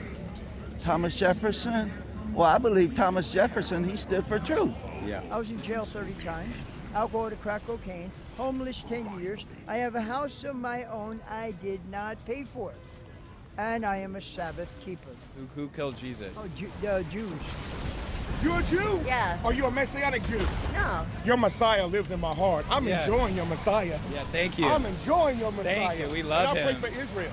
I feel like Trump has brought Christian values back into the White House. Most definitely. I have to agree with that. You know, having leaders like Jared Kushner, Steve Witkoff, all these kind of great, you know, Miriam Adelson, all the kind of Ivanka, right? Yes, definitely. How do Jews fit in all this? Jews they're the blessing of God, but they're also not Christians and they're not from this country, so they have their own country. They got to go home. Yeah. This is a white Christian country. I'm sorry. Yeah. You know, if they're not going to assimilate, if they're going to wear different clothing than Americans wear, they're going to speak a different language, eat different food. I'm sorry, that's not American. Same way as Islam. If you don't assimilate and you're not willing to become an American, go home. And who are you to condemn? Not doing it. Bye. Why? I just want to talk. Who are you to Bye. condemn? They're talking about Epstein. They're advancing anti-Semitic tropes, which is no surprise. But we must be aligned with Israel for when the Lord returns, we will reign and prosper. You know what's so important about Israel? Because Jesus said he's coming back and his feet will hit the ground at Mount Olivet. He will come back and his feet will hit God in flesh. He's coming again. Do you truly love Jesus yourself, or are you just carrying that around using it as a political It's piece? a question. Yeah, are you using Jesus as a political piece? I'm certainly saved by the blood. I believe in the Wow, Lord Jesus Christ. he's using Jesus Christ to advance a political agenda. Yo, what's up? So what do you think of the bombing How are of you? Iran? Good, how are you? Who are you? We're What are on you the doing? same side, huh? Oh, yeah. High five. You rock. I could tell. You're too pretty to be on the other side. Thank you. I don't belong in there. Yeah. Belong in where? Huh? Belong in where? With the protesters over Yeah, there. no, you belong in a good Bible-based church with a good man with a nice Escalade Cadillac. Possibly. And I think we found But you're an aspiring woman too. I try my best. Little young Erica Kirk right here. Oh, I'll take it. Yeah. I love Erica Kirk. Gotta find the White Christian nationalism. That's what this is. I have some people here from South Africa. Yeah, then why are there Indian people and Asian people everywhere? Are supporting a pedophile who locks people in cages. Here's your salvation Yeah, well, message. Jesus loved kids too. Yes.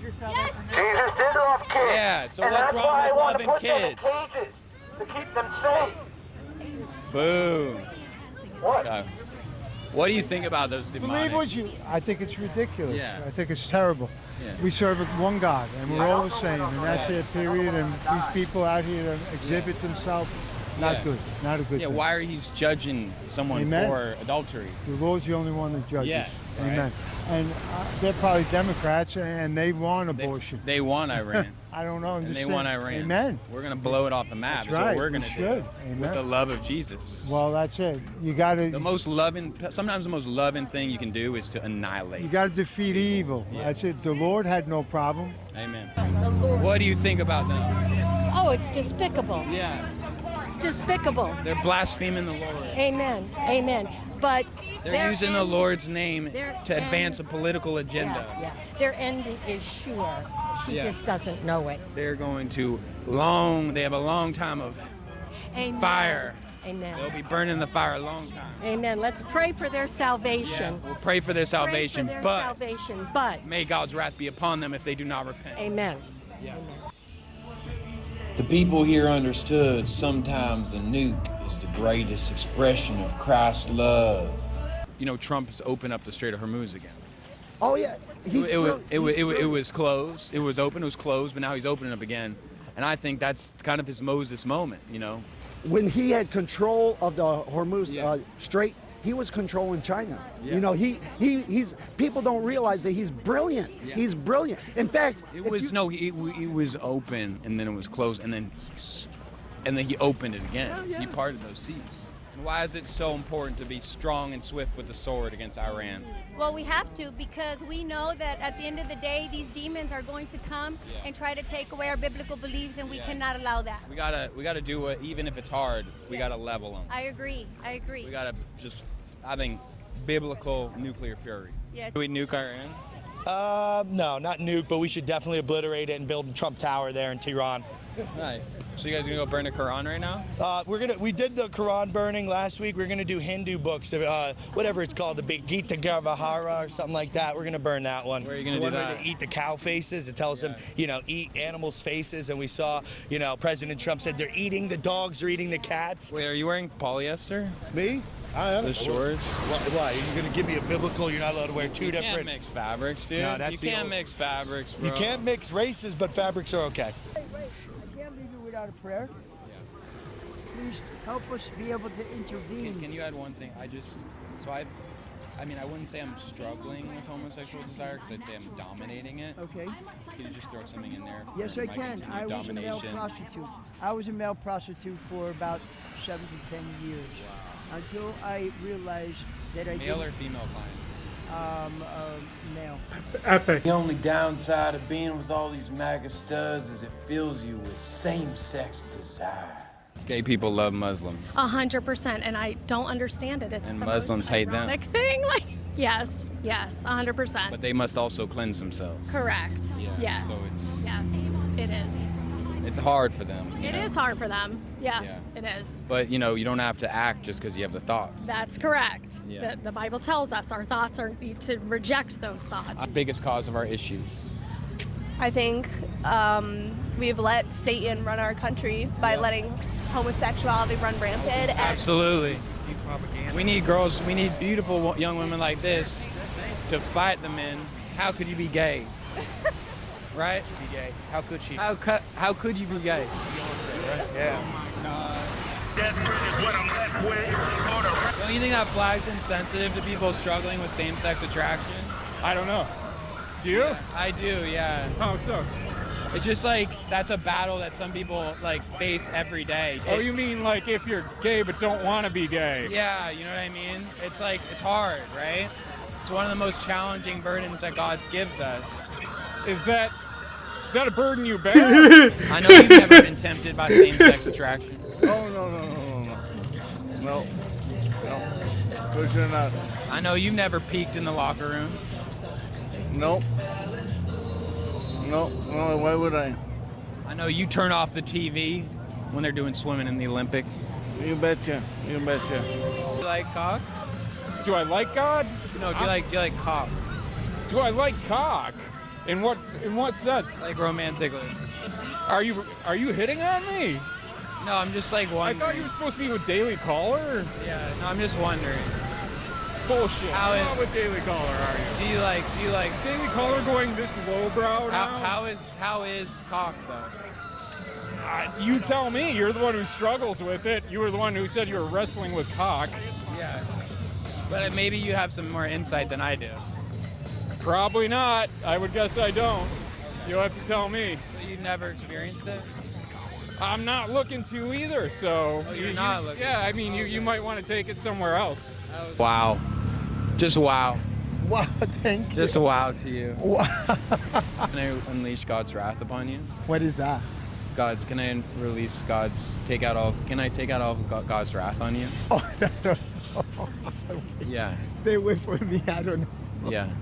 Thank you. Fire and damnation. Okay. Nice try, buddy. Thought he had me, but he didn't. Crisis averted. What's gonna make you a good wife? I believe in serving my husband. Serve God first and then serve my husband. Our job as women, according to the Lord, is to populate, to obey the Lord, and then obey our husband through serving him and obeying him. We are our husband's helper, and then we are a nurturer of children. Absolutely. Do you think the 19th Amendment has disrupted some of that, where more women feel empowered outside of what God told them to do? I think it's all a lie from feminism. I think a lot of things in the government today, such as LGBTQ propaganda, abortion, anything quote-unquote HR training, like sexual harassment training and stuff like that. If you are working in a cubicle, the government is raising your children. Yeah. Facts. and the government's raising them how, you know? There's so much propaganda in schools. If you look at Loudoun County public schools especially, which is where I'm from, so much homosexual propaganda. A girl was raped by a transgender boy. Transgender counselor. No, girl. She didn't get pregnant, did she? I don't remember. I didn't look too much into it. But there was a transgender counselor that got instated. I don't care. Even if a transgender my child, she's still having that baby. I agree. Yeah. Sometimes I wonder if I just want to queen out.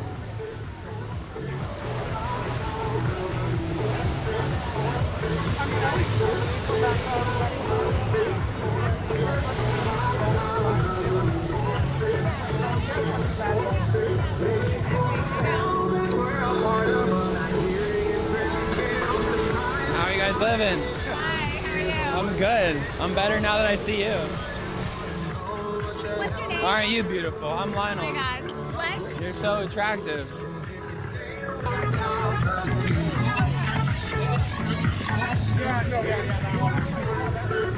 What you're doing is satanic. Why? Dancing with them? Yeah. I'm trying to convert them. No. What passage is that? Oh, dancing is satanic. Yeah, it's That's contorting of the body. You can't contort the body. Now, do they look at this? Now, do you think that God wanted them to be looking like this as they grow up? No, definitely God not. made that- What do you think about race mixing? God does not approve of it. In the Bible, he separated us by nations and tongues, and in the end of days, he said, I will call forth the nations, meaning he wants our people. Mexicans to remain Mexican, Japanese to remain Japanese. He does not want us to lose any of our culture or beautiful languages. I'm someone that's super about the movement, but also I'm in love with Latino. What should I do? Well, go down to Mexico and do your sex tourism like everybody else does. America's for Christians, it's for white people, and it's not for this degeneracy that they're bringing with them. Do you hope that we can start forgiving debt every 50 years? Not just 50 years, every day. Every day. Under Jesus Christ. Sounds a lot like socialism, though. Yeah, socialism? No. I don't believe it, but yeah. Forgiving debts, that's Joe Biden. Oh yeah. What do you think of liberal guys? Personally, I don't consider them to be true men. I think if you're going to be a man, then you're going to be a man of God. And if you're a man of God, then you're not going to have those views. They're practically transgender Muslims. You could say that. You could say that. You could say What's the difference, right? Right. Yeah. They're feminist for sure. A one-night stand is different than raising a family and perverting your bloodline. You understand? That there's a difference between a one-night stand. Sound like my grandma. Yeah, good. She was a good woman. She taught you well. He struck out with some weird videos before, but Well, we're going to go back that to one, where you used that to one live was a in fucking New bot. Jersey. That was a hit. We begin today's show in New Jersey, where protests are continuing outside the Newark ICE jail known as Delaney Hall, where hundreds of detained immigrants have been on a hunger and labor strike for a week, demanding their immediate release. The families of detained immigrants Thursday denounced ICE's retaliation against the hunger and labor strikers. Activists also said they'd received several calls from immigrants inside Delaney reporting guards had pepper sprayed and beaten detainees. At least 6 people were They beat their reportedly meat? arrested Wednesday as activists and family members of detained immigrants formed a barricade outside the ICE jail, despite repeated attempts by ICE and law enforcement to violently break up the demonstrations. On Wednesday, the executive director of the ACLU of New Jersey spoke to people outside Delaney Hall. DHS is retaliating against people for exercising those constitutional rights. People shouldn't have to starve themselves to make their dignity known. Dick? And not only is DHS illegally violating due process for those who are detained, they're also illegally obstructing elected officials from gaining access to the facility, and they're violating the Constitution for people outside by brutalizing protesters who dare to exercise their constitutional rights. Their response to the very real issues that people are facing inside and the very real constitutional rights that people are trying to exercise outside is not to solve the problems. It's to suppress them. It's to brutalize people. It's to use more force, and it's to endanger lives. They are the ones who are escalating the situation. This entire administration is operating with illegality. The cruelty is the point. Potential. Fancy seeing you here. Guess it's my lucky day. That illegality needs to be punished. Everything that he wants to do is to decapitate our constitutional democratic order and replace it with a monarchy. Look, if you're watching this channel, you probably know that this is the most corrupt presidential administration in modern history. But the question is, what can anyone do about it? Our options are limited, but I wanted to go straight to the source of people who actually can do something about it, and that is members of Congress. So to find out what can be done, what should be done, and what is happening both in public and behind the scenes, I interviewed, and some would say cornered, former constitutional law professor, former lead House impeachment manager during the second impeachment trial of Donald Trump, and current Congressman Jamie Raskin. Congressman Raskin, thanks so much for joining us again. Hey, Devin, psyched to be with you. I don't know about you, but I am absolutely furious, but I feel like it's sort of surreal where someone's just going to wake me up from a bad dream and say, no, of course, the president would not create a multi-billion-dollar slush fund to pay his friends and private army. How are you feeling about things these days? He's so much like the Pod You John. would definitely be dreaming. He sounds if you just thought that like he him. wouldn't do that because he has done it, and it seems very much within his character. Yeah, I'm gonna look at it tomorrow I think with that we all Jack. can I wake had up it on the from list, but he nightmare left before. and say that more and more of America is appalled. Look, if he can just out of the blue create a $1.776 billion political slush fund, why can't he just wake up and create a $1.776 trillion slush fund? In other words, why can't he bankrupt what's left of the American nation if he doesn't have to pay attention to the fact that it's Congress which establishes programs and appropriates money? It's the courts that Sounds like you're jealous, cases and controversies. He's limited to his salary in office under the Domestic Emoluments Clause and cannot pay himself a dollar beyond his official salary. And you can't fund insurrection. It's right there in Section 4 of the 14th Amendment that neither the United States nor the states shall assume or pay any debt or obligation for the purposes of insurrection or rebellion. So it's hard to imagine a more unconstitutional thing than what he's done here. Yeah, well, unfortunately, I think that there may be people in this country that think that what you just described sounds like a good time. One point that we have harped on this channel about this settlement fund is that while Todd Blanche has publicly stated they are going to pull, assuming less than $1.8 billion, in the settlement agreement itself, it does not have a statement of how much they're going to pay out. Why would you time stop now? These are just people that they want to pay out. Is there anything other than Todd Blanche's word to believe that it would be limited to approximately $1.8 billion? No, there's no legality to it. There's no legal oversight. There's no congressional oversight. There will be a quarterly report, confidential report made to the Attorney General by the Attorney General's designates, all of them subject completely to the will of Donald Trump. It's just a monarchical arrangement that they've got there, and it's got nothing to do with our constitutional order or law. It's totally outside of our Constitution. And, you know, in a way, it's sort of clever because the way that the government is supposed to work is that Congress passes an appropriation which funds certain projects, and theoretically, the executive branch should not be able to use any funds that are not appropriated by Congress. And over time, the Department of Justice needed to be able to pay out funds as part of legitimate settlements. And so in, I guess it was 1957, there was this judgment fund that was created that was an ongoing appropriation, and it does not itself contain any limits on how many funds can be appropriated. I guess there is an evil cleverness to, you know, claiming that they are using funds from an ongoing appropriation. But is what they're doing comply with that law? I mean, in his inimitable way, Donald Trump scopes out the situation for any pot of money and then figures out how to transform it into a political or personal slush fund for himself. So this is not the only time this has happened. I mean, this is happening throughout the government. The Board of Peace is funded now by $1.5 billion stolen from the Department of State, which had been set aside for disaster relief. Then that was added to $1 billion from the Saudis and $1 billion from the Qataris and $1 billion from United Arab Emirates.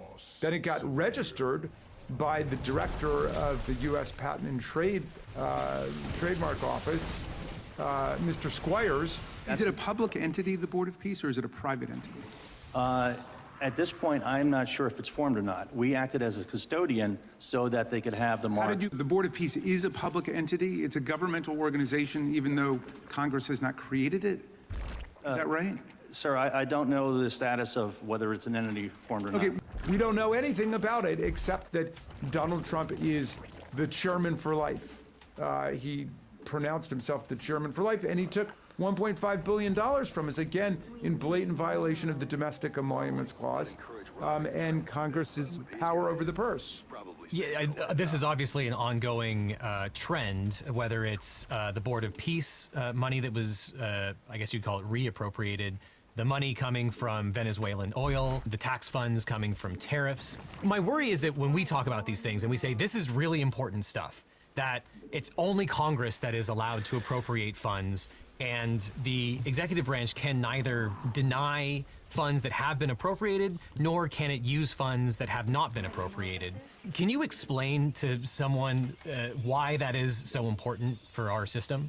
Well, our revolutionary forebears were rebelling against the king. And in a monarchy, the king draws on the funds of the government, of the kingdom, for personal purposes. There's no difference between what the king wants to do personally and what the king wants to do for the state. L'état, c'est moi, right? He is the state. And that's exactly what Donald Trump wants to do. He wants to drain away all of the resources of the people, of the government, the tax resources, into different privately controlled personal political slush funds for him. You know, when he had the hit on Venezuela, then they set up a bank account to receive the profits from Venezuelan oils. I believe that's in Qatar. There's no public regulation, scrutiny. There's no law there. And so this is why we have a movement of tens of millions of people across the country saying no kings. And everything that he wants to do is to essentially decapitate our constitutional democratic order and replace it with a monarchy. Yeah, that sounds bad. So given that there is this ongoing appropriation for the judgment fund, and their argument through Acting Attorney General Todd Blanche is that Congress has appropriated this starting in the 50s and removing caps later on in the 60s.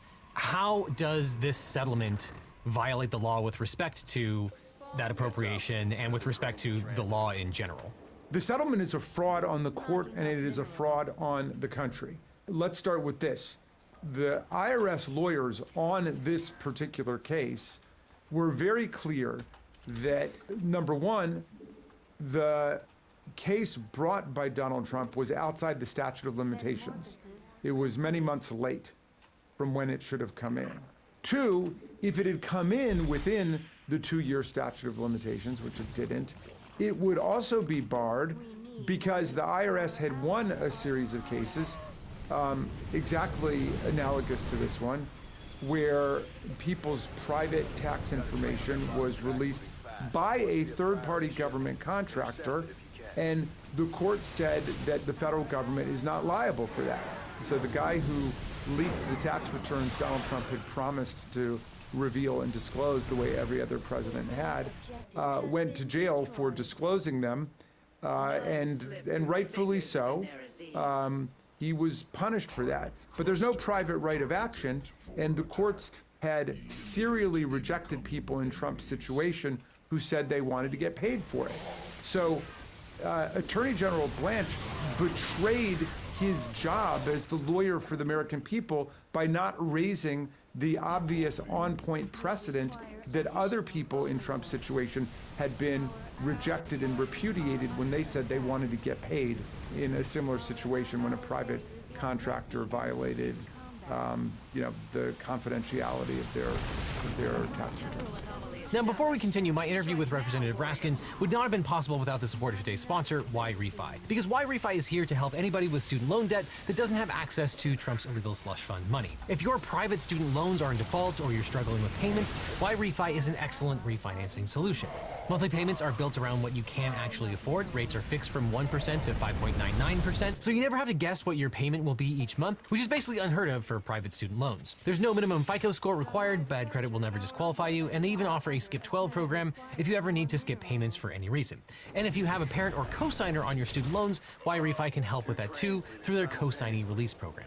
Plus, you can always talk to a real human in the United States whenever you call. Refinancing with YRefi could save you thousands to tens of thousands of dollars over the course of your student loan repayment. And it can give you an invaluable peace of mind for fixed low monthly payments. So click or scan to talk to YRefi today, or I'll see you in court. And now on to my next question for Representative Raskin. Todd Blanche famously, just before working for government, was, and I would argue still is, ethically bound to be private citizen Donald Trump's attorney. Isn't he conflicted out of handling cases where Donald Trump is suing in his individual capacity as he was in this case? Well, I think that's another problem. I mean, you could say that's a secondary or tertiary problem. I mean, another thing that Blanche should have done had he actually been acting as an advocate and a lawyer for the Department of Justice and for the American people rather than an attorney for Donald Trump is he would have gotten the case dismissed on the grounds that were being raised by the judge in the case. The judge was saying, what I want this to be argued about right now is whether there is sufficient adversity or adversary dynamics between the plaintiff, Donald Trump, and the defendant, the IRS, Department of Justice, and Donald Trump. And she was extremely suspicious, and rightfully so, that there was any real adversary relationship. But in fact, this was a collusive lawsuit leading up to the collusive settlement. So had he done his job and exercised any kind of independence of judgment, he would have accepted the judge's invitation to say, no, there is not sufficient adversary relationship, therefore this is collusive, therefore Donald Trump doesn't have standing. But he didn't do that. He made the contrary argument. I think that people who are not lawyers miss out on the importance of the fact that this judge was worried that the Justice Department could not effectively sue itself, or Donald Trump could not sue himself. So she appointed amici to explore that issue, and that if it is a collusive lawsuit, which you can't have in an American court, effectively the whole thing is void ab initio. It's void from the very beginning, and the Attorney General in the Department of Justice is bound by the statute that created the judgment fund, which requires compromise settlements, and you can't have a compromise settlement if there's no real lawsuit there, or at least that's the argument that several have put forward, and I find persuasive. Another way to look at it is it was always a compromise lawsuit, and the compromise was Donald Trump got whatever he wanted. I mean, he makes a bizarre champion for the idea that there is any kind of analytical separation between Donald Trump, the private citizen, and Donald Trump, the president, over the attorney general and the IRS, because he insists otherwise on the unitary executive theory of government, which is that everybody in the executive branch reports exclusively, solely, and absolutely to the president. So on the one hand, he's saying everything flows to me. I'm in charge of everything that goes on in the executive branch. On the other hand, I can sue the executive branch, and the IRS and the Department of Justice can somehow be good faith, honest broker actors on behalf of the public interest. I mean, give us a break. The fact that Blanche refused to accept the judge's invitation to have the suit thrown out demonstrates that he's acting as Donald Trump's lawyer. Yeah, well, I will see your paradox and raise you a paradox or contradiction. This lawsuit was filed only in Donald Trump's name as an individual, and yet the people who are putatively supposed to be paid out include myriad third parties, including the January 6ers who rioted and broke into the Capitol, and on top of it, it also purports to include the settlement of Donald Trump, his family, and his business's tax-related issues, which also were not part of the lawsuit that this purports to settle. That all seems wrong. Another way to look at this, I mean, this is like, in some sense, the greatest legal issue spotter of all time for a final law exam. I mean, in this one corrupt political slush fund, you have more than a dozen. I just wrote something that I'm going to put out later today on the top 10 forms of constitutional, legal, and criminal violation in this thing. But it's really, there are dozens of them. But here's another one. There's a federal law which prohibits the President of the United States from interfering in the settlement of a conflict around someone's taxes. The President can neither shut down an IRS investigation nor insist on the launching of an IRS investigation.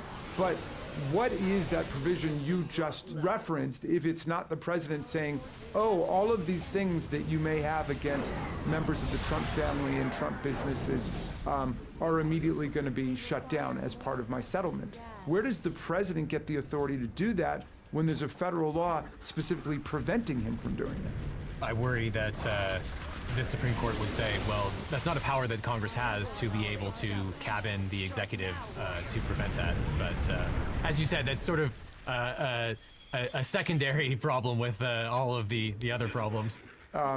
We should say a word, though, about the domestic emoluments clause.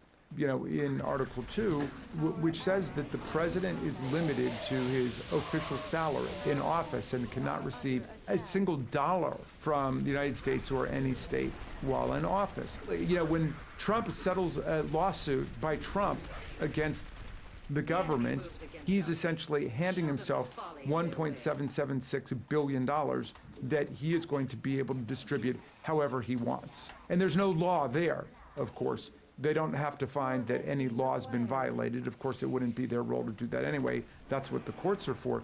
But there just has to be some vague sense that somebody's feelings got hurt because of the words weaponization and lawfare, which are not defined anywhere in federal or state law. They just don't exist.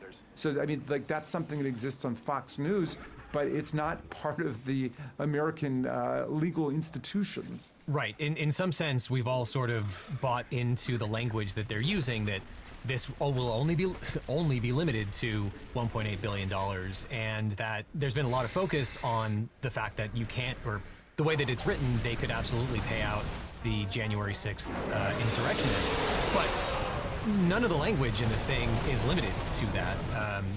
There was recent reporting that they are contemplating just funding Republican politicians, taking money out of this fund to get people to run for office as Republicans. Well, why not? I mean, yeah. I mean, if you flip it over, right? I mean, say a Democratic president, God forbid, were to inherit the anti-weaponization fund.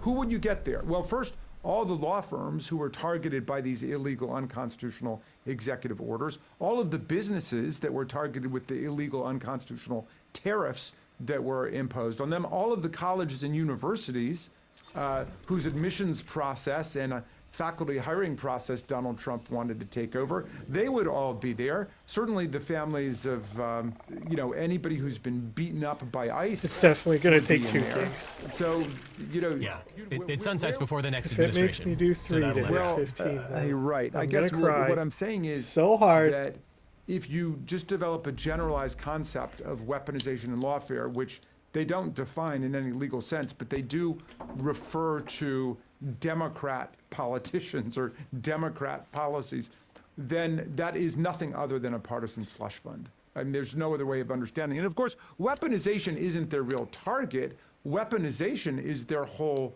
objective. They want to weaponize the government against their perceived political foes. Yes, there's nothing anti-weaponization about it. It is a pro-weaponization fund. I mean, that takes us to, I think the second most important question is, how can Congress stop it? How can other third parties stop it? What can be done? Well, that's the challenging question. I mean, we need every other part of the government actually to stand up for the constitutional order, beginning with Congress. It's a massive violation. I love how they of come our on here just power to of tell the purse. jokes. No other withdrawal of money from the federal fisc may be accomplished other than by federal appropriation, meaning a law. It's got to be passed by Congress, originating in the House, going to the Senate, passing the House and the Senate, and then signed into law by the president. That's the only way you get money drawn from the government, and this is obviously an attempt to distort and violate a particular fund that's out there that has particular purposes that have been distorted and mangled beyond recognition. So we need Congress to use our power of the purse to shut this down immediately and to pass a law forbidding the use of money for any of these purposes. And I introduced legislation to that effect last week, shutting down their lawless so-called anti-weaponization fund and preventing any money from the judgment fund going to the President of the United States or going, because that's unconstitutional, it violates the Domestic Emoluments Clause, and preventing any money from going to the January 6th insurrectionists and rioters, because that violates Section 4 of the 14th Amendment, which says that neither the United States nor any state shall pay or assume any debt or obligation set up to pay for insurrection or rebellion against the United States. And that's all this is.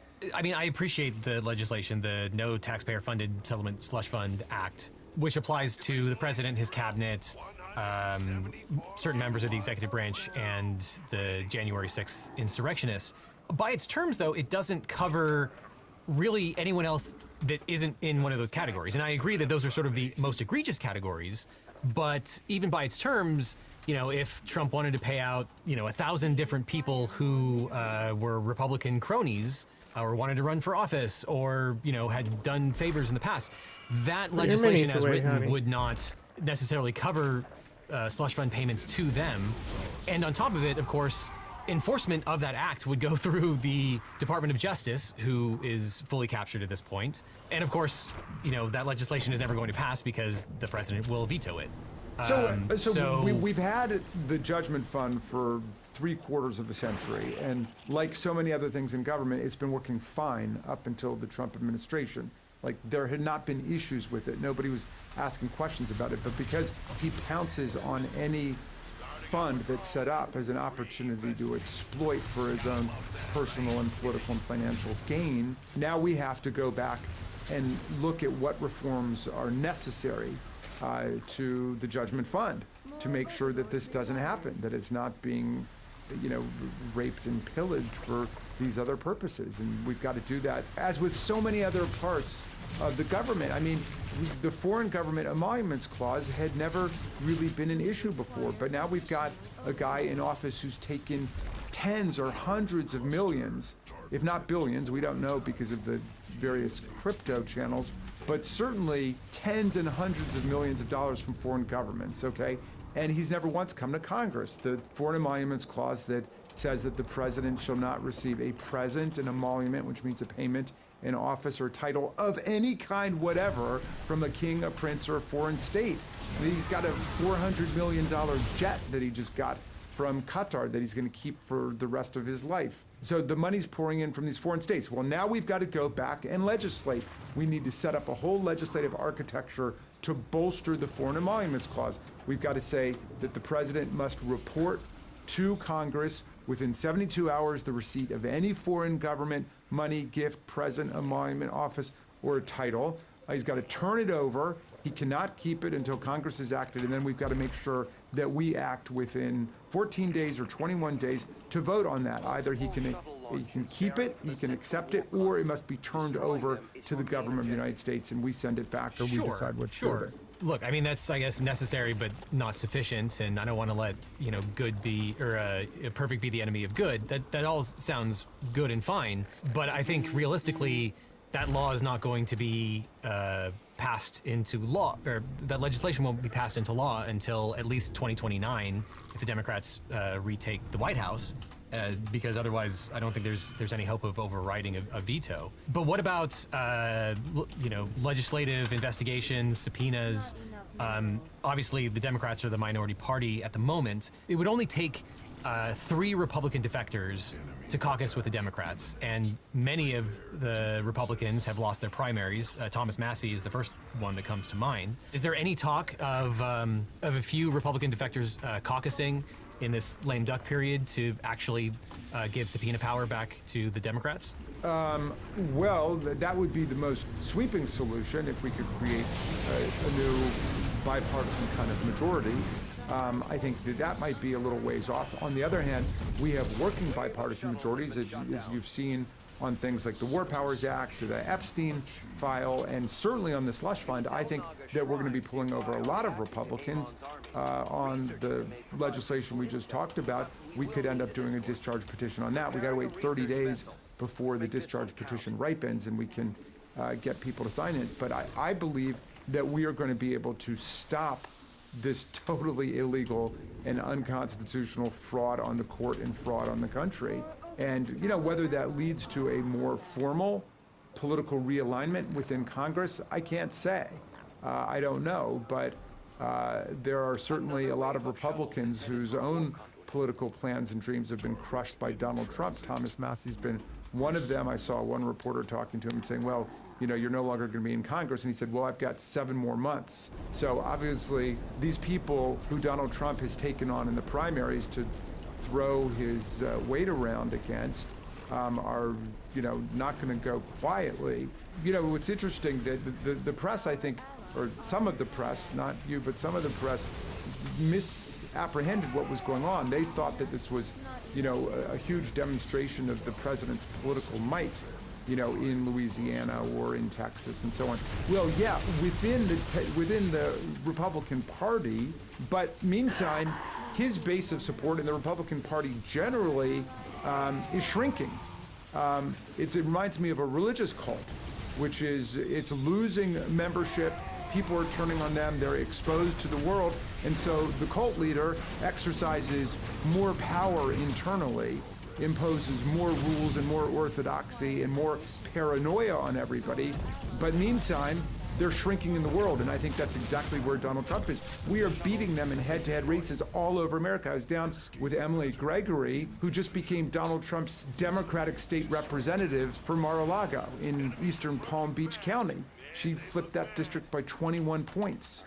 You saw what happened in Virginia with Spanberger, what happened in Jersey with Mikey Sherrill. All over the country, we are winning these races, which is why they're cracking down with gerrymandering and then also the internal party discipline. Yeah, I mean, not to wade too far into the politics of it, which is sort of outside of my beat, but it occurs to me that the corruption and illegality is a pretty potent message. It does seem to be breaking through a little bit, and it does seem to me that your average American doesn't quite understand the stakes of what has happened so far. I think there's a lot of people who consider this just politics as usual, that, every president is corrupt, and everyone is self-dealing, and everyone engages in some illegality. On a scale from Jimmy Carter to Stalin, where would you put the current actions of this administration in terms of anti-democratic action? Somewhere between Orban and Putin, I would place him. I mean, he's gone beyond Orban. I mean, Orban also had a purge of his national government the way that Trump did, attacked the rule of law, attacked the judges, and gerrymandered the legislature. But Trump does not yet have the power of Putin, although he clearly relishes it, and Putin is his role model there. Yeah, the American public, I think, is waking up to the fact that corruption's not a problem in the Trump administration. Corruption is the Trump administration. That's all it is. It's been a money-making operation from the very beginning, and everything else is subordinate to that. They've tried to make the United States government basically a part of Trump Enterprises, a wholly owned subsidiary. And this is why Trump talks about the phony emoluments clause. And he's, the only president in our history who never refers to the Constitution. He never talks about the founders. He never talks about history. History begins with him. Now, some people think that's just because of his general imbecility and he doesn't understand anything about history. But I think that there's an ideological explanation too, which is that's the way authoritarians and fascists operate, that the world didn't exist before that. They created it. I think that's right. And I'll tell you one of my worries, which is that let's say that the Democrats win back one or both houses of Congress and retake the White House in 2029. What I am worried about is that there will be a huge amount of pressure to just pretend that the second Trump administration, let alone the first, just never happened, and pretend that this is politics unusual and go along their way. What, if anything, is going to be done to punish the people who, in this administration, let alone Donald Trump himself, used the public fisc as their own piggy bank, and violated the Anti-Deficiency Act? Nothing. Nothing's going to happen. Breathed and nothing ever happens. happens. Control Act, several times a day. What's going to be done to make sure that this doesn't happen again? Because I don't see this as an issue of backsliding. We have backslid. The backsliding has already occurred. We have to dig ourselves out of a hole that we are already in. Yeah, I think all that is exactly right. If it were just one guy, if it were just Donald Trump, then people might be seduced by the temptation just to forget the whole thing, sweep it under the rug and let go. But it's not just Donald Trump. I mean, there's an entire political apparatus around him, and we have seen the Trumpification and the MAGAification of the Republican Party. It's a whole style of governance, and I'm sure there are lots of other billionaires out there who are now figuring out their path to power. They'd like to be able to take over the government, and they'd like to be able to make that their next money-making opportunity. So that's why I, began to describe to you some of the things I think that need to take place to revive the Foreign Government Emoluments Clause and the Domestic Emoluments Clause. The framers understood that temptation because they saw it with the monarchies, the plunder that the kings would engage in. And we're just talking about 21st century kings who have, infinitely more power and technology at their disposal than the kings had in the 17th and 18th centuries, but it's the same thing. So we will have to engage in all of that. And, as for criminal prosecution, one of the things that's been destroyed by Donald Trump was the wall of separation between the law enforcement function, which was traditionally regarded as independent, and the presidency. We've got to rebuild that wall, and I hope it goes to work, and I hope it does its job. But that's not something we can campaign on, because then we're falling into, Donald Trump political psychology, which is the purpose of the government is just to attack your foes, to clear them out of the way so you can engage in all the money-making and destruction of democratic and electoral norms that you want. I mean, as we've seen, the narrative will be out there anyway. I mean, right now, the Trump administration is planting the narrative that, this anti-weaponization fund is necessary to undo the weaponization of the Biden administration. And, I think anyone who is thinking about things clear-headedly knows that that's just laughable. So I'm not sure I agree with your point that you can't campaign on it because, at least from my perspective, there is rife illegality, and that illegality needs to be punished. And if you don't campaign on it, then that pressure to just pretend it never happened is going to overtake, and no one is going to engage in the prosecutions. Well, then I misspoke. I wasn't saying we don't campaign on corruption. I think that's the central point of our campaign, that we are reviving democratic process and laws and constitutional protections against corruption. They've turned the whole government into a money-making operation, and we need to pass all of the laws and rules that we can and we must in order to take our democracy back. But you asked at the end about criminal prosecution of people, and yes, we have to revive the prosecutorial function, but we also have to revive the independence of the prosecutorial function. So I'm not running on the prosecution of any particular person. I am running for the restoration of the rule of law and constitutional values and the right of the prosecutors, the power of the prosecutors to enforce the law. Well, so there's famously never been a prosecution under the Anti-Deficiency Act, which is the law that prevents the executive branch from committing funds that have not been appropriated. And I would say that of the many things that the Trump administration has done that are illegal, that is probably the thing that they have done the most. Would you support prosecutions of members of the Trump administration who have violated the Anti-Deficiency Act? Query whether you can do that to Donald Trump himself, given presidential immunity as elucidated by the Supreme Court. Would you support the next administration engaging in criminal prosecutions of violations of the Anti-Deficiency Act?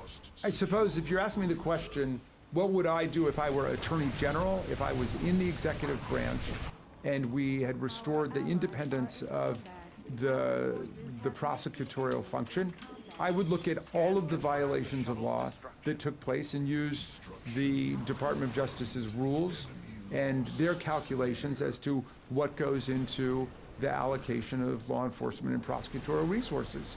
And so I think that that's a very serious transgression against the rule of law, and it is a crime to do that. And so if you're asking me as a member of Congress, would I oppose that? Would I think that that is some kind of abuse of power? I don't see where the abuse of power lies there.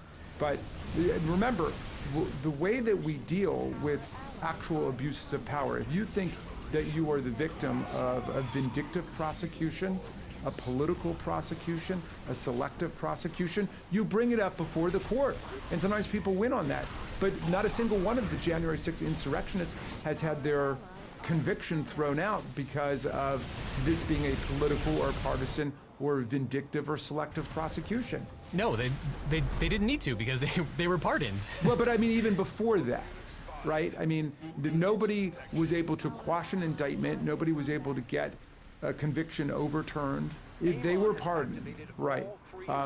But so, you know, from the standpoint of somebody who believes that they were engaged in proper action, you could say the system worked for them, right? I would say most Americans consider it an outrageous desecration of the pardon power to pardon en masse 1,600 of these people. I mean, even J.D. Vance was saying in advance, well, he's not going to pardon the violent ones, you know, is he?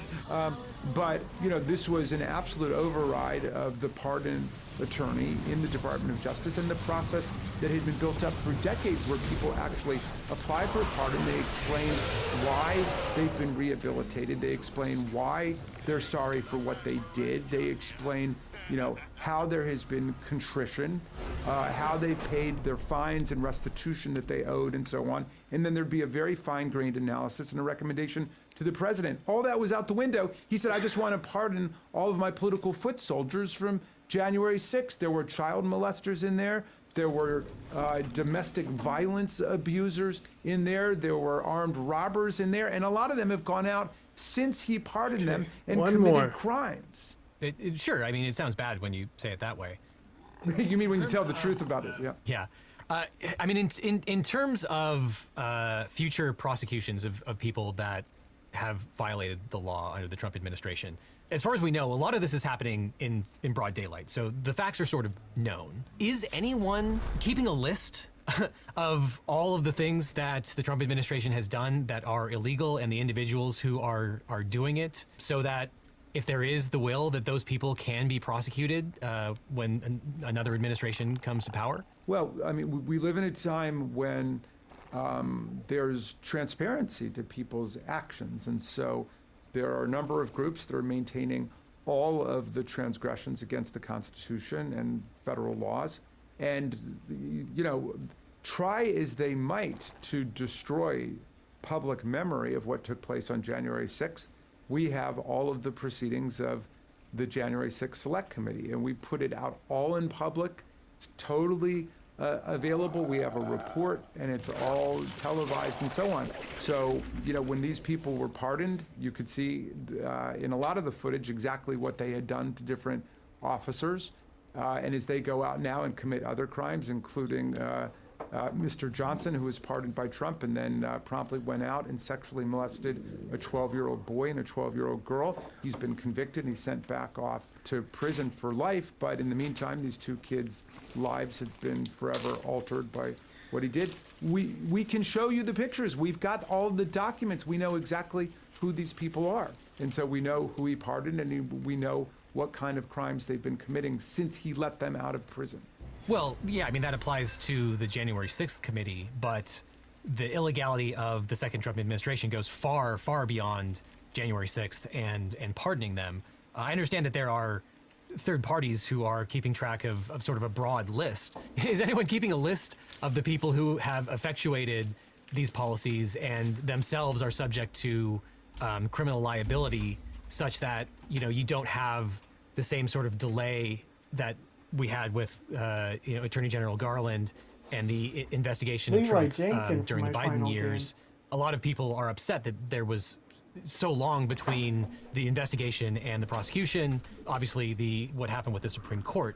But I'm worried that a similar delay could lead to a similar result if people aren't keeping track of these things and aren't ready to go as soon as the opportunity arises. Well, the Supreme Court has been clear that one of the central functions of Congress is to conduct oversight, because that's how we know what legislative changes are needed. We have oversight of what's taking place in the government and what's taking place in the country. And we are doing everything in our power to exercise oversight, despite the fact that the Republican majority is not remotely interested in documenting what's going on in the administration. But we continue to talk to whistleblowers. We continue to send letters. I mean, I sent a letter over with some other ranking members of different committees about the $1.776 billion slush fund, demanding to know who was behind it, who participated in the creation of it, and who's working on it. So we can piece it together, and we certainly have our letters,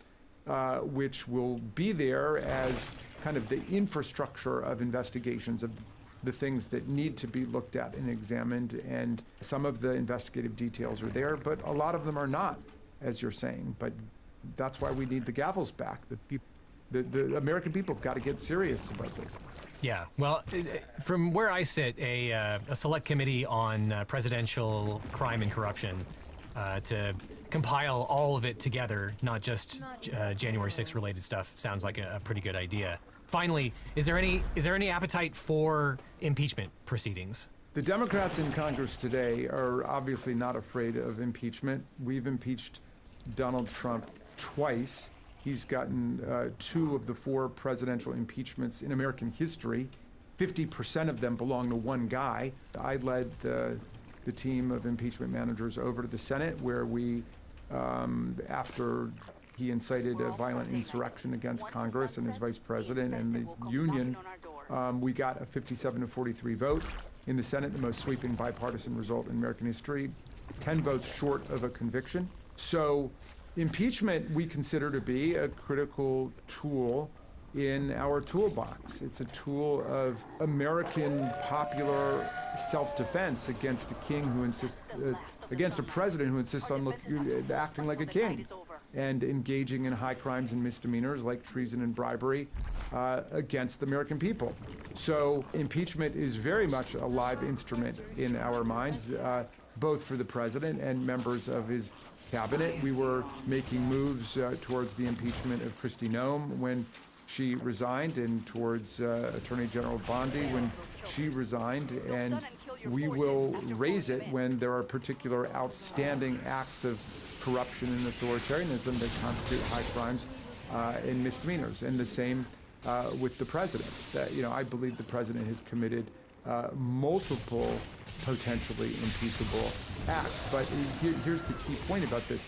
Impeachment is both a legal and a political remedy. And I say that because the framers considered locating it within the judiciary. They talked about whether impeachment should be something done by the Supreme Court or by federal judges, and they said no, they wanted to repose it in the representatives of the people in the House and in the Senate. The House brings forward the charges like a prosecutor, and then the Senate sits like judges. Well, what does that tell you? It tells you that the framers designed impeachment as a remedy that would be considered along with the entire public and political agenda. And so it's not illegitimate for us to consider when and where impeachment should be applied, given the electoral cycle, given other things that are on the public and political agenda. That's just built into the system. So some people seem to think that because you identify something impeachable Donald Trump has done, like he went to war without Congress declaring war, without any congressional authorization. Once you identify it, well, then you must go ahead and impeach and have a trial and so on. Well, that's not right. It doesn't have to happen immediately. It could happen immediately, but we've got to deal with the reality of the political dynamics that exist. And we know that the Republicans right now control the House, they control the Senate, and if we don't have Republicans on our side, well, you know, a bunch of members did bring up impeachment resolutions about that, and then they've got the power to table it, which is exactly what happened. So all of which is to say, yeah, there's a very powerful legal component to impeachment, but that legal component is also inextricably bound up with the political component because it's put into the political branch of government. It's put into Article 1. Sure, but I mean, isn't there a reason to draft articles of impeachment, even if it's not politically reasonable that they're going to pass, or even get out of committee, that it sort of put... Who said we've not done that? Well, I don't think there have been articles related to this slush fund, for example. Well, the articles that you have, you mean? That you, how do you know? Well, okay, sure, that are not public. Yeah, well, so there we go. And that's why I say, like, this is a political question. Like, you can't go to court and sue somebody to be impeached or tried and convicted. It's a political question, which means it's got to be dealt with in the legislative process. That's where it exists. That's where it's located. I guess what I'm saying is that publicly authoring articles of impeachment sort of underscores how important some of these things are. And there's no rule that says you can't draft them publicly at one time, bring them later, or even to impeach a president on a certain subject matter once and then impeach them again later on. There's no double jeopardy in that respect. Right, but so, I mean, put yourself in the position of somebody who's in the minority in Congress. And again, a bunch of my colleagues have done exactly what you're suggesting. They've written up an article of impeachment. It's a privileged resolution. You bring it to the floor, and then the majority says, we move to table. Then we've voted against the motion to table, but we lose, and so it's tabled. What you need is a winning legislative strategy to make that work. That's why, we have to try to move our Republican colleagues and work with our Republican colleagues. We could bring up one of those every day and have it shut down, and maybe there's something to that. I'm not quite sure. Nobody has shown me a strategy that makes that a meaningful intervention in the dynamic of events, unlike a lot of things we've been able to do. Now, on the other hand, we've had impeachment resolutions that have helped to crystallize and catalyze action against Pam Bondi, against Kristi Noem, but I think it was a lot of the action in our getting ready in the committees to go after them and to build public education campaigns that helped to push them out. We're just staying on offense every single day. And so my point to you is impeachment is very much a tool in our toolkit, even in the minority, and we're trying to use it as effectively as we can, understanding the limitations of being in the minority. Congressman Raskin, is there anything that we haven't talked about that you would like to talk about? No, thank you for what you're doing in terms of educating the public. We believe that the Trump administration is engaged in serious transgressions against the constitutional order and certainly impeachable events around this attempt to pilfer $1.776 billion of the taxpayers' money to distribute to their political friends and cronies, including hundreds and hundreds of whom were convicted of serious offenses like assaulting police officers. A very serious attack on our constitutional order. And we've got to do everything in our power to turn it around and use every part of the Constitution in that process. And, obviously it goes without saying that being in the minority really hamstrings your ability to do all the things that you would like to do. So fingers crossed that some of the lame duck Congress people and senators who perhaps they got primaried might actually grow a conscience and actually do the right thing. But hope springs eternal. Thank you so much for being here, Congressman. Hang tough. Thank you so much for having me. Now, all this highlights why it's so important to get a great lawyer when you're dealing with your own case. Now, after I started this channel, every week I'd get hundreds of comments and emails from viewers who are dealing with legal problems. And they'd ask, can you help me find a lawyer? How do I know if this attorney is any good? And there's a massive gap in our justice system. It's that people don't know how to find the right lawyer for their specific situation. They're scared, they're overwhelmed, and they end up doing nothing or hiring the first attorney who calls them back. And that really bothered me. So I started to wonder, what if there was a different way? What if we could build a law firm that actually lived up to the values that I talk about on this channel? Transparency, accessibility, and putting clients first instead of chasing billable hours. A firm where you don't need to pay anything up front, and your lawyers only get paid if you do to maximize your opportunity for justice. So a few years ago, I decided to fix that problem. I decided to start my own personal injury law firm. And honestly, it wasn't an easy choice. But I realized I was in this unique position. I had this platform, this community, and the experience. Not to get rich, trust me, there are easier ways to make money than starting a law practice. But we did it because access to justice shouldn't be a luxury. Because finding the right legal representation shouldn't feel like playing Russian roulette with your future. And when you work with my firm, you're not just getting a lawyer. You're getting a team that understands that behind every case is a real person with real stakes. If we can't represent you or you're in a state where we don't practice, we'll take the time to try to match you with an attorney in my personal network of lawyers. A national network of some of the best lawyers in the country who actually specialize in what you're going through, located right where you are, not just whoever happens to be available. So if you're dealing with a personal injury, a car crash, a data breach, sexual harassment, a social security or workers' comp issue, give us a call at the number on screen or click on the link below. Now, I can't represent everyone that watches this channel. I wish I could, but what I can do is make sure that when you need legal help, you have somewhere to turn to that you can trust. So whether it's me handling your case or the incredible attorneys we've partnered with, you'll get the same principles of honesty and education that we bring to every video. And if you're dealing with a legal issue and you're not sure where to start, check out the link in the description. Let's have a conversation about how we can help you find not just a lawyer, but the right lawyer for your situation. Because at the end of the day, that's what this is all about, making sure that when life gets complicated, you don't have to face it alone. Which is why when you need a lawyer, you don't just need a legal team, you need the Eagle team. Yeah. Tell it to the judge.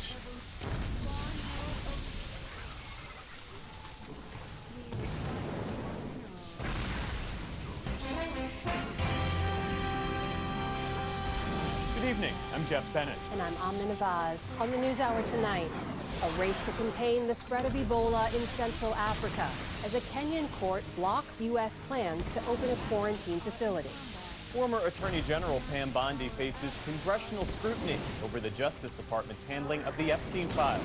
And a grieving father on how a family tragedy inspired him to speak out about rising anti-Semitism around the world. We look for peace, that we look for understanding one with the other, that we love other people. We are not people that is seeking for war.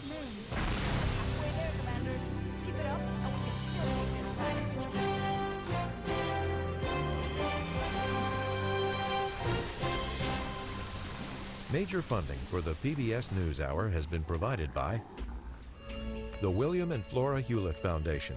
For more than 50 years, advancing ideas and supporting institutions to promote a better world at hewlett.org.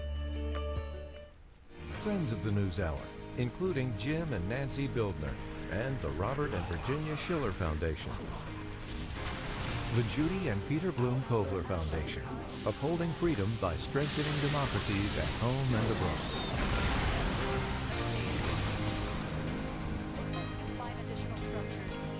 And with the ongoing support of these individuals and institutions.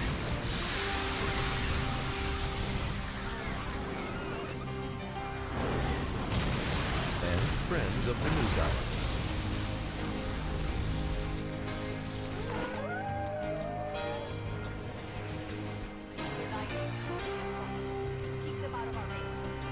This program was made possible by the contributions to your PBS station from viewers like you. Thank you. You have until sunrise to attack the virophage. Welcome to the News Hour. In Central Africa, officials and health workers are still struggling to get control of a spreading and deadly Ebola outbreak. There are now more than 900 suspected cases and over 220 suspected deaths. Authorities fear the real numbers may be significantly higher. And today, a Kenyan court temporarily blocked the Trump administration's plan to open a quarantine facility there to treat Americans exposed to or infected with the virus. William Brangham has more. That's right, Jeff. Kenyan officials had initially approved this plan for an Ebola facility requested by the Trump administration, but local backlash spurred a legal challenge to halt that project. Under today's ruling, that facility must remain closed until the court hears the case next week. For more on all of this, we are joined again by Dr. Craig Spencer. He's an associate professor of public health and emergency medicine at Brown University. He worked in West Africa during the 2014 outbreak and survived Ebola himself. Craig Spencer, so good to have you back on the program. About this Kenyan quarantine facility, you wrote that this was an abdication of American responsibility to possibly send Americans there. How so? Well, over the last year, we've seen an abdication of U.S. leadership on the global stage, and I think we're seeing the ramifications of that in terms of the response in Eastern Congo right now. But this detail, not only that it's a quarantine facility, but that the U.S. also planned on treating American citizens who are infected with Ebola in this facility that they're creating in Kenya right now, is an abdication, because I'm worried that there's no way that in the span of a few weeks or even a few months, they're going to be able to stand up the quality of care that is necessary to really take care of a very sick Ebola patient. And I'm also concerned because over the past decade, the only real good thing to come out of my illness was the fact that we built and sustained a system of specialized treatment centers all around the United States that are capable of managing patients exactly like this. Right now, those are sitting empty, and I would be saddened if those continue to sit empty when we have Americans that needed this type of treatment, this type of specialized treatment, as opposed to having them treated in some new facility abroad. I think they should be provided that treatment here. So given that, I mean, is it your sense that this move was more about public fear than medical necessity? My concern is that over the last few weeks, we've seen the priorities of this administration, unfortunately, inverted in terms of what I think we need to be focusing on to truly end this outbreak. We have heard that the first priority is to keep Ebola out of the country at all costs, and the second priority is to end the outbreak in Congo. The problem is, of course, is that we're not going to be able to truly prevent Ebola from coming to the U.S., even with all travel restrictions, any other type of ban, if we're not able to actually end the outbreak on the ground in Congo. This Kenyan facility is really just for the few Americans who might get exposed. Again, wholly separate from the much bigger population of people who are wrestling with this epidemic right now. What is your sense about how things are going there today? I will say there's been a lot of focus on this Kenya treatment facility and access for Americans, but my biggest fear about all of this is actually the attention and the resources it's taking away from the quality of care that we're actually able to offer to the hundreds and likely eventually thousands of patients that will be treated and will need high quality of care for Ebola over the coming weeks and months. I would like us to focus our attention, our resources, financial, logistical, and human resources, on making sure we're able to not just create a third-tier system between what we can offer in the U.S., what's offered on the ground currently, and what might be offered for American citizens. I would like us to focus on raising the floor and improving the quality of care for everyone. I don't know. The Dems aren't going to do anything. Nobody's going to do anything ever. Nothing ever happens.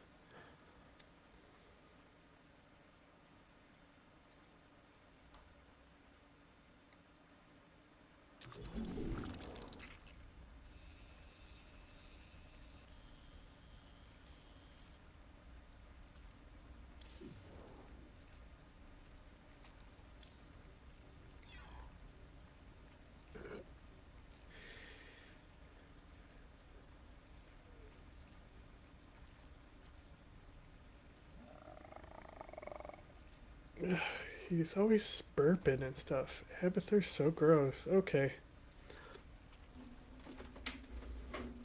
I'm going to bed at a decent hour.